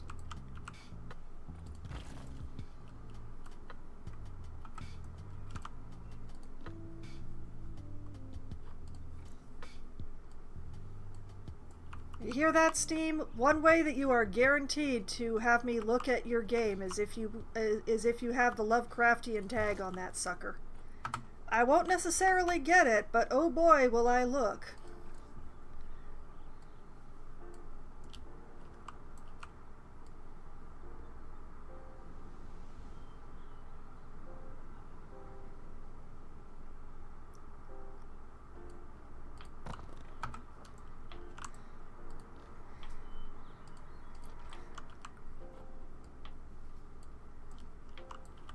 Yes, I also want to be clear that I don't wish to sound like I am disrespecting jump scares. It's just not my preferred delivery method for horror.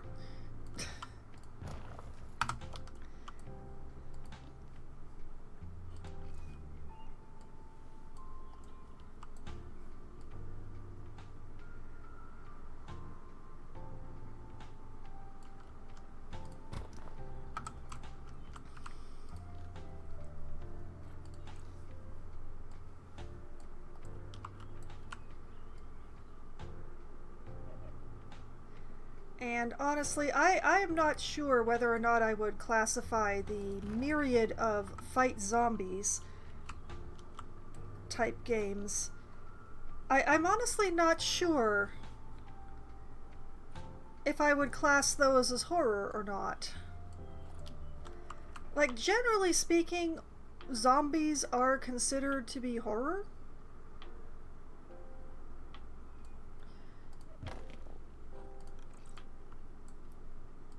But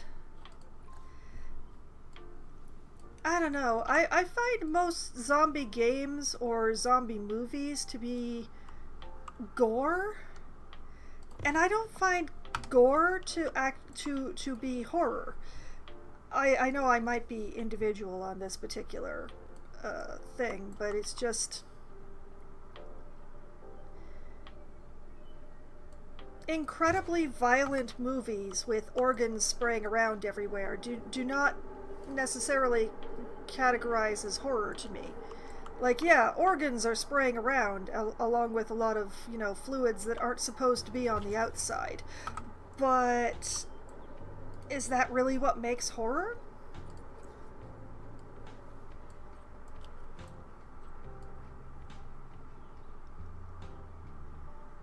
Like, horror is being woken up in the middle of your sleeping by something that you don't know what, and feeling a faint sensation on your skin, and not being able to figure out if it's a spider or your own hair.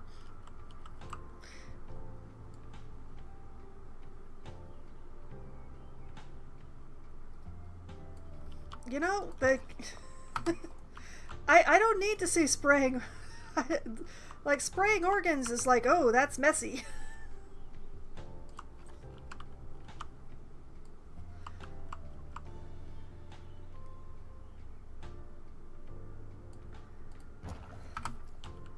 I don't know. Maybe I'm just desensitized. Maybe maybe the gore is actually horror, but I'm so desensitized to it that it just doesn't horrify me anymore. Maybe that's what's going on. I don't know. The only the inside there's only the inside of one person's head that I have any concept of, and that's mine.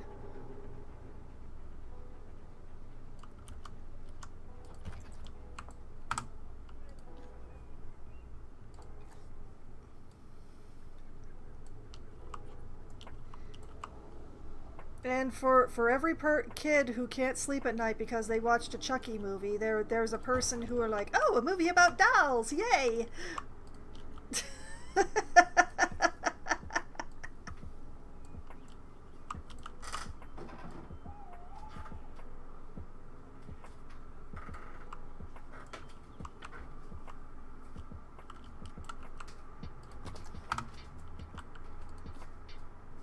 That is a very extreme example, by the way.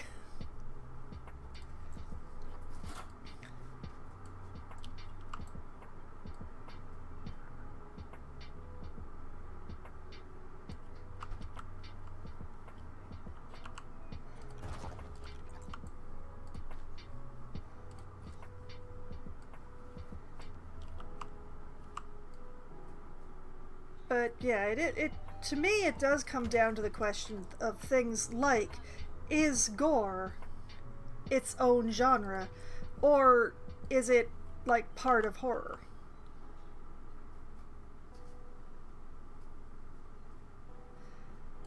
And I'll be honest, I don't know the answer to that one. There we go. Okay. One more layer left to go on this wall, and then I don't have to build it anymore.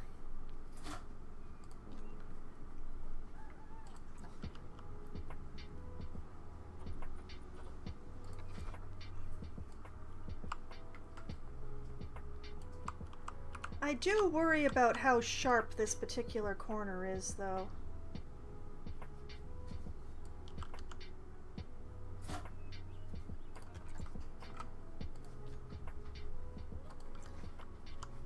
Because I don't think the tiger can get into this corner. Or will be able to get into this corner. I'm not sure what else to do with it, though.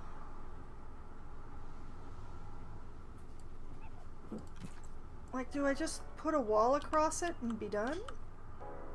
I could do that.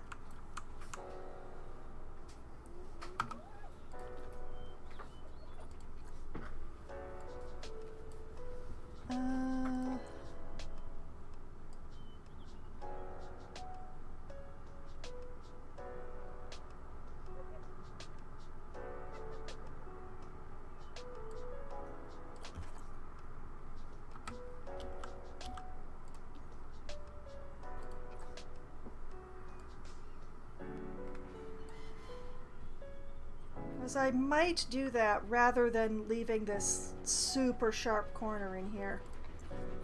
Because I don't know what else to do with that corner. I can't even properly put a tree into it because it'll poke through the walls.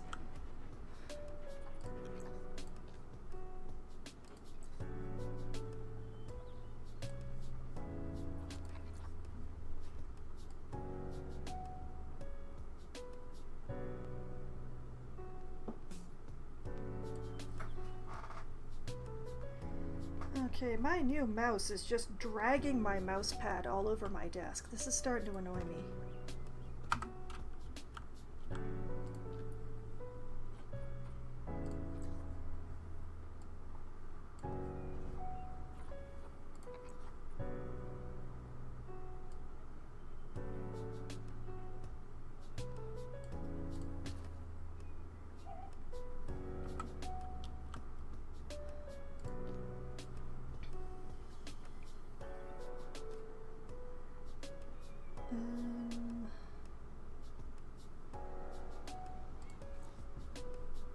Okay, just had a brain freeze there. And I just remembered that it's not just the height of the wall that is at issue here. I still haven't put the glass in.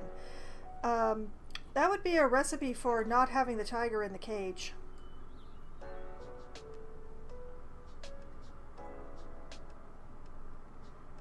And definitely having it in a place where it can't be retrieved.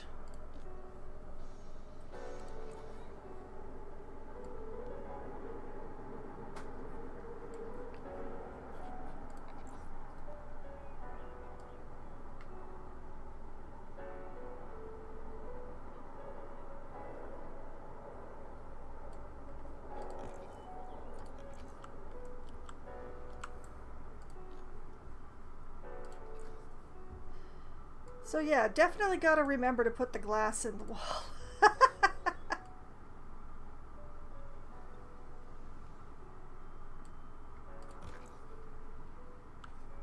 Before I end tonight, there must be glass in this wall.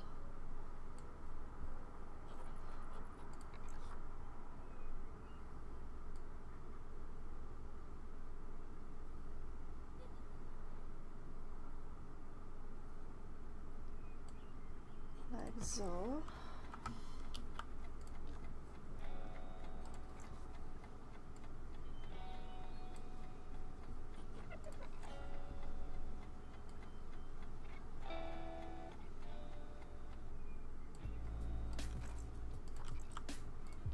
Progress is progress is progress.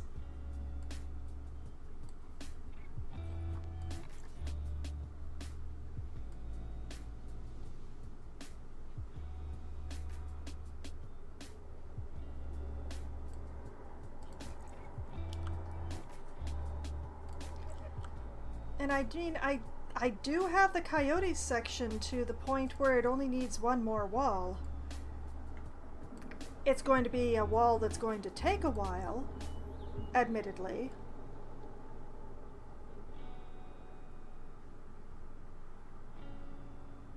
But only one more wall.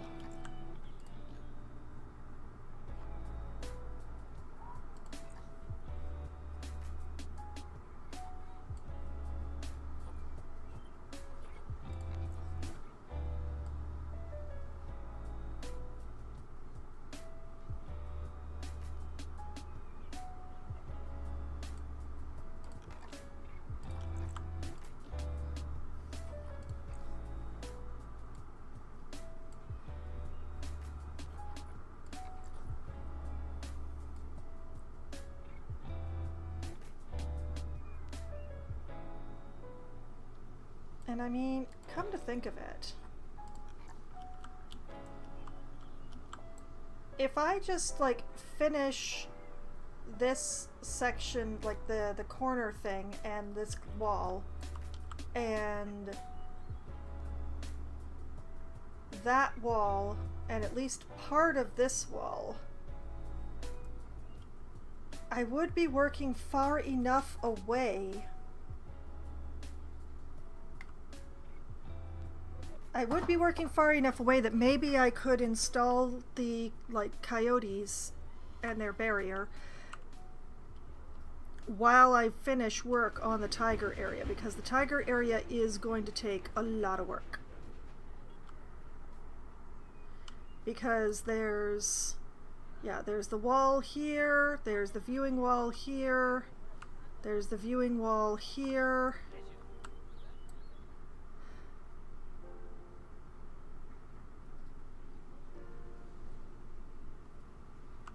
But, oh, and I would have to at least get started on the path thing.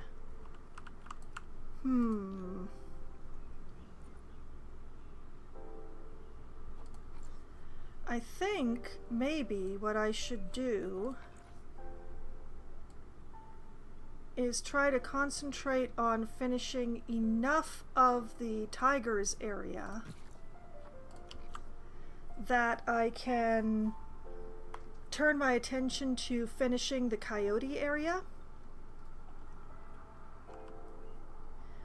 so that I can install the coyotes while I do the rest of the massive amount of work that is going to be the tigers.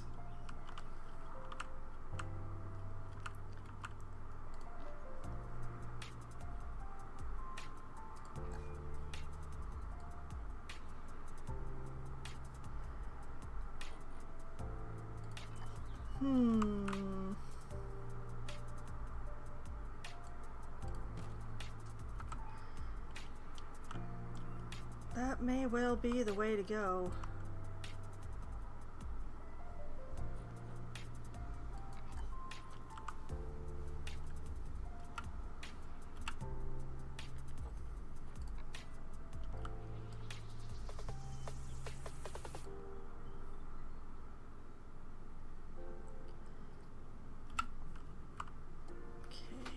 Just gonna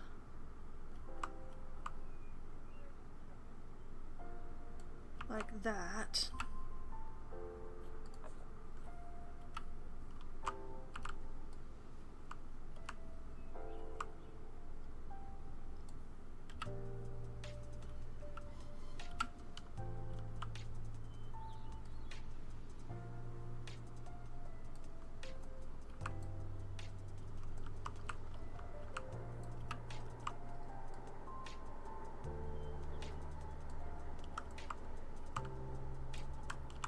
If I just tweak this enough that I have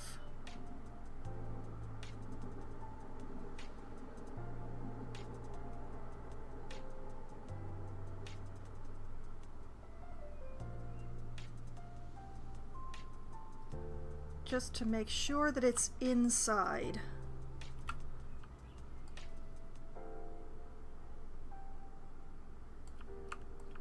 And not showing through like that.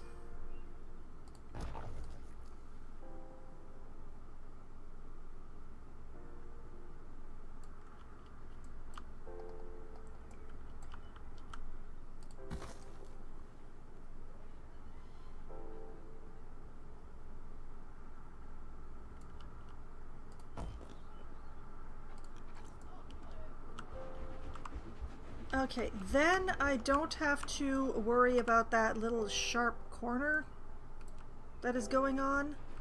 Although it's still kind of visible, but I wonder, she said.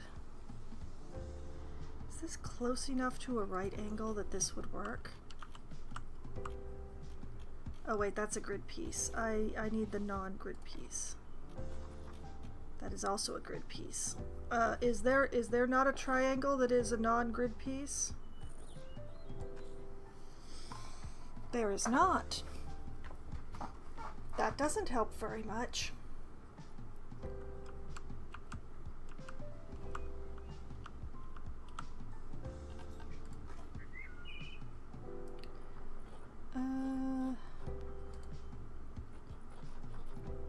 Let's see.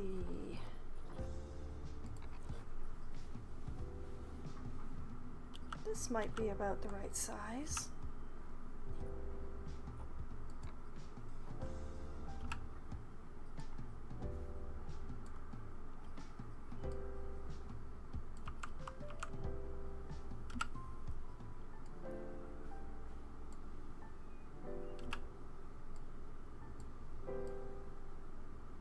Little too big. Little too big.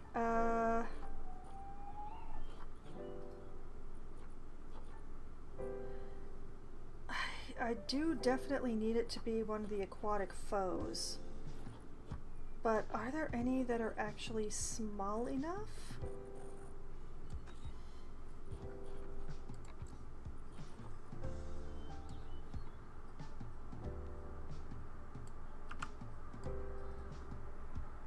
Well...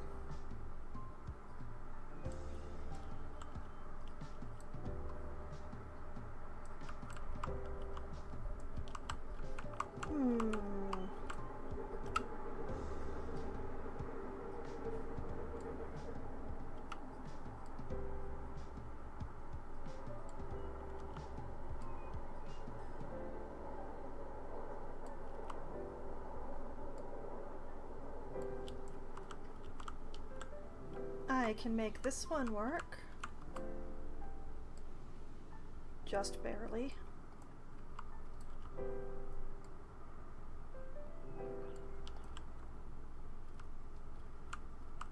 Okay.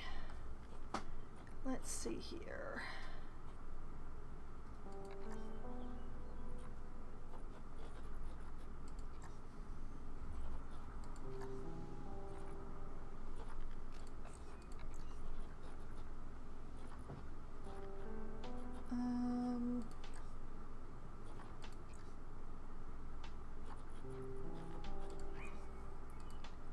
Let's see. I think we might be a little too far that away.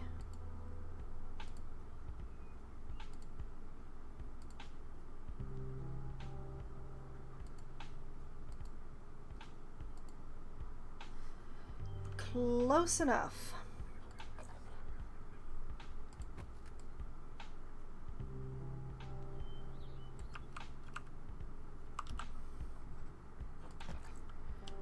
This is one place where having used so many rocks is something of an advantage.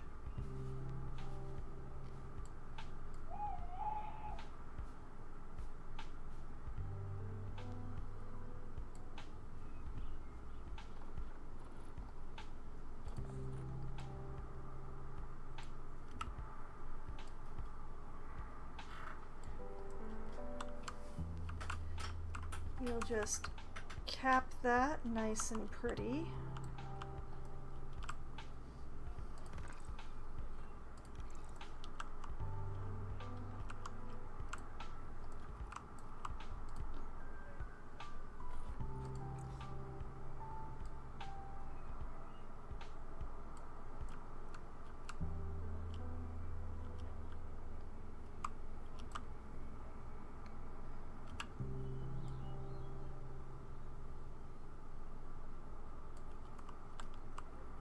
Rotate it like that.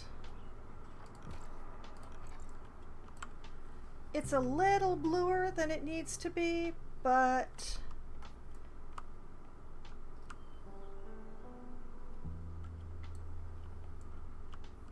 it's probably enough.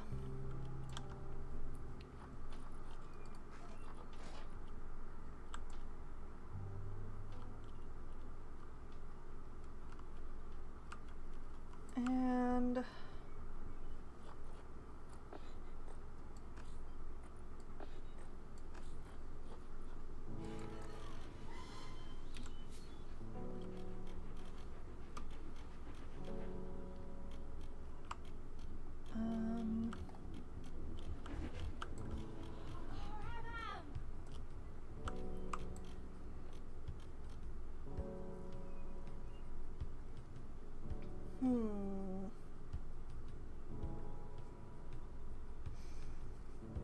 I like this, but I think it's actually going to be a little too high for my purposes. That makes me sad.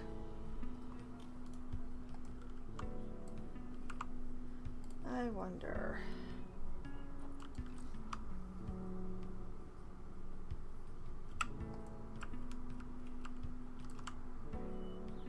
Oh no. Why are you like that?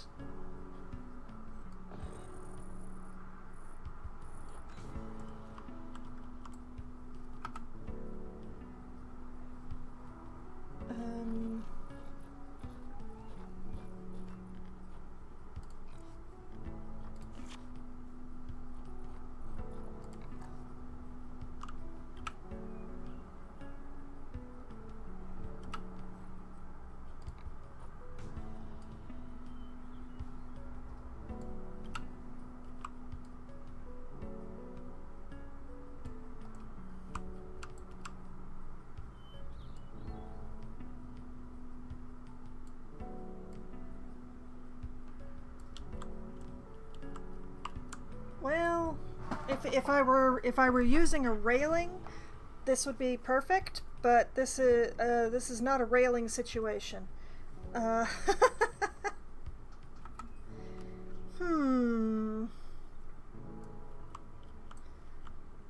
Actually, I'm gonna just slam one of those down simply for the color. Oh wait, that's not the right color.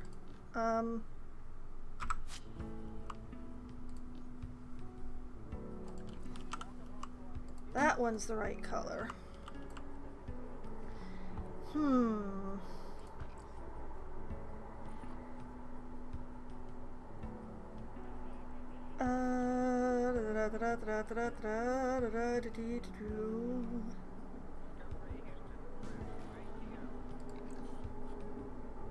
I mean, if I wanted to continue with the stone, I could use this.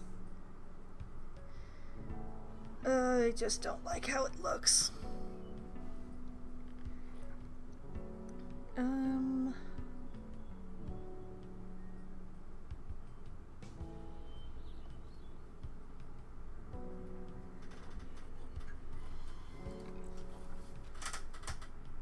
There's also the concrete columns.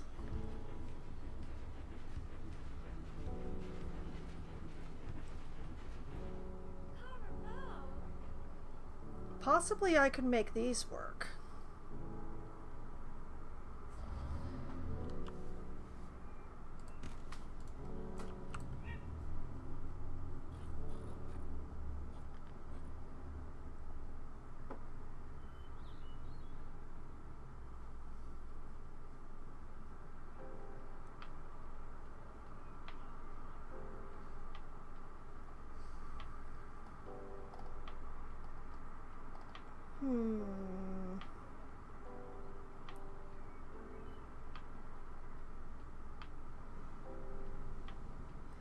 I think I'd kind of like to do something different for the roof than a glass one.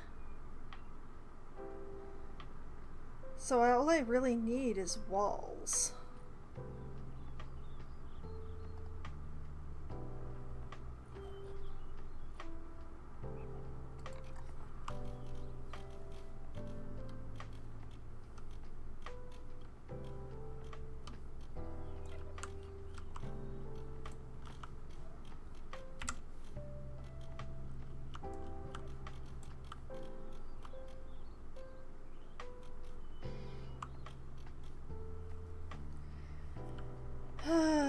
I don't really like that though. That is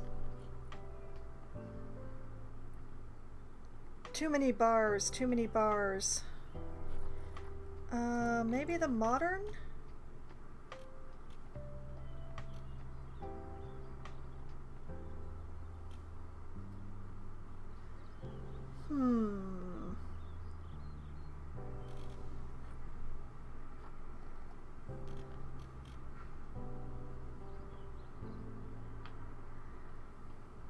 I have to admit I don't love the modern either.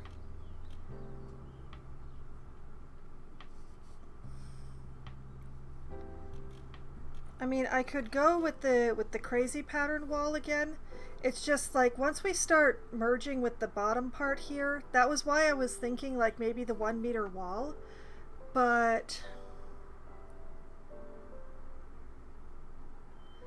unless wait a minute. Okay,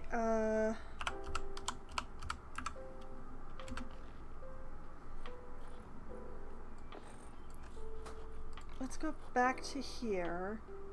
If I like eliminate the grid height,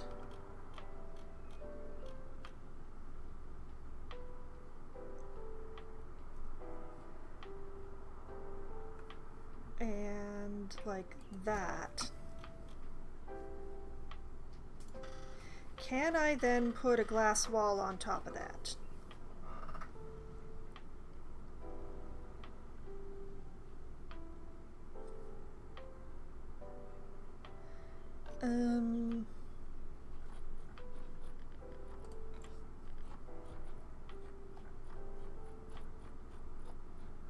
Because I do have auto stacking turned on.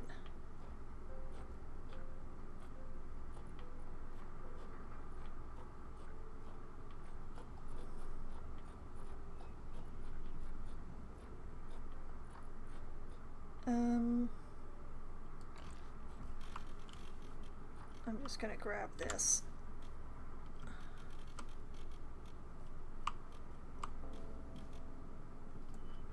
Yes, it does seat itself nicely on top.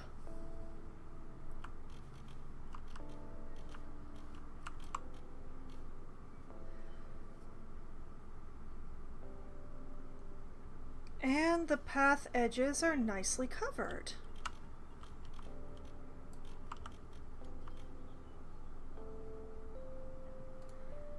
So it becomes a, do I want to just basically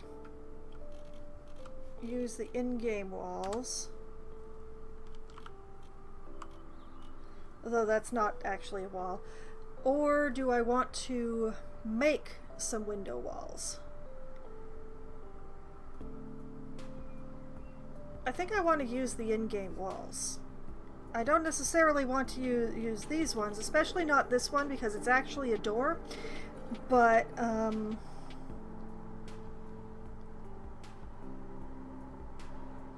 I think I only have the glass house or the modern to choose from.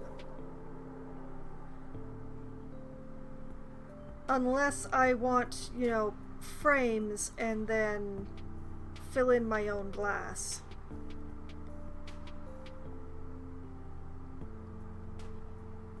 Yeah, it's either the glass house or the modern, so... Oh, but the main thing is... I think I need one-way glass for this.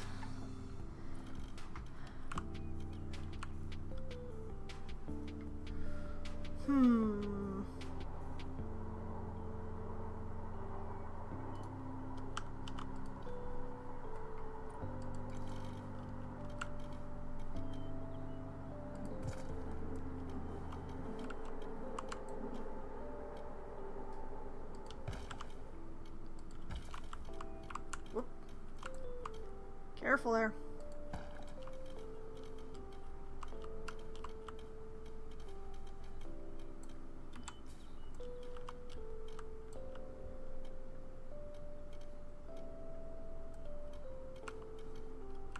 Oh, that's great.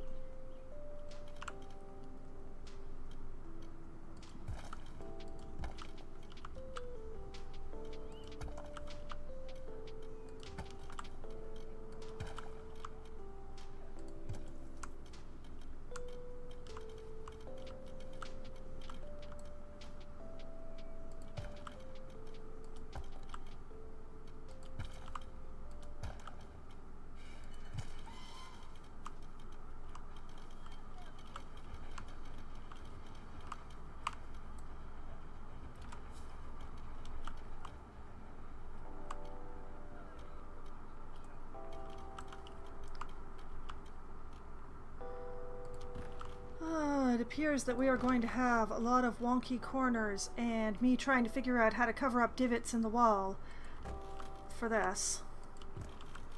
But I can be super lazy!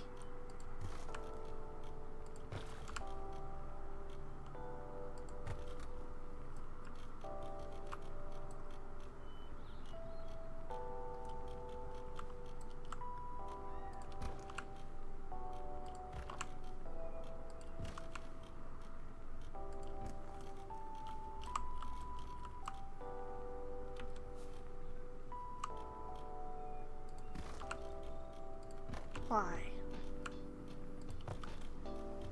Why in this one... I drew the whole thing on the grid. Why is it showing through on this area?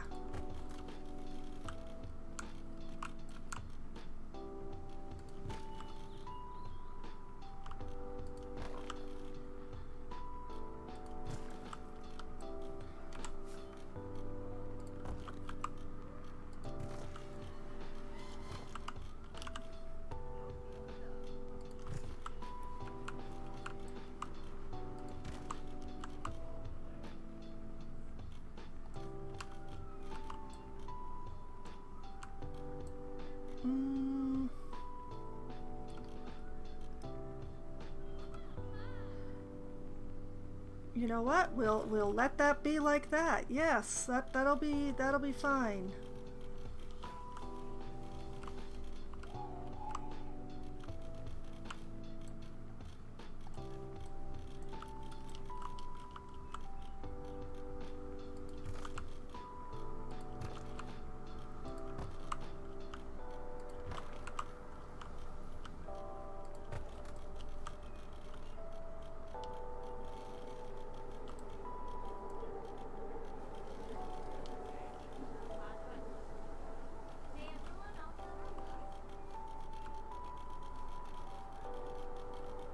Okay, so,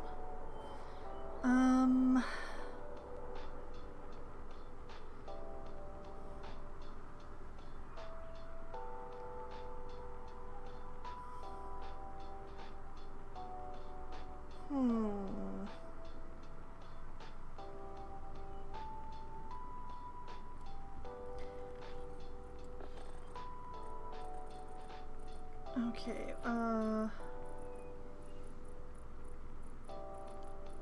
where is the glass house stuff?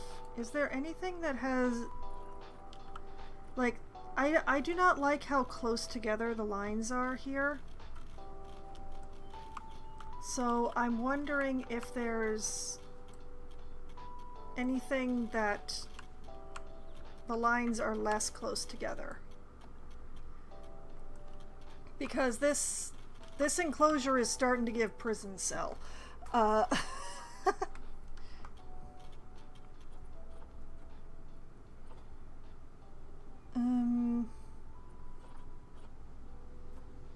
Archway, door.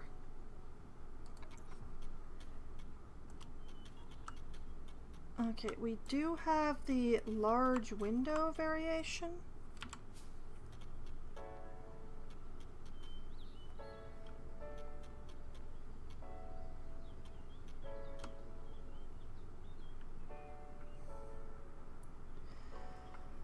Which is still gonna give some bars things going on here.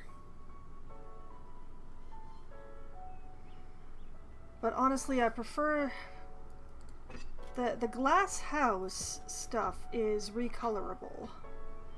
Whereas the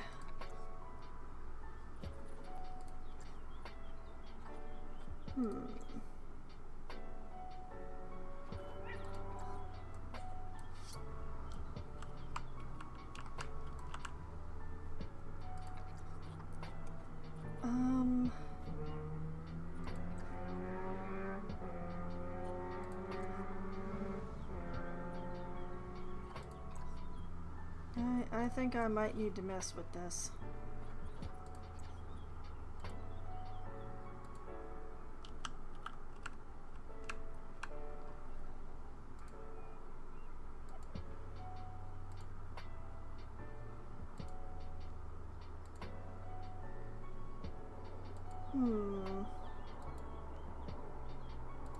The main problem is that it doesn't have the color variations that the Indonesian wood does, so it'll never be the right shade.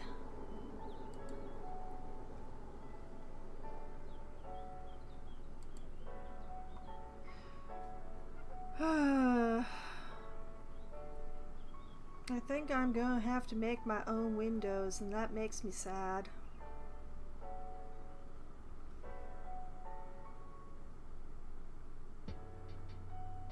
I mean, it'll let me use the Indonesian wood, but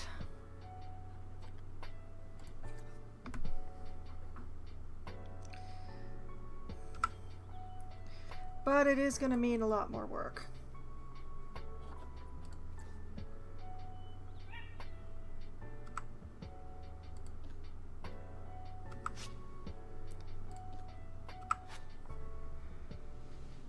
Because, yeah, I'm going to need one-way windows. The main thing is I'm also going to need a roof.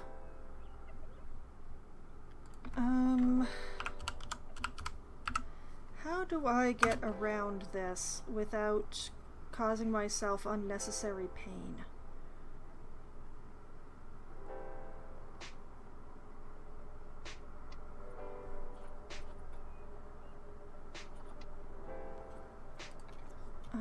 We could go this way.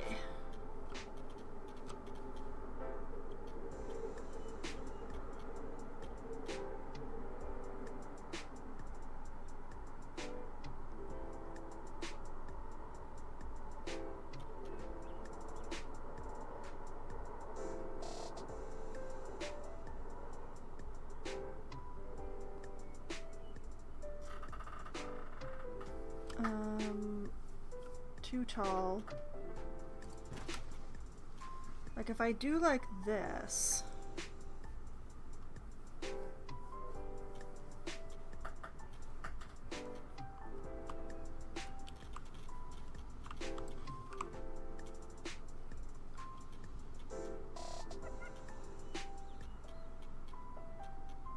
Watch as Foxwine makes things more complicated for herself. Simply by adjusting a height.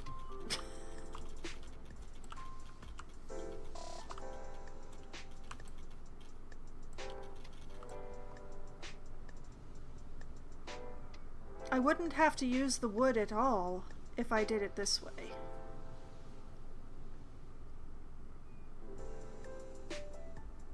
Which is definitely an advantage.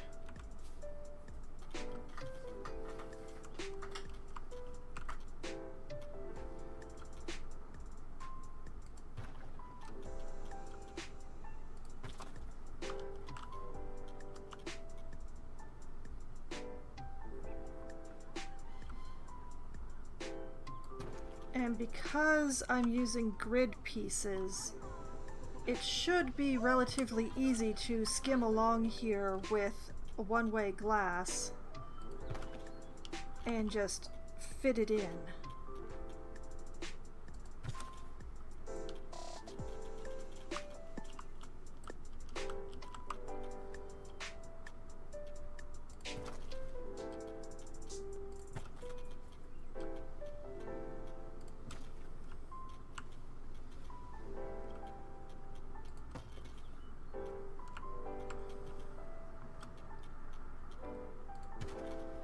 And it has the advantage of giving me a roof that I can... a roof line that I can work with.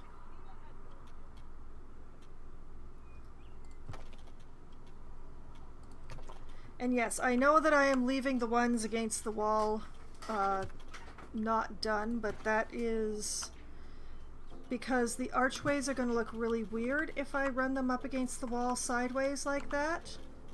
So once I've got these archways in,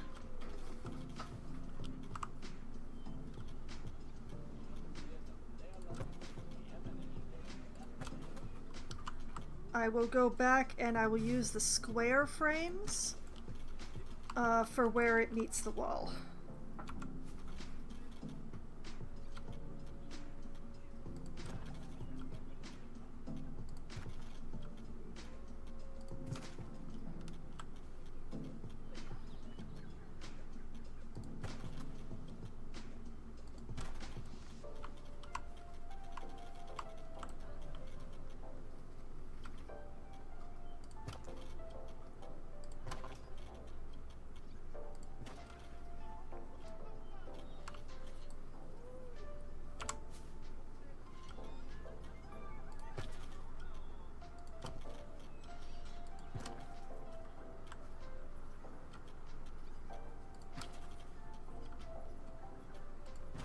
I still haven't decided exactly what it is that I want to do roof-wise.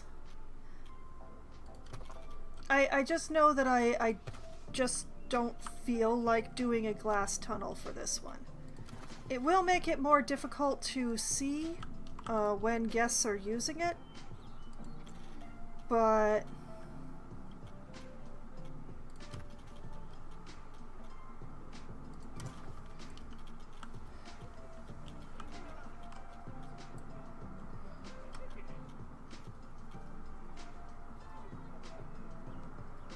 yeah, see how like the side of the archway just sort of goes into the wall? I don't really like that look. So for where it meets the wall, I'm just going to use the square.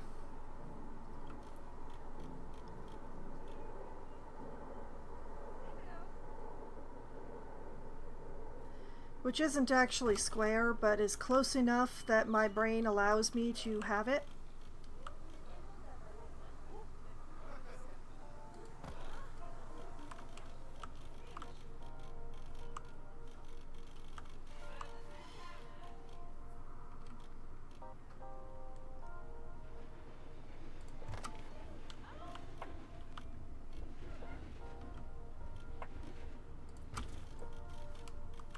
Oh, that does a good job of erasing the lines in the upper wall. I wish you could do the same for the lower one, but...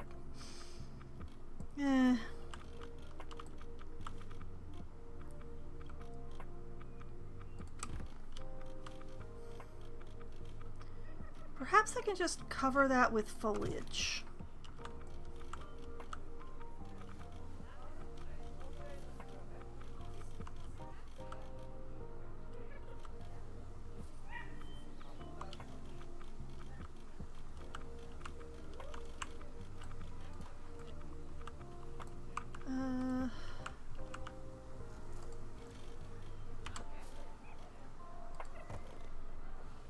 Oops.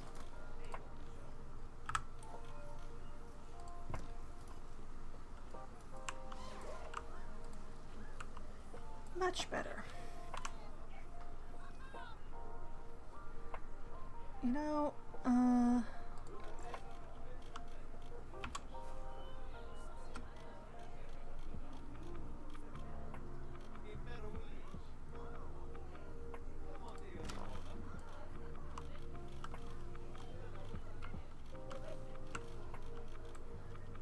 I can't explain why, that just feels better. I would like to believe that those are the same height. I honestly don't know.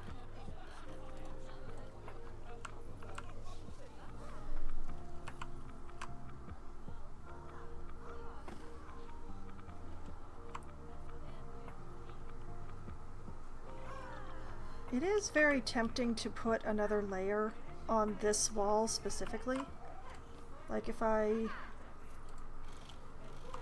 What if I...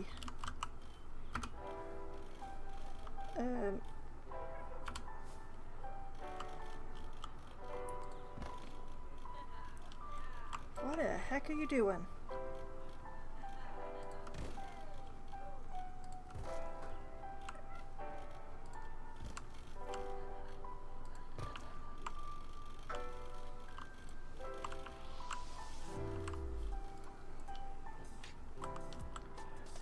And this.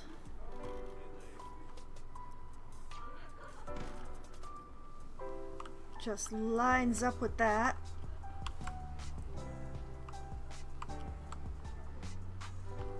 The main problem is the whole where do you stop part. But yeah, this lines up the tops of the doorways and it feels a lot better.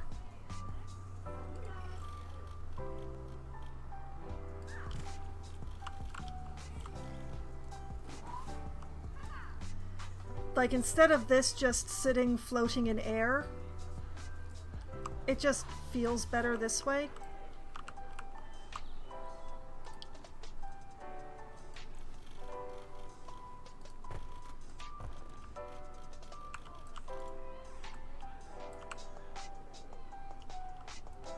This gives me a good wall for an info screen. Like, when they're walking through, they don't get any info screens. They just get talkie talk.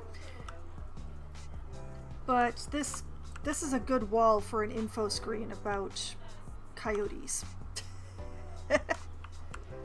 Just like this right here is a good wall for an info screen about tigers.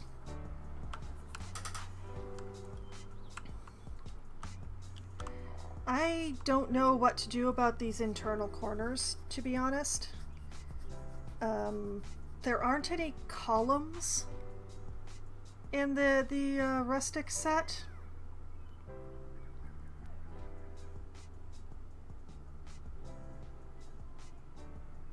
Kind of makes me wish that I hadn't deleted that concrete column that I had.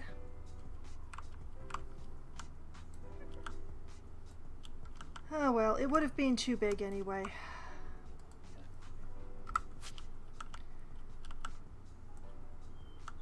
Okay, and then I can put one-way glass all through this.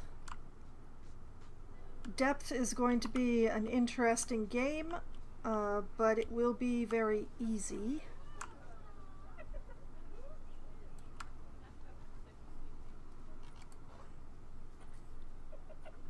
This window,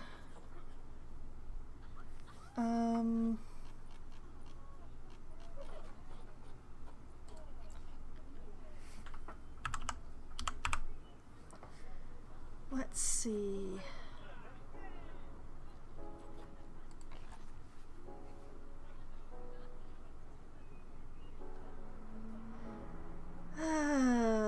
Just a little too small, huh?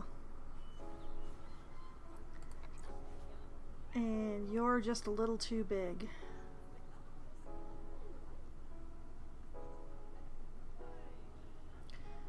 Unfortunate.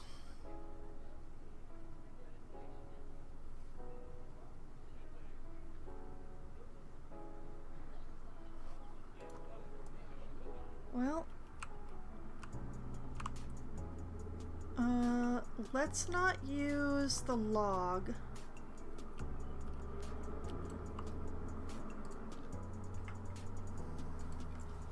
We'll use the flat one.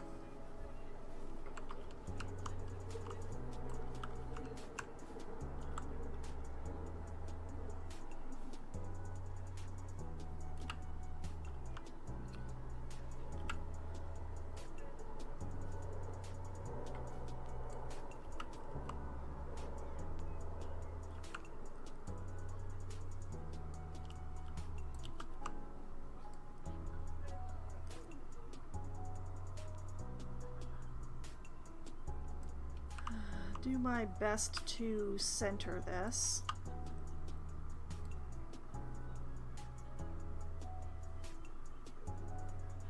Actually, no. Let's actually move it that away so that there's a significant window ledge on this side.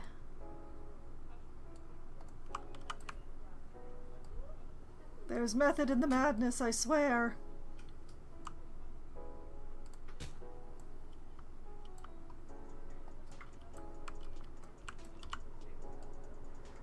Okay, then move that up like that.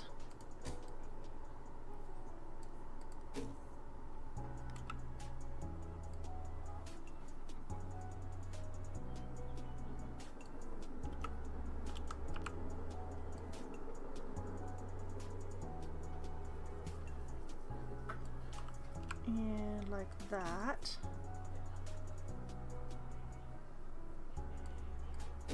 And like that. Okay, then grab this one. Claim you're duplicating it. And hopefully the 4x2 will...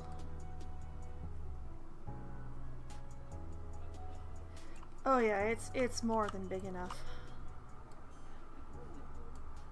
That way.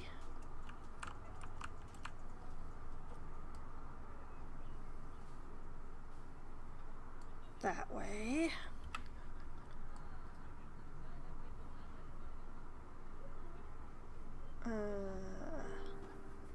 Like that.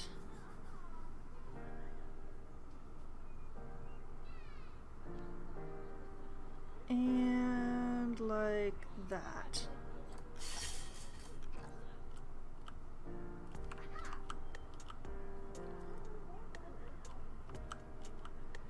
There. Now there's a little viewport here into the coyotes, because I have a suspicion that people are going to stop and look anyway. There has been a problem with this game that sometimes the guests can see through what ought to be solid walls, which is part of the reason why this is here. What all to prevent that, so that hopefully people will not be standing here trying to get a look at the coyotes, and will instead either take the path or go to the window. But I have a suspicion that people might just stop here to look there. So I want it to be possible for them to do so, even though they will be in the aura of learning about the Bengal tigers, which will make things a little weird.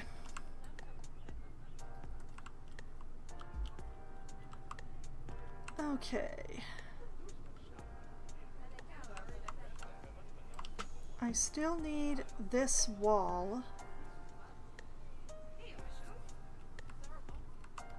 And I need the water. And then I can just turn my attention over to the coyote area, and I would be able to finish it off and install some coyotes while I work on the tigers. It won't be ideal since I will have to let guests walk through the area, but it's definitely better than the alternatives. Okay, let me just grab one of these. Why are you doing that?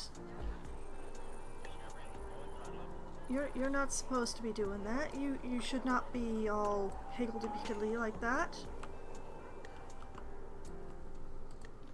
What about one of these?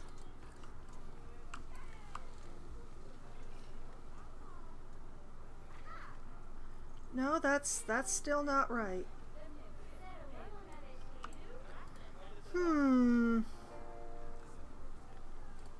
Alright, back to architecture. Rustic. We will get a fresh wall that hasn't got any ideas about what direction I've put it in.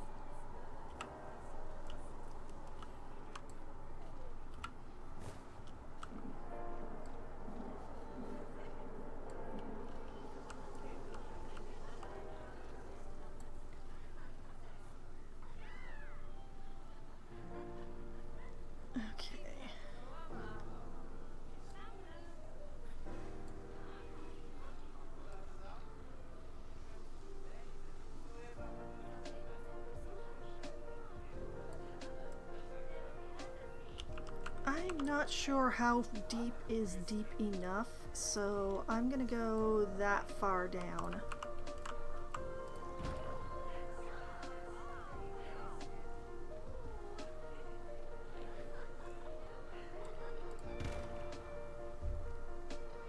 And we'll hope that that's deep enough. You will find with a lot of predators, especially the smaller ones, that they perceive gaps between the ground and the wall that you would not believe actually existed. So if your grounds are just if your walls are just resting on the ground, you will find things like your foxes, your sand cats, probably your fennec foxes as well, just sort of animating their way right out of the place. It's not as big a problem with the larger ones. It seems to be mainly a problem with the predator species, particularly the ones with the feline-like animations.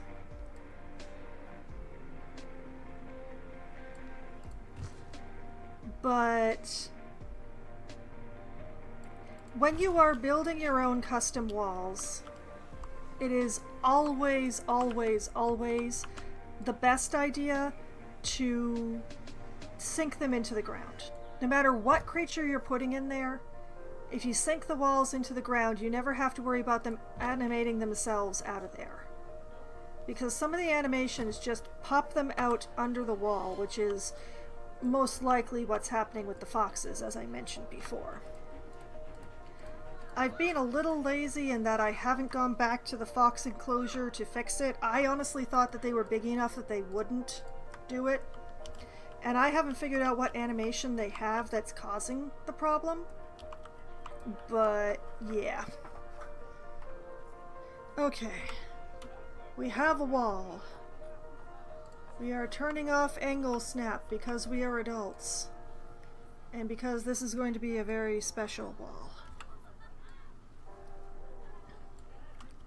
But basically, I want a wall that will kind of go from back here over to there. Hopefully without a super sharp angle, but I may not be so lucky.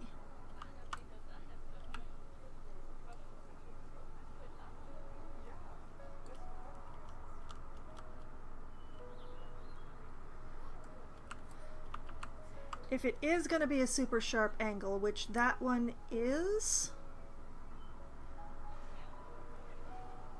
I would probably want to fill it in like I did the other one, but maybe I can get away with something more like this.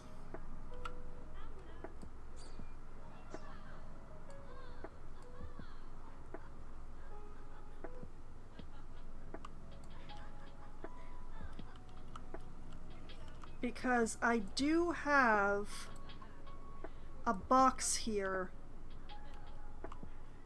that is just empty that I can project into. I just need to be careful about how much I'm impinging on the stairs.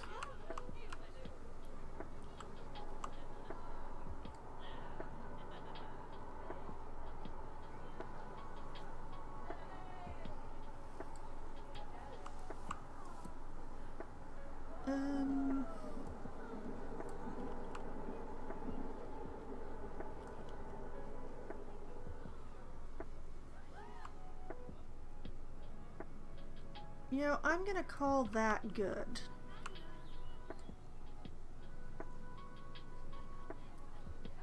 Okay, make sure it's good and embedded on that side. And then...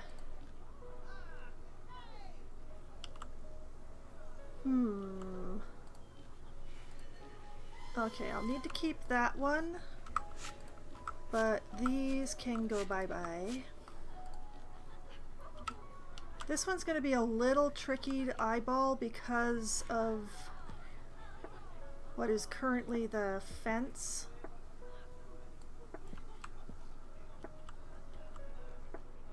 But I think that'll do it.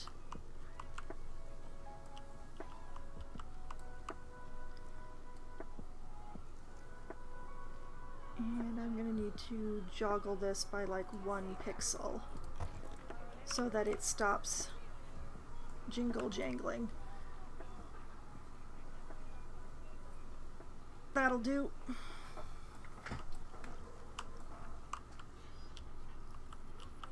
Good, good, good, good, good. Alright.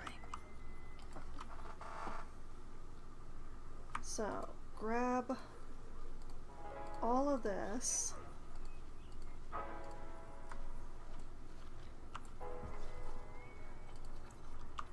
Raise me up!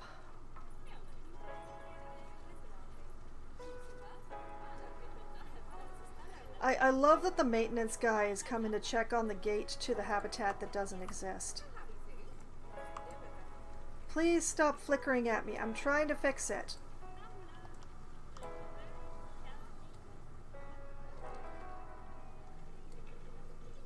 Gotcha.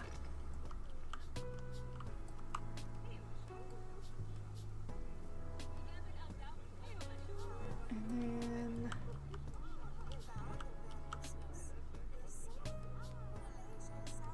Okay. I'm not meeting on that side, so I can only use this side.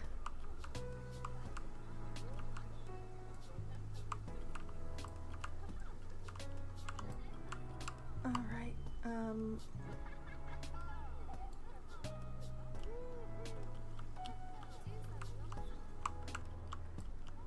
come on.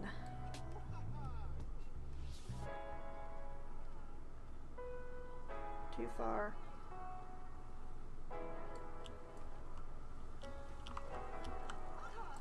As close to just right as it's possible to get at this time. And then take this one.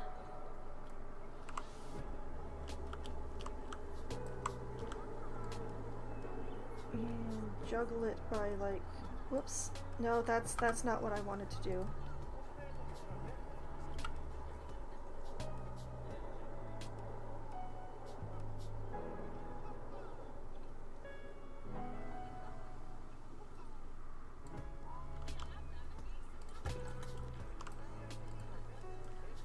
Okay, I've done what I could about the flickering.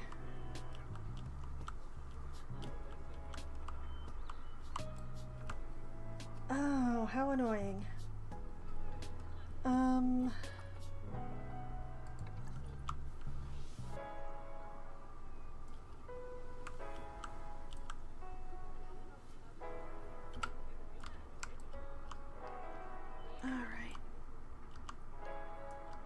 This is going to be very interesting indeed.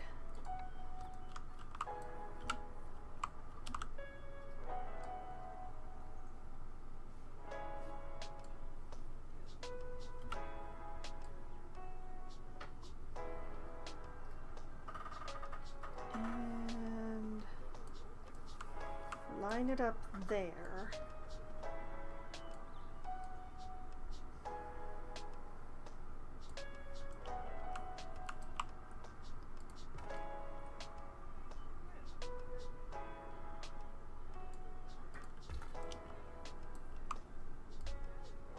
I do like the rustic stone.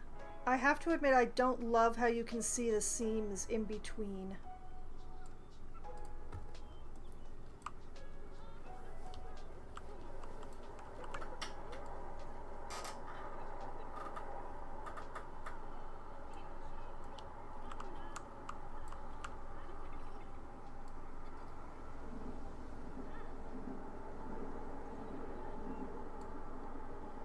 Okay, that should hopefully be adequate to keep it from flickering. It is a pity about that one little but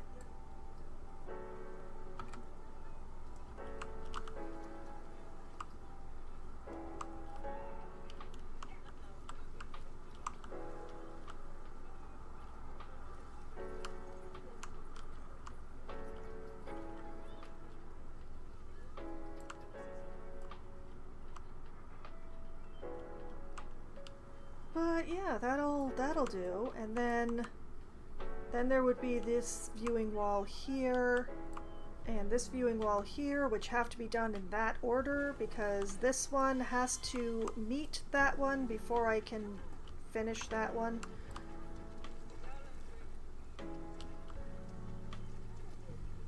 Yeah.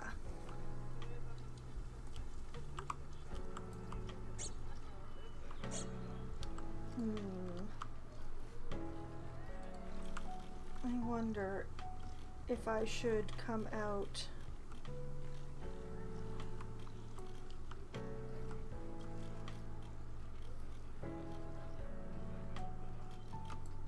Whoop. Oh. What is happening? Why is it happening?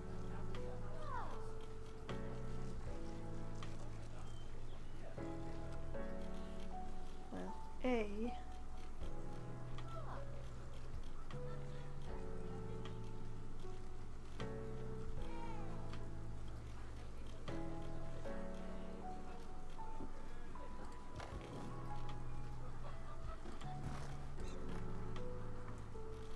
Yeah, you know what? I think that's a good plan.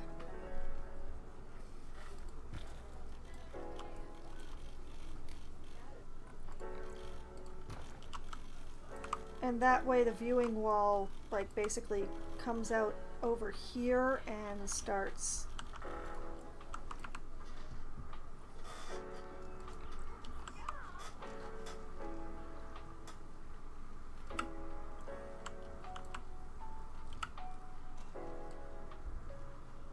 Whoops, not that way. We want the red one.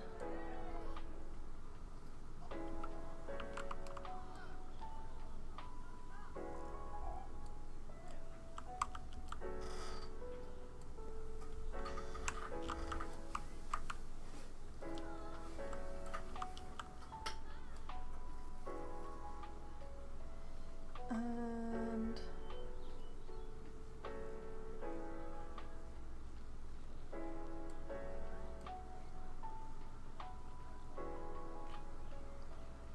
approximately like that.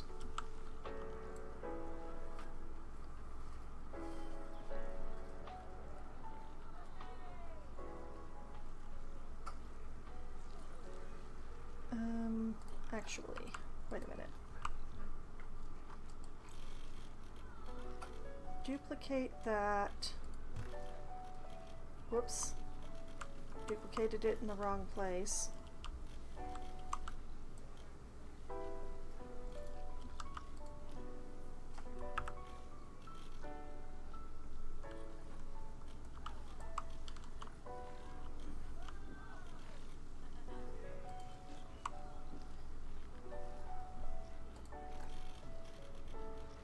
Why? Why do I keep putting it in the wrong place? Okay. You come back here.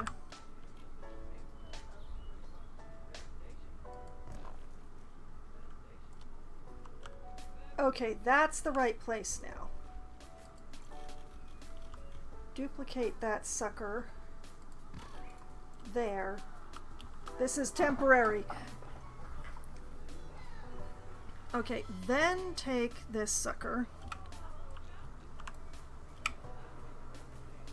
and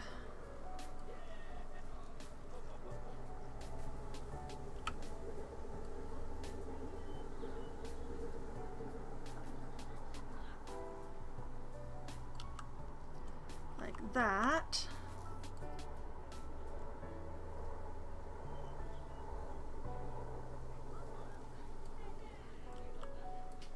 And sure, like that, I guess.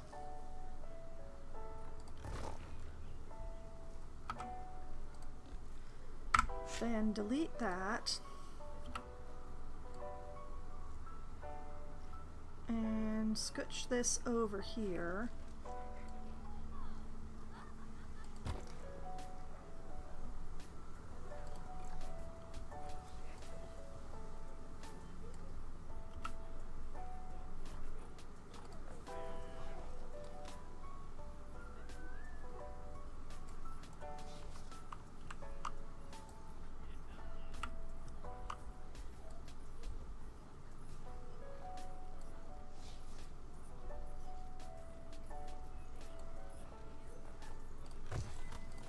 And that will be the start of the viewing wall.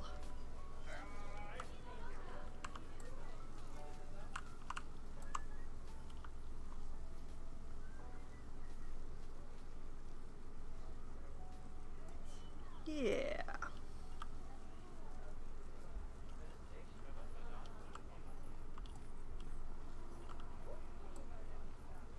You know, I'm gonna have to really do something with this wall. I'm starting to think climbing vines might be a good idea. I think the tiger doesn't have strong feelings against Linnea. Linnea? Linnea? I know what I'm talking about. I know y'all don't know what I'm talking about, but that is a very large blank wall there. That needs to not be a large blank wall. I either need a spectacular mural or I'm going to need to cover it in plant life. And I would prefer to cover it in plant life.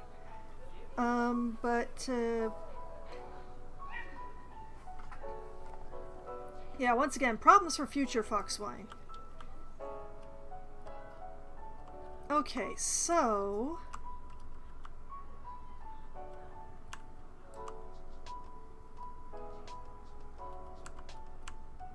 with the exception of what is going on over here and over there, which I may take the very like we can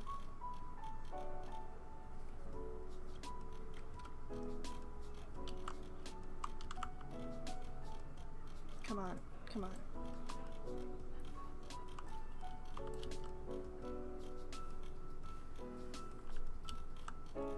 Why can't I see the grid?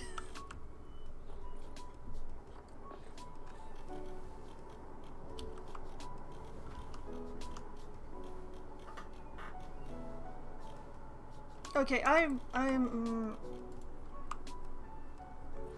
tired of fighting.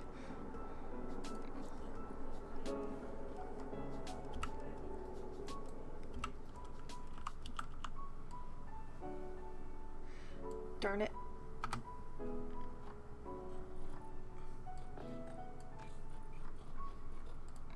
Let's try that again in a more intelligent way with angle snap on like a smart person.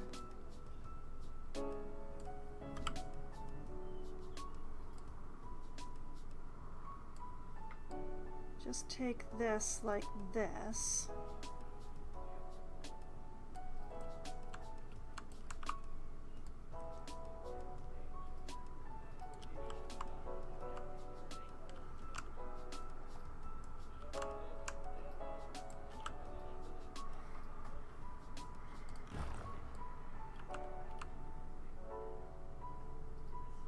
It's totally support for the bridges, guys. Totally.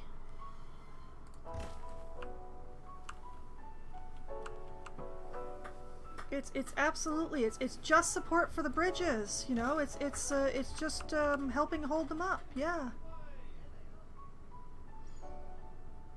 It's not hiding terrible, terrible sins against zoomanity.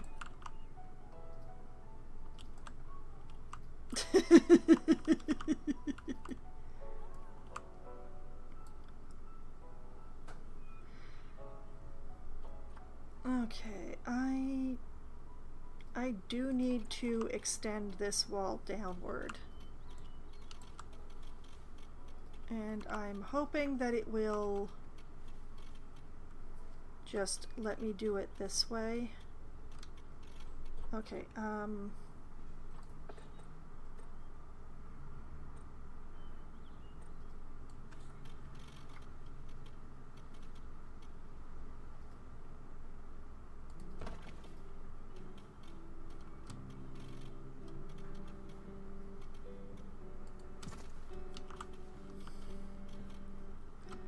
please, game, just let me have this.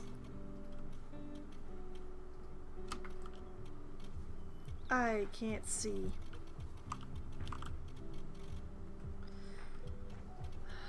I built too much stuff on the tiger side.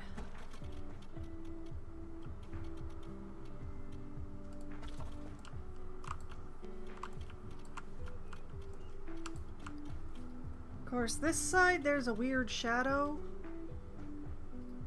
And I'll be honest, I don't know where that shadow's coming from.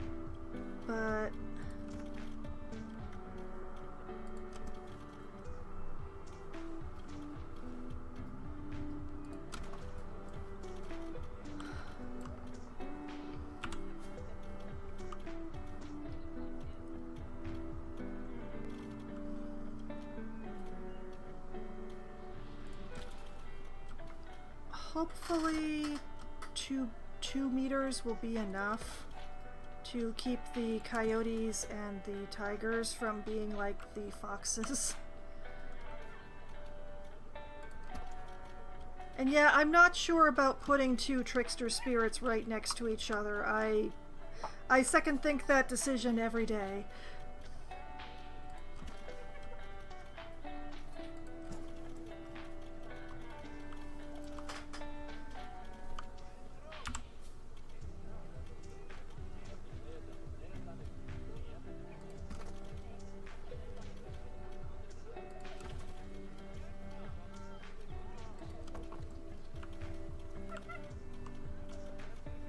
Okay, and I already did these ones, and these ones. Okay. All the walls that have been built, the exception of this one, have been extended downward.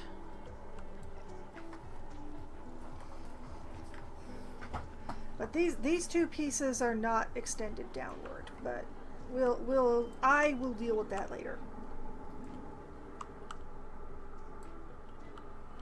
Oh, so many things partially done, but yeah. The tigers area, simply because of just how tall the bloody thing is gonna be a lot of work. Especially since I have to do all of this one at a time. So what I'm gonna do is I'm going to try and concentrate on getting this wall done for the coyotes. And that way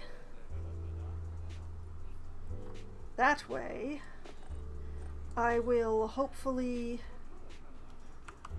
The main thing is I like the fence for this path. The other possible paths just don't have as nice a fence for my purposes here.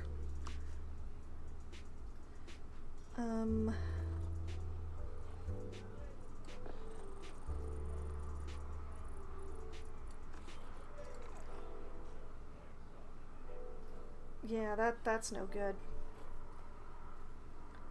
People insist upon bringing their children. We need barriers that children can't just slide out through.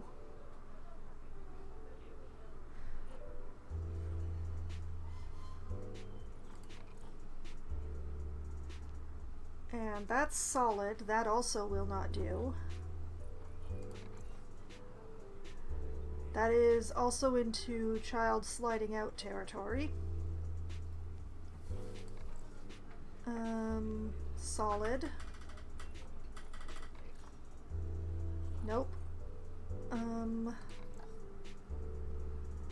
No.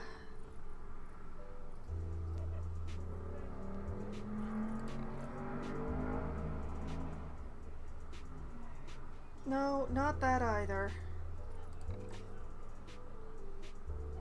Oh boy. I would like to not put the children in danger at the zoo, since people insist upon bringing them.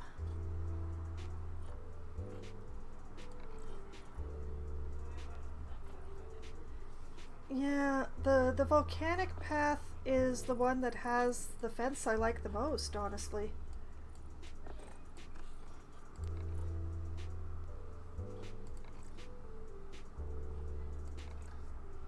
Most of the rest of these are, well, like this one, definitely people are not going to be escaping through this one, but I just don't like it as much as I like the netting, you know?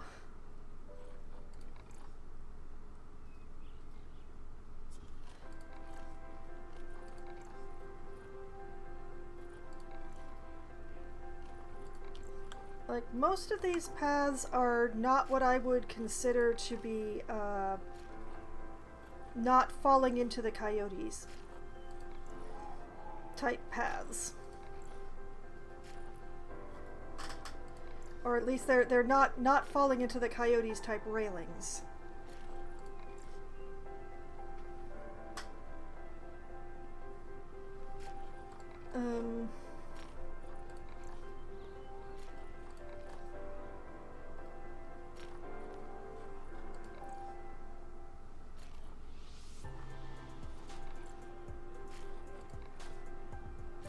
Yeah. And the ones that are definitely not falling into the coyotes type railings are solid!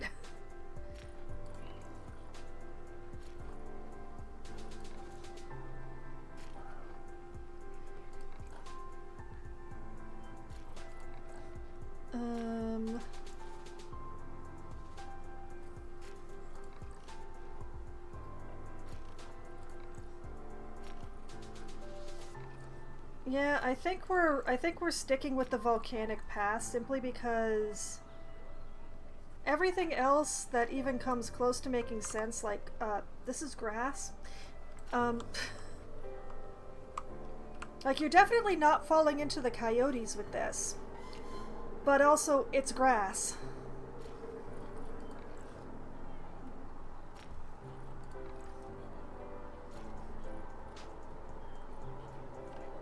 Yeah, I think we're sticking with what I have for fencing reasons.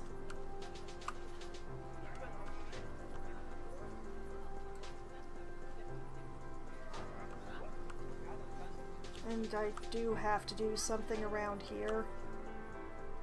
We need some curbs here to cover that up. Admittedly, the fact that it's dirt with the slate path is covering it up pretty well at the moment, but eventually I'll probably undirt that. Probably. But yeah. Okay. I need to carve out a nice little pool here. So I need to be able to see it. So let's use the fine sand. Flatten to surface. Let's take that up to a 3 because that's about the size of the dimple that I currently have.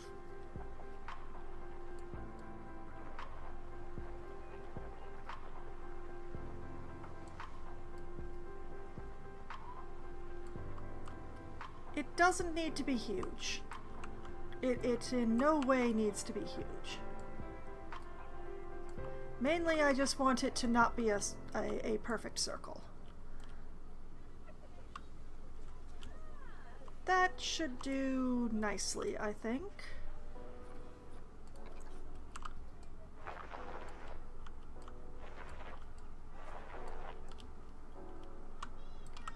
And smooth her out.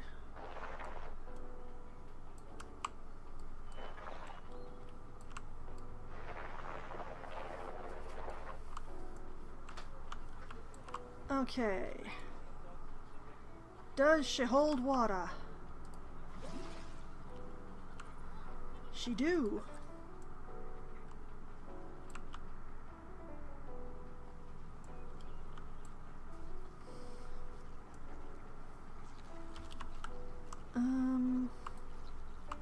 Okay, that was just a shadow. I was like, oh my god, the ground fell away.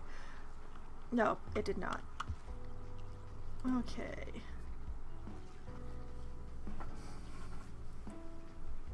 $233 meters squared, approximately 72 centimeters deep. It's a very shallow pool.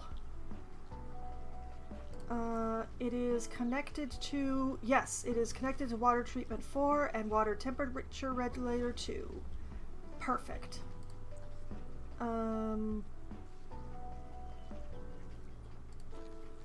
Let's see. Maybe not the crystal clear tropical water. Like, the tropical water is clearer than the crystal water. That ain't right. Azure Midnight.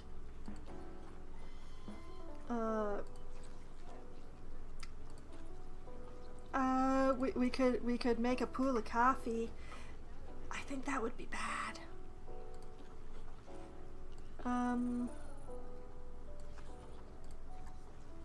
Everglade? Amazon, maybe?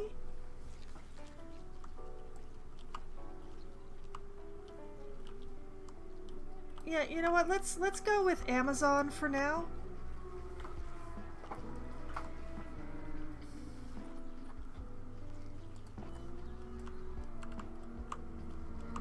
Very important to carve out the water area before putting barriers in. Because the terraforming doesn't play well with the paths or the barriers.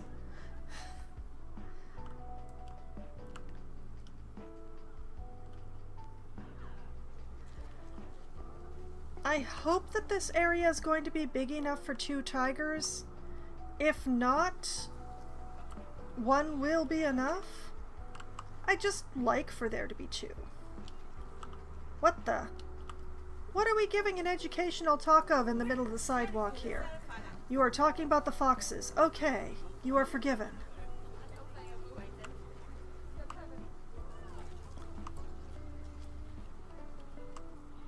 Okay, so I have literally the framework of the tiger.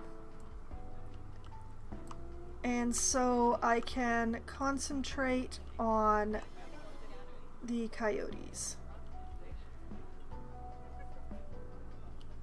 I am probably going, you know what?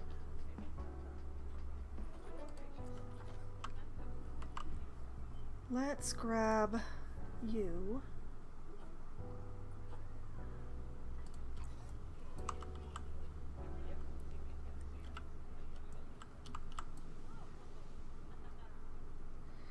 And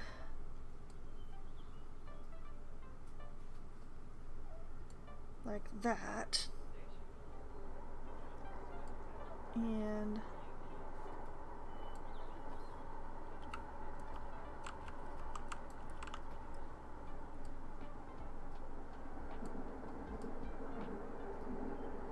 I'm just gonna do some really simple door here.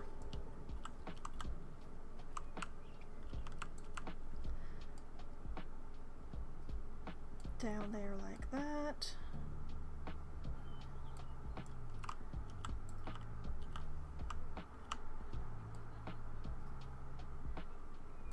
Embed that as far in as I can without the stone showing through.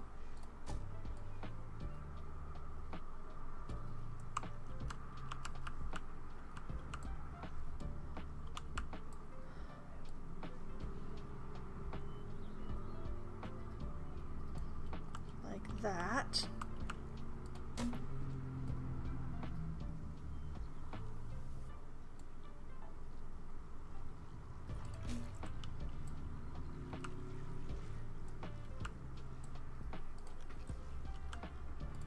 And then take the 3 of these and pray that this works.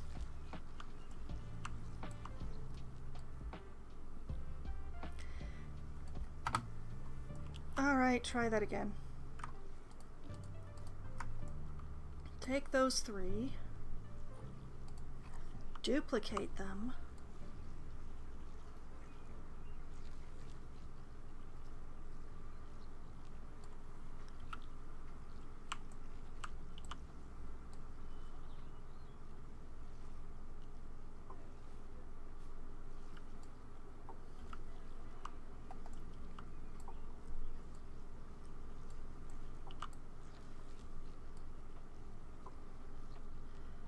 Oh boy, they are so much wider than the door.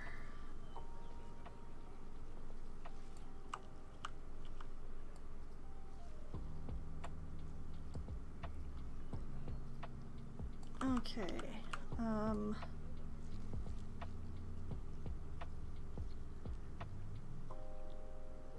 when in doubt, pretend that you meant to do it.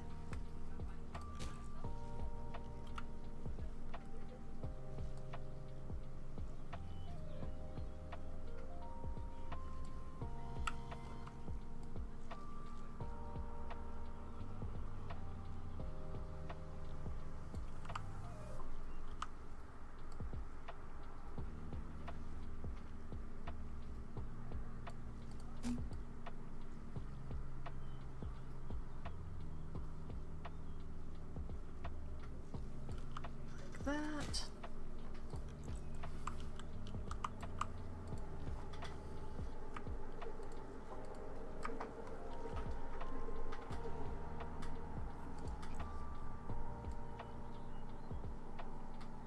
And like that.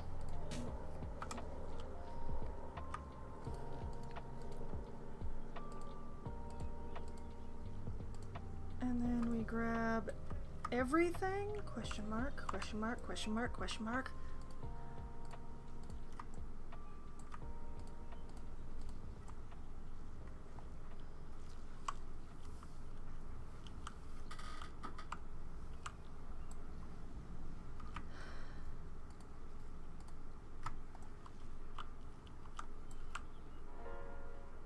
And then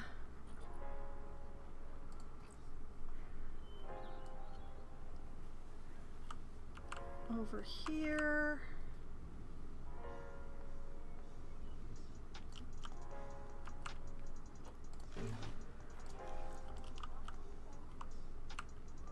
Haha! I win. They ain't fancy doors, but they doors.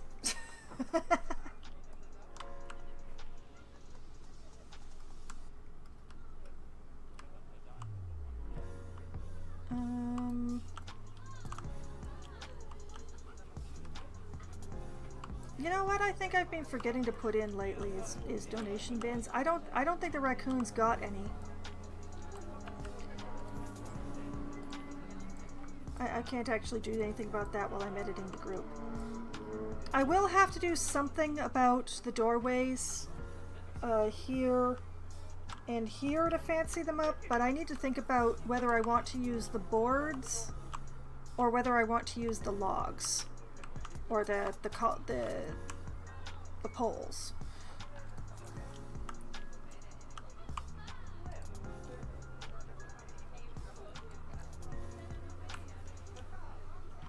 Duplicate that donation bin. And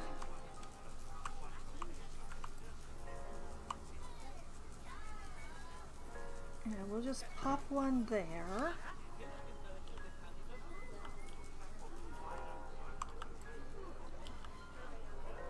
And wow, it really doesn't want to cooperate with me.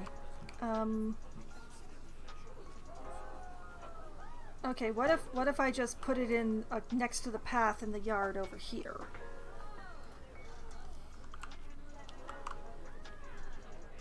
Ah, the sloths also didn't get one.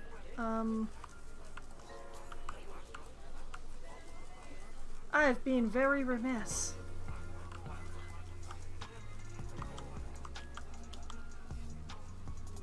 We'll just tuck this into the bushes over here to catch people at that end. And into the complete black of bushes over here.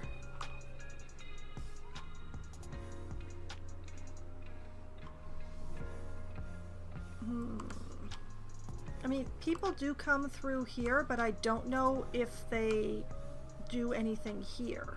I know the keepers use this side, but I don't know if any of the guests do.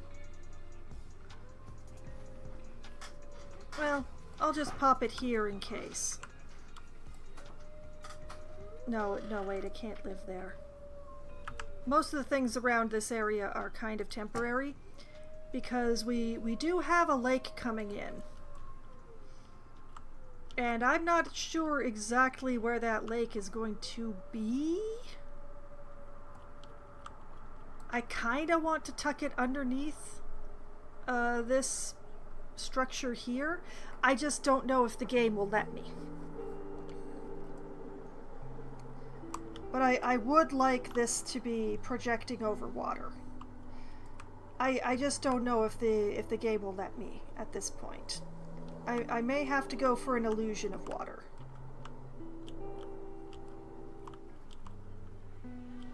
Okay, speaking of, okay, put the water in for the tigers, so I won't have to do that after the barrier is in.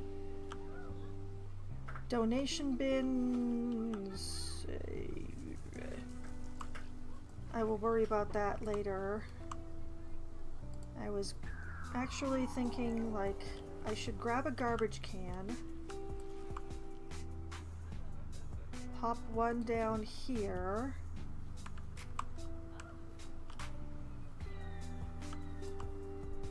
and one down here.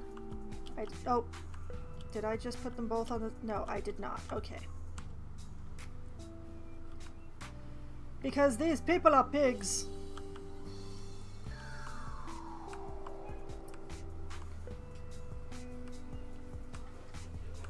And there should be one... Wait a minute. Well, there is one over there, but I'm going to put another one over here anyway.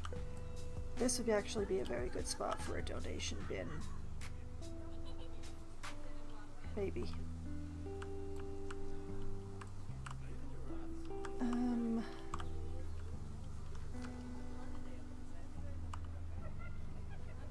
Because I've realized that I put these shops in and I didn't actually put in any garbage bins near them. There is the one, but I don't know if that one is enough.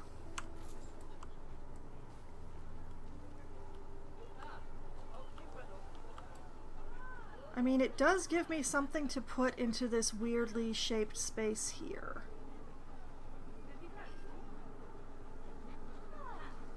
Although that would also be a good spot for a donation bin, actually. Let's take this donation bin and put it there. That way it can do multi-duty.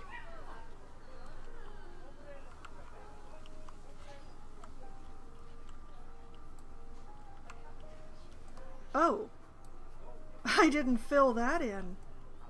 Shame on me. I filled in all that side. Why didn't I fill in this side? That is so weird.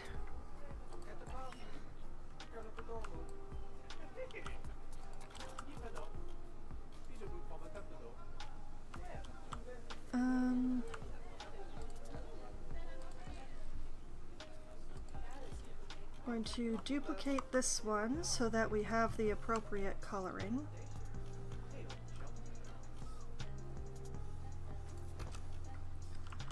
I wonder why I didn't fill in that side. That's very strange of me. The intention at this point is to have these staircases using the default railings so that I don't have to build any.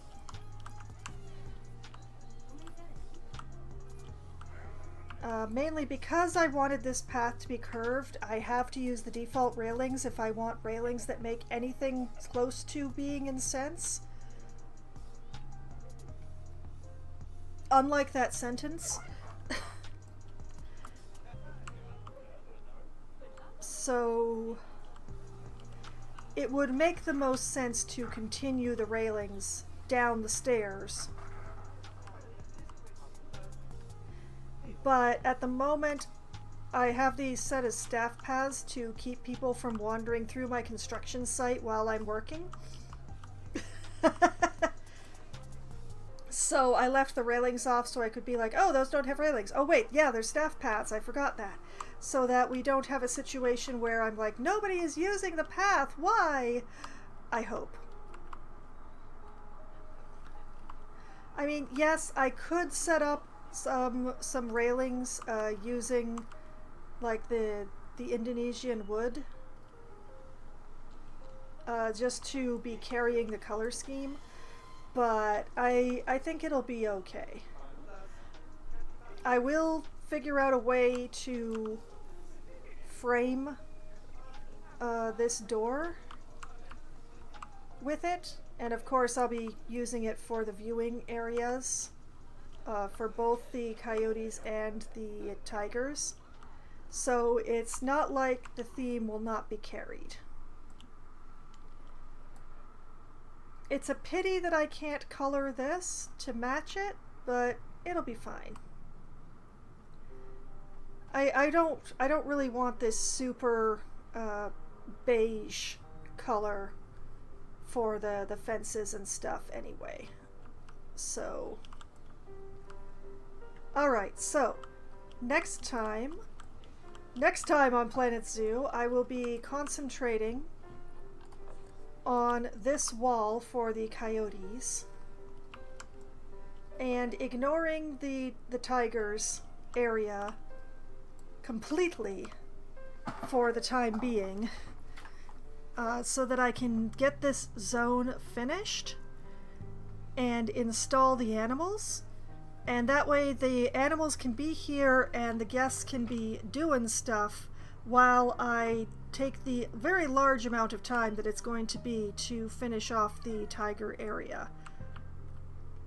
I have gone quite fancy with the tiger area, so it's going to be quite a bit. So like there's the rest of the cap for this wall. There's the 2 viewing areas, which this one will be slightly easier than the other one, but it's gonna have to go with the same scheme as this, or my heart will not allow me. So all of these will be like that, which is going to be extra work.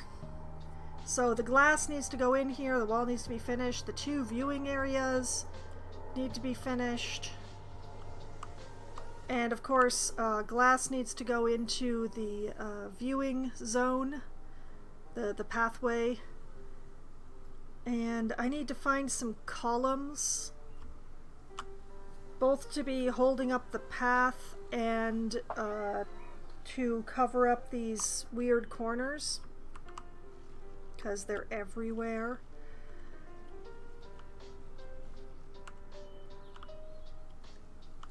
Yeah, the tigers area is going to be taking a lot more time.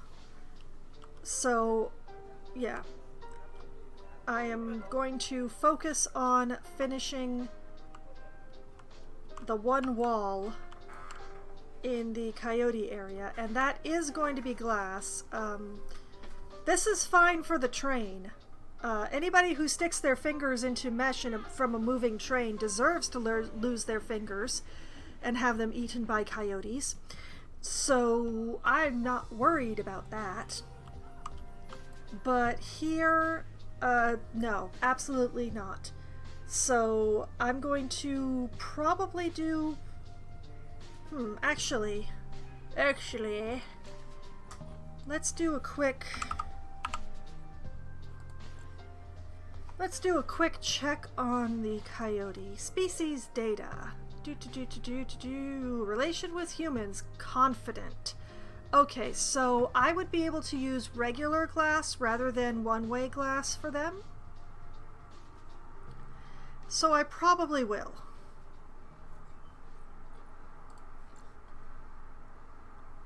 The tigers, as far as I know, are not confident.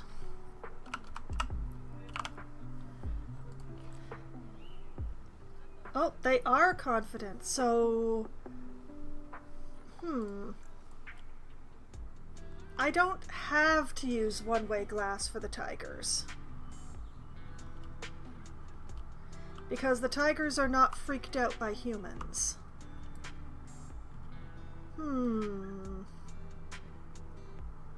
I still have to use glass, though.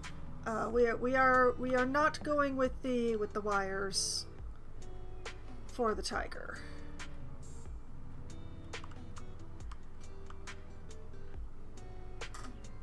But I may go with two-way glass for the rest, because it will make it a lot easier to see the guests, especially once I put an opaque ceiling on the through path. As I'm considering, like, I don't want to do a flat ceiling for this.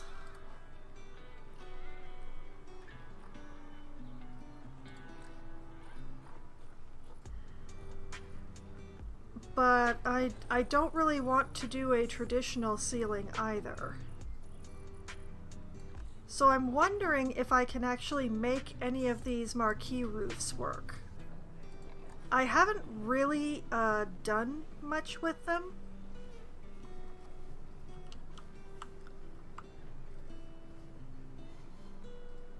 But the only problem is that they don't really have like a little peak. They only have this like super big one. So I'm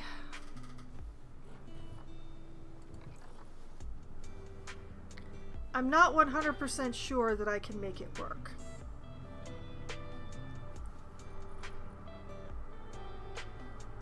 But possibly there's something else that I could use, like rather than using a traditional roof. Like if I come out here and I say fabric. Oh, there's not a lot here. There is the Arctic decorative. That's a little small. The Fiesta panels are also pretty small.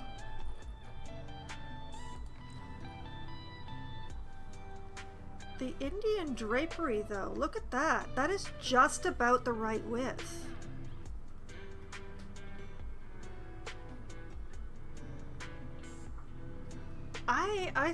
I think we're going to be draping. I think I'm going to be making a ceiling out of this stuff.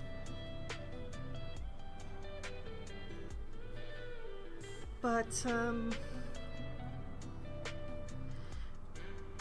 you know what? This is going to be the perfect use for the Indonesian poles.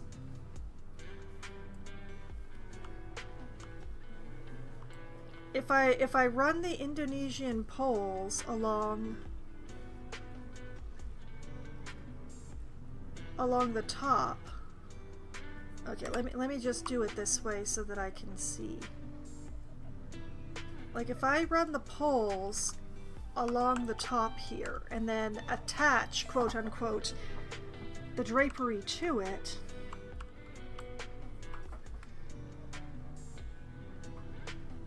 the only question would be how to do these right angle corners, really. But yeah.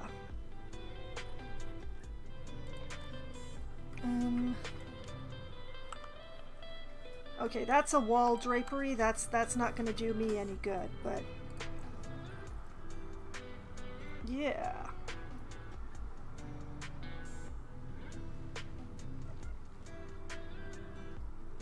I rather like this plan. Okay, one more thing before I go. I'm going to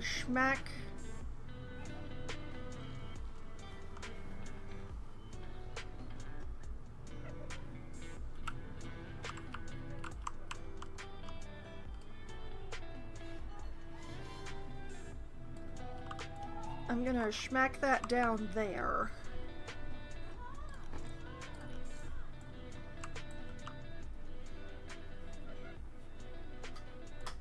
And grab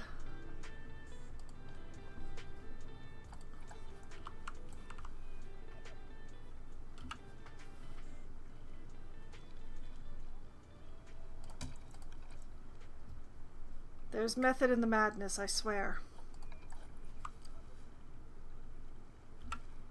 Grab one of these.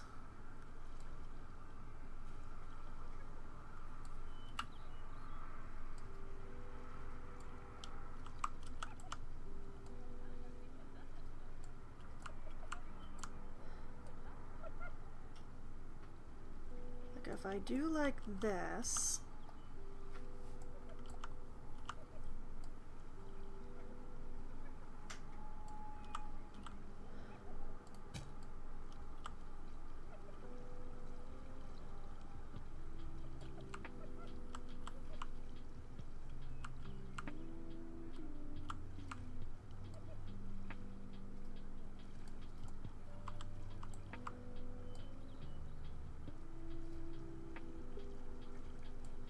And like that, sorta.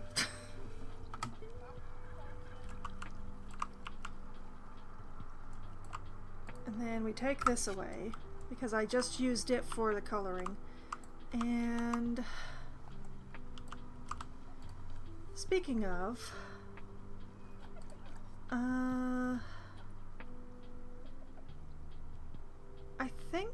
I think the blue can stay. I might want to darken it up a little bit, but I think I kind of like to make this purple closer to this so that we have some crossover. So if I like take that there and we sort of dirty it up a little bit to like that. Okay, doing that, the blue definitely needs to darken now.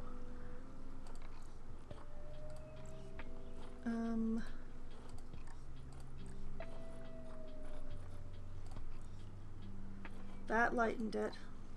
That's too dark.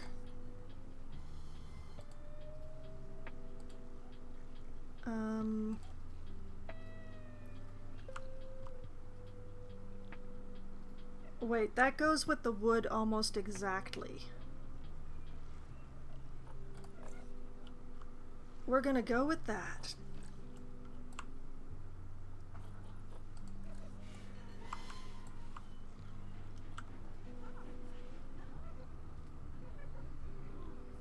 And I will figure out something.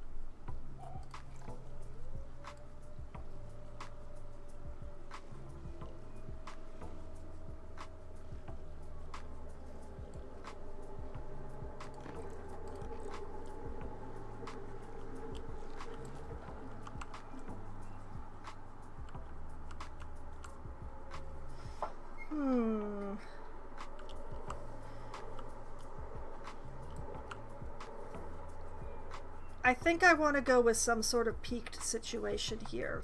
This looks a little bit weird this way. I think maybe I want it up a little. Well, future Foxwine can figure that out. I am merely providing myself with proof of concept here.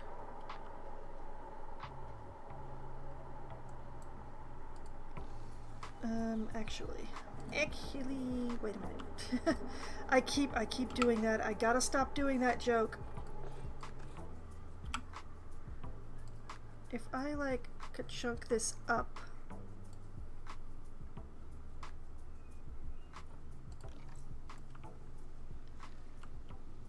Yeah.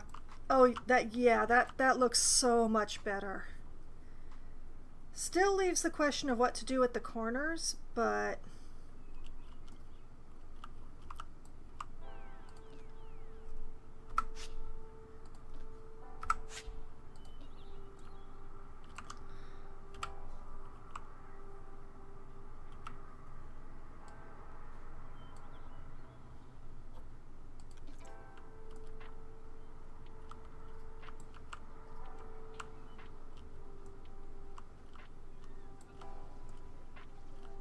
maybe I'll just make the corner like some sort of solid flat ceiling.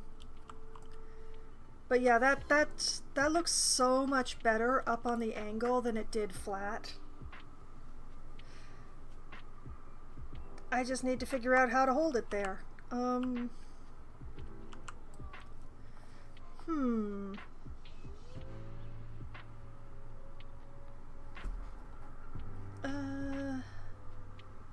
Actually, undo.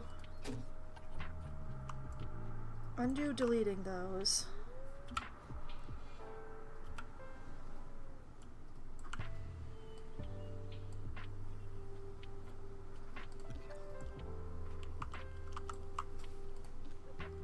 And then grab those.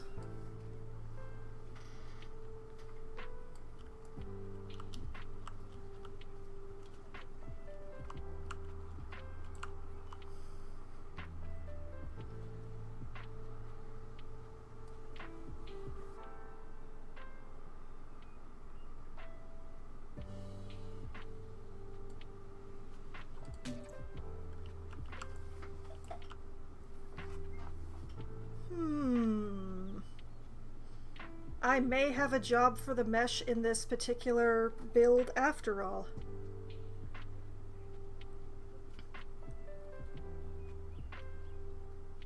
Like, if I just continue using the posts and then fill in with the mesh for airflow. Yeah. Admittedly, I don't... Like, 4x2... 2x2? 2 is a bit much. I don't think there's any smaller, though. Let's check. Oh, there is smaller. 0.5 is definitely too small.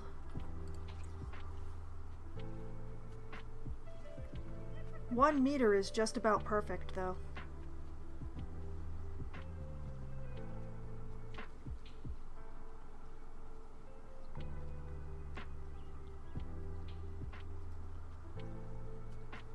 Okay, we'll just pop that in there.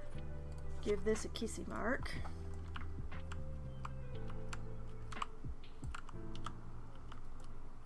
Admittedly, this is absolutely not in the right place.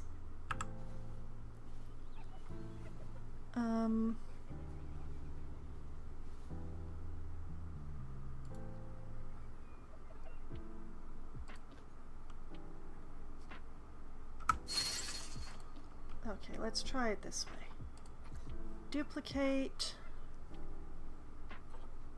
and meshinate.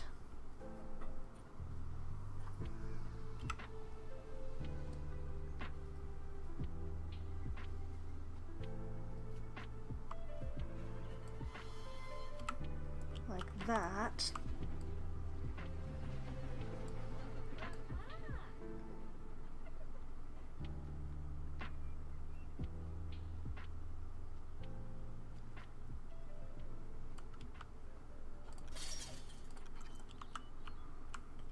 And oh, wait, where?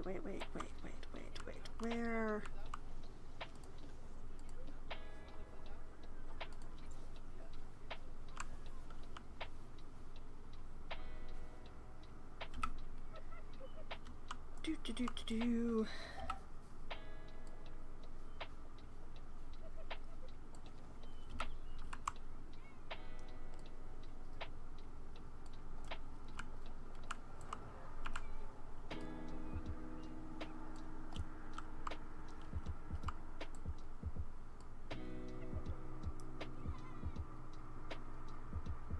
Like that.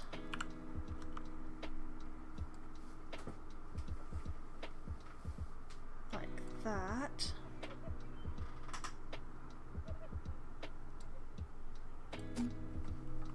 Ha ha!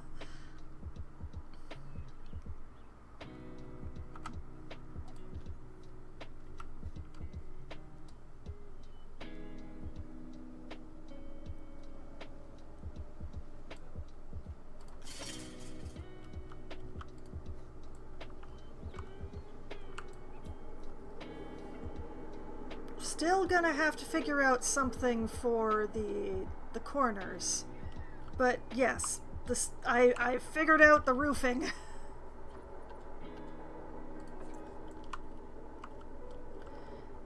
And I left myself a nice example.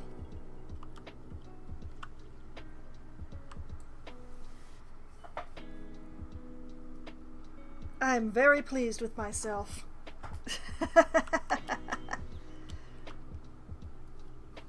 Future me should be able to look at this and figure out what the heck I was doing.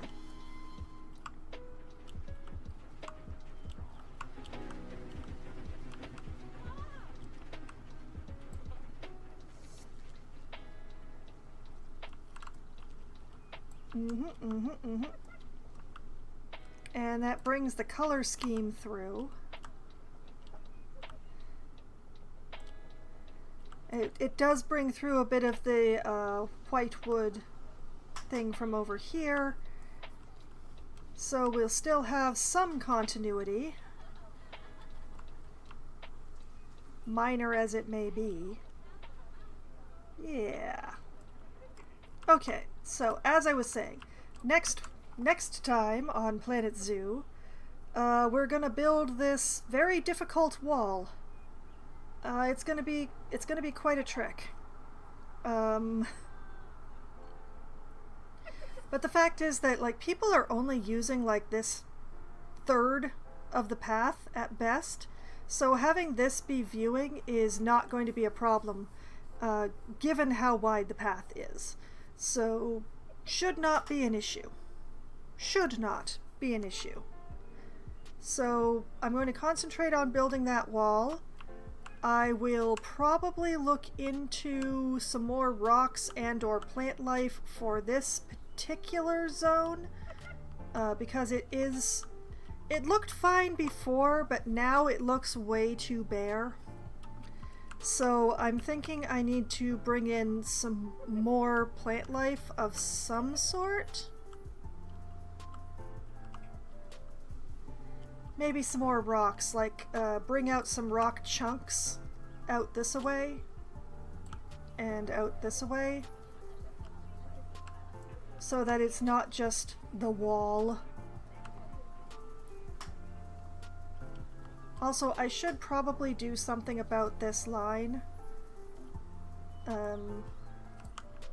It needs a little smoothing. Compared to what I did on the other side, this is a little too emphatic. Future foxwine problems. But yes, the main thing is to get this wall done so that we can install some coyotes.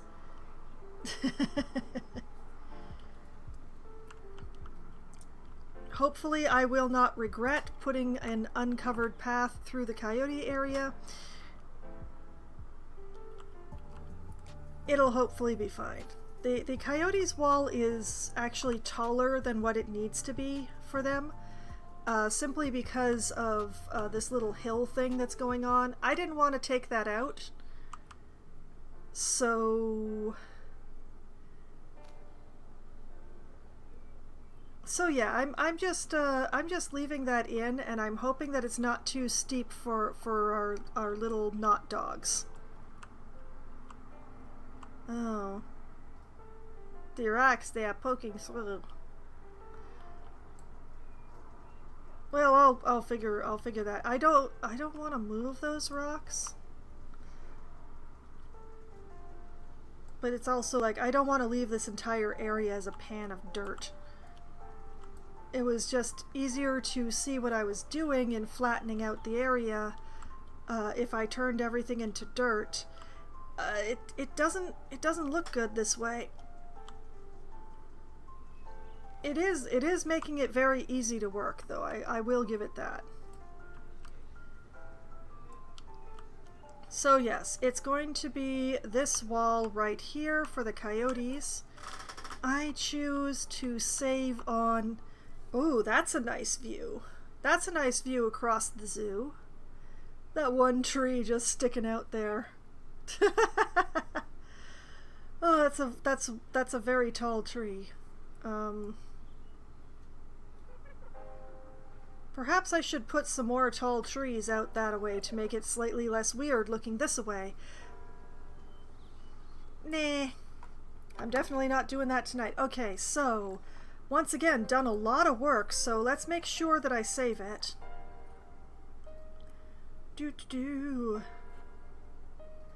Okay, and that is where I am going to be calling it a night, because yeah, it's been 6.5 hours. It's definitely been long enough. So the good news is, if you love watching me build my zoos and complain about the mechanics of the game, you can find all of my previous Planet Zoo streams on my YouTube channel, which I have just linked to in the chat. There's a playlist there specifically for Planet Zoo. It contains, at the moment, only the Zoo Nocturne, because that's the only one that I've streamed. You can watch it from the very beginning, when I built a castle that was entirely too small, right up to last time I streamed it. And, you know, catch up on everything that's been going on and everything that's been going in and all of that glorious stuff. Or, you know, you could watch other series, because there are other playlists on there than just the Planet Zoo ones. And speaking of other series, well, I will be back streaming again tomorrow night at approximately, hopefully 7 p.m. As I mentioned, I am a soccer enthusiast. I will be watching FIFA. Hopefully tomorrow's match will end before 7 p.m., but there is no guarantee that that's going to be happening. So if the game does not end before 7 p.m., I will start my stream as soon as the game is over and I know what the result is. So that's the way that's going. So hopefully I will be starting at 7 p.m., but it might be later depending on the game. We shall knock on wood. Then I will be back again on Wednesday night, starting at approximately 7:15 or so. Once we get enough people together, I will be playing games with my friends. We will either be playing Among Us, or 100% Orange Juice, or Scribble It. We might be playing a combination of the above. Which game we play depends on how many people we have and which people we have. And whether we switch games depends on whether people arrive late or leave early, or any of those various things. We do have a formula. It's a lot simpler in actuality than it is coming out of my mouth, I promise. It makes sense. Then on Wednesday, somewhere between 10:15 and 10:30 or so, when my friends abandon me for this whole thing that they call sleeping, that I've heard of, that is when I will be switching over to Power Wash Simulator for the rest of the evening until around midnight-ish, or when I finish the wash, whatever feels right at the time. I have finished the career path in Power Wash Simulator, so now I'm working my way through the extra missions and the DLC. There is quite a lot of it still left to go, because I have not really touched any of it because I was concentrating on the career, so there is much washing in the future. At the moment, I'm working my way through the extra missions and the Muckingham files, and once I have done that, which will definitely, I will not be finishing that this evening, there's way too much to wash, but I will be turning my attention to the other DLC once I finish those. This is a long-term plan for Power Wash Simulator, which I only play once a month on the second Wednesday of the month, so that's what's happening. Then on Thursday night, it is the same issue with FIFA. Hopefully the match ends before 7 p.m. If it does not, I will start stream as soon as the match ends and I know the result. So hopefully at 7 p.m. I will be playing Hades for Try Not to Die Thursday. I'll be continuing my campaign in that one, trying desperately to make it to Elysium and through Elysium. Mostly it's been a struggle to make it to Elysium. I am hoping to get better as I gather more stuff. Speaking of, I am paying particular attention to getting my hands on more keys, more jewels, and of course more of the purple stuff. Those are the things that I need the most, so I will be switching weapons to whichever one gives me the most purple stuff on any given run. Rather than going with favorite weapons or anything like that. I really need the purple stuff, so that's the way we're going. And of course, keys and jewels are also things that I very much need for my plans and for what the game is asking of me. It's sort of a 1-2 punch deal. Uh, and then next Sunday night, starting at 9 p.m. Eastern Time, I will be playing Baldur's Gate 3, where I hope to finally reach Orin. I was unfortunately forced to stop much earlier than planned last night, thanks to getting dosed with a bunch of my allergens, thanks to my neighbors. Unfortunately, my allergens are very easily airborne, so it happens sometimes. So I really meant to get to Orin and at least attempt that fight once or twice, hopefully succeed at that fight. But unfortunately, I did not actually reach Orin. I am intending to do that next stream. So Orin and I are going to have a full-on confrontation, and hopefully the several hours that I have delayed is not enough for her to have actually gotten news of what I did. Once again, knock on wood. And then, next Monday night, starting at, well, actually, come to think of it, hold on a moment while I check my FIFA calendar. Let's see, next Monday. Oh, we are free. Next Monday night at 7 p.m. Eastern Time, I will be playing Planet Zoo for Management Monday, where, hopefully we're going to get some coyotes installed. Depending on how long it takes me to build this, very complicated wall. It's been a while since I've built a wall with a curve this strong, so it might be interesting to see how this goes. I have confidence in my abilities, however. Great confidence all over. Yes, it's spilling out everywhere. So that is the plan. All of the games that I'm going to be playing in the upcoming week, what I plan to be doing in those games, and why I will be late if I am late. So, you know, that's how it goes. That's how it goes when someone loves something, particularly a sport. The tournament will end. The tournament will end, and it will be fine. But, you know, until then, we'll see. So, you know, whether or not a tournament interrupts the beginning of my stream, whether or not I actually finish what I started, which I did not, you know what, I still have a lot of fun, and I've had so much fun tonight, and I hope that all of you have had at least as much fun as I have, and I hope that you all have a great night. Good night!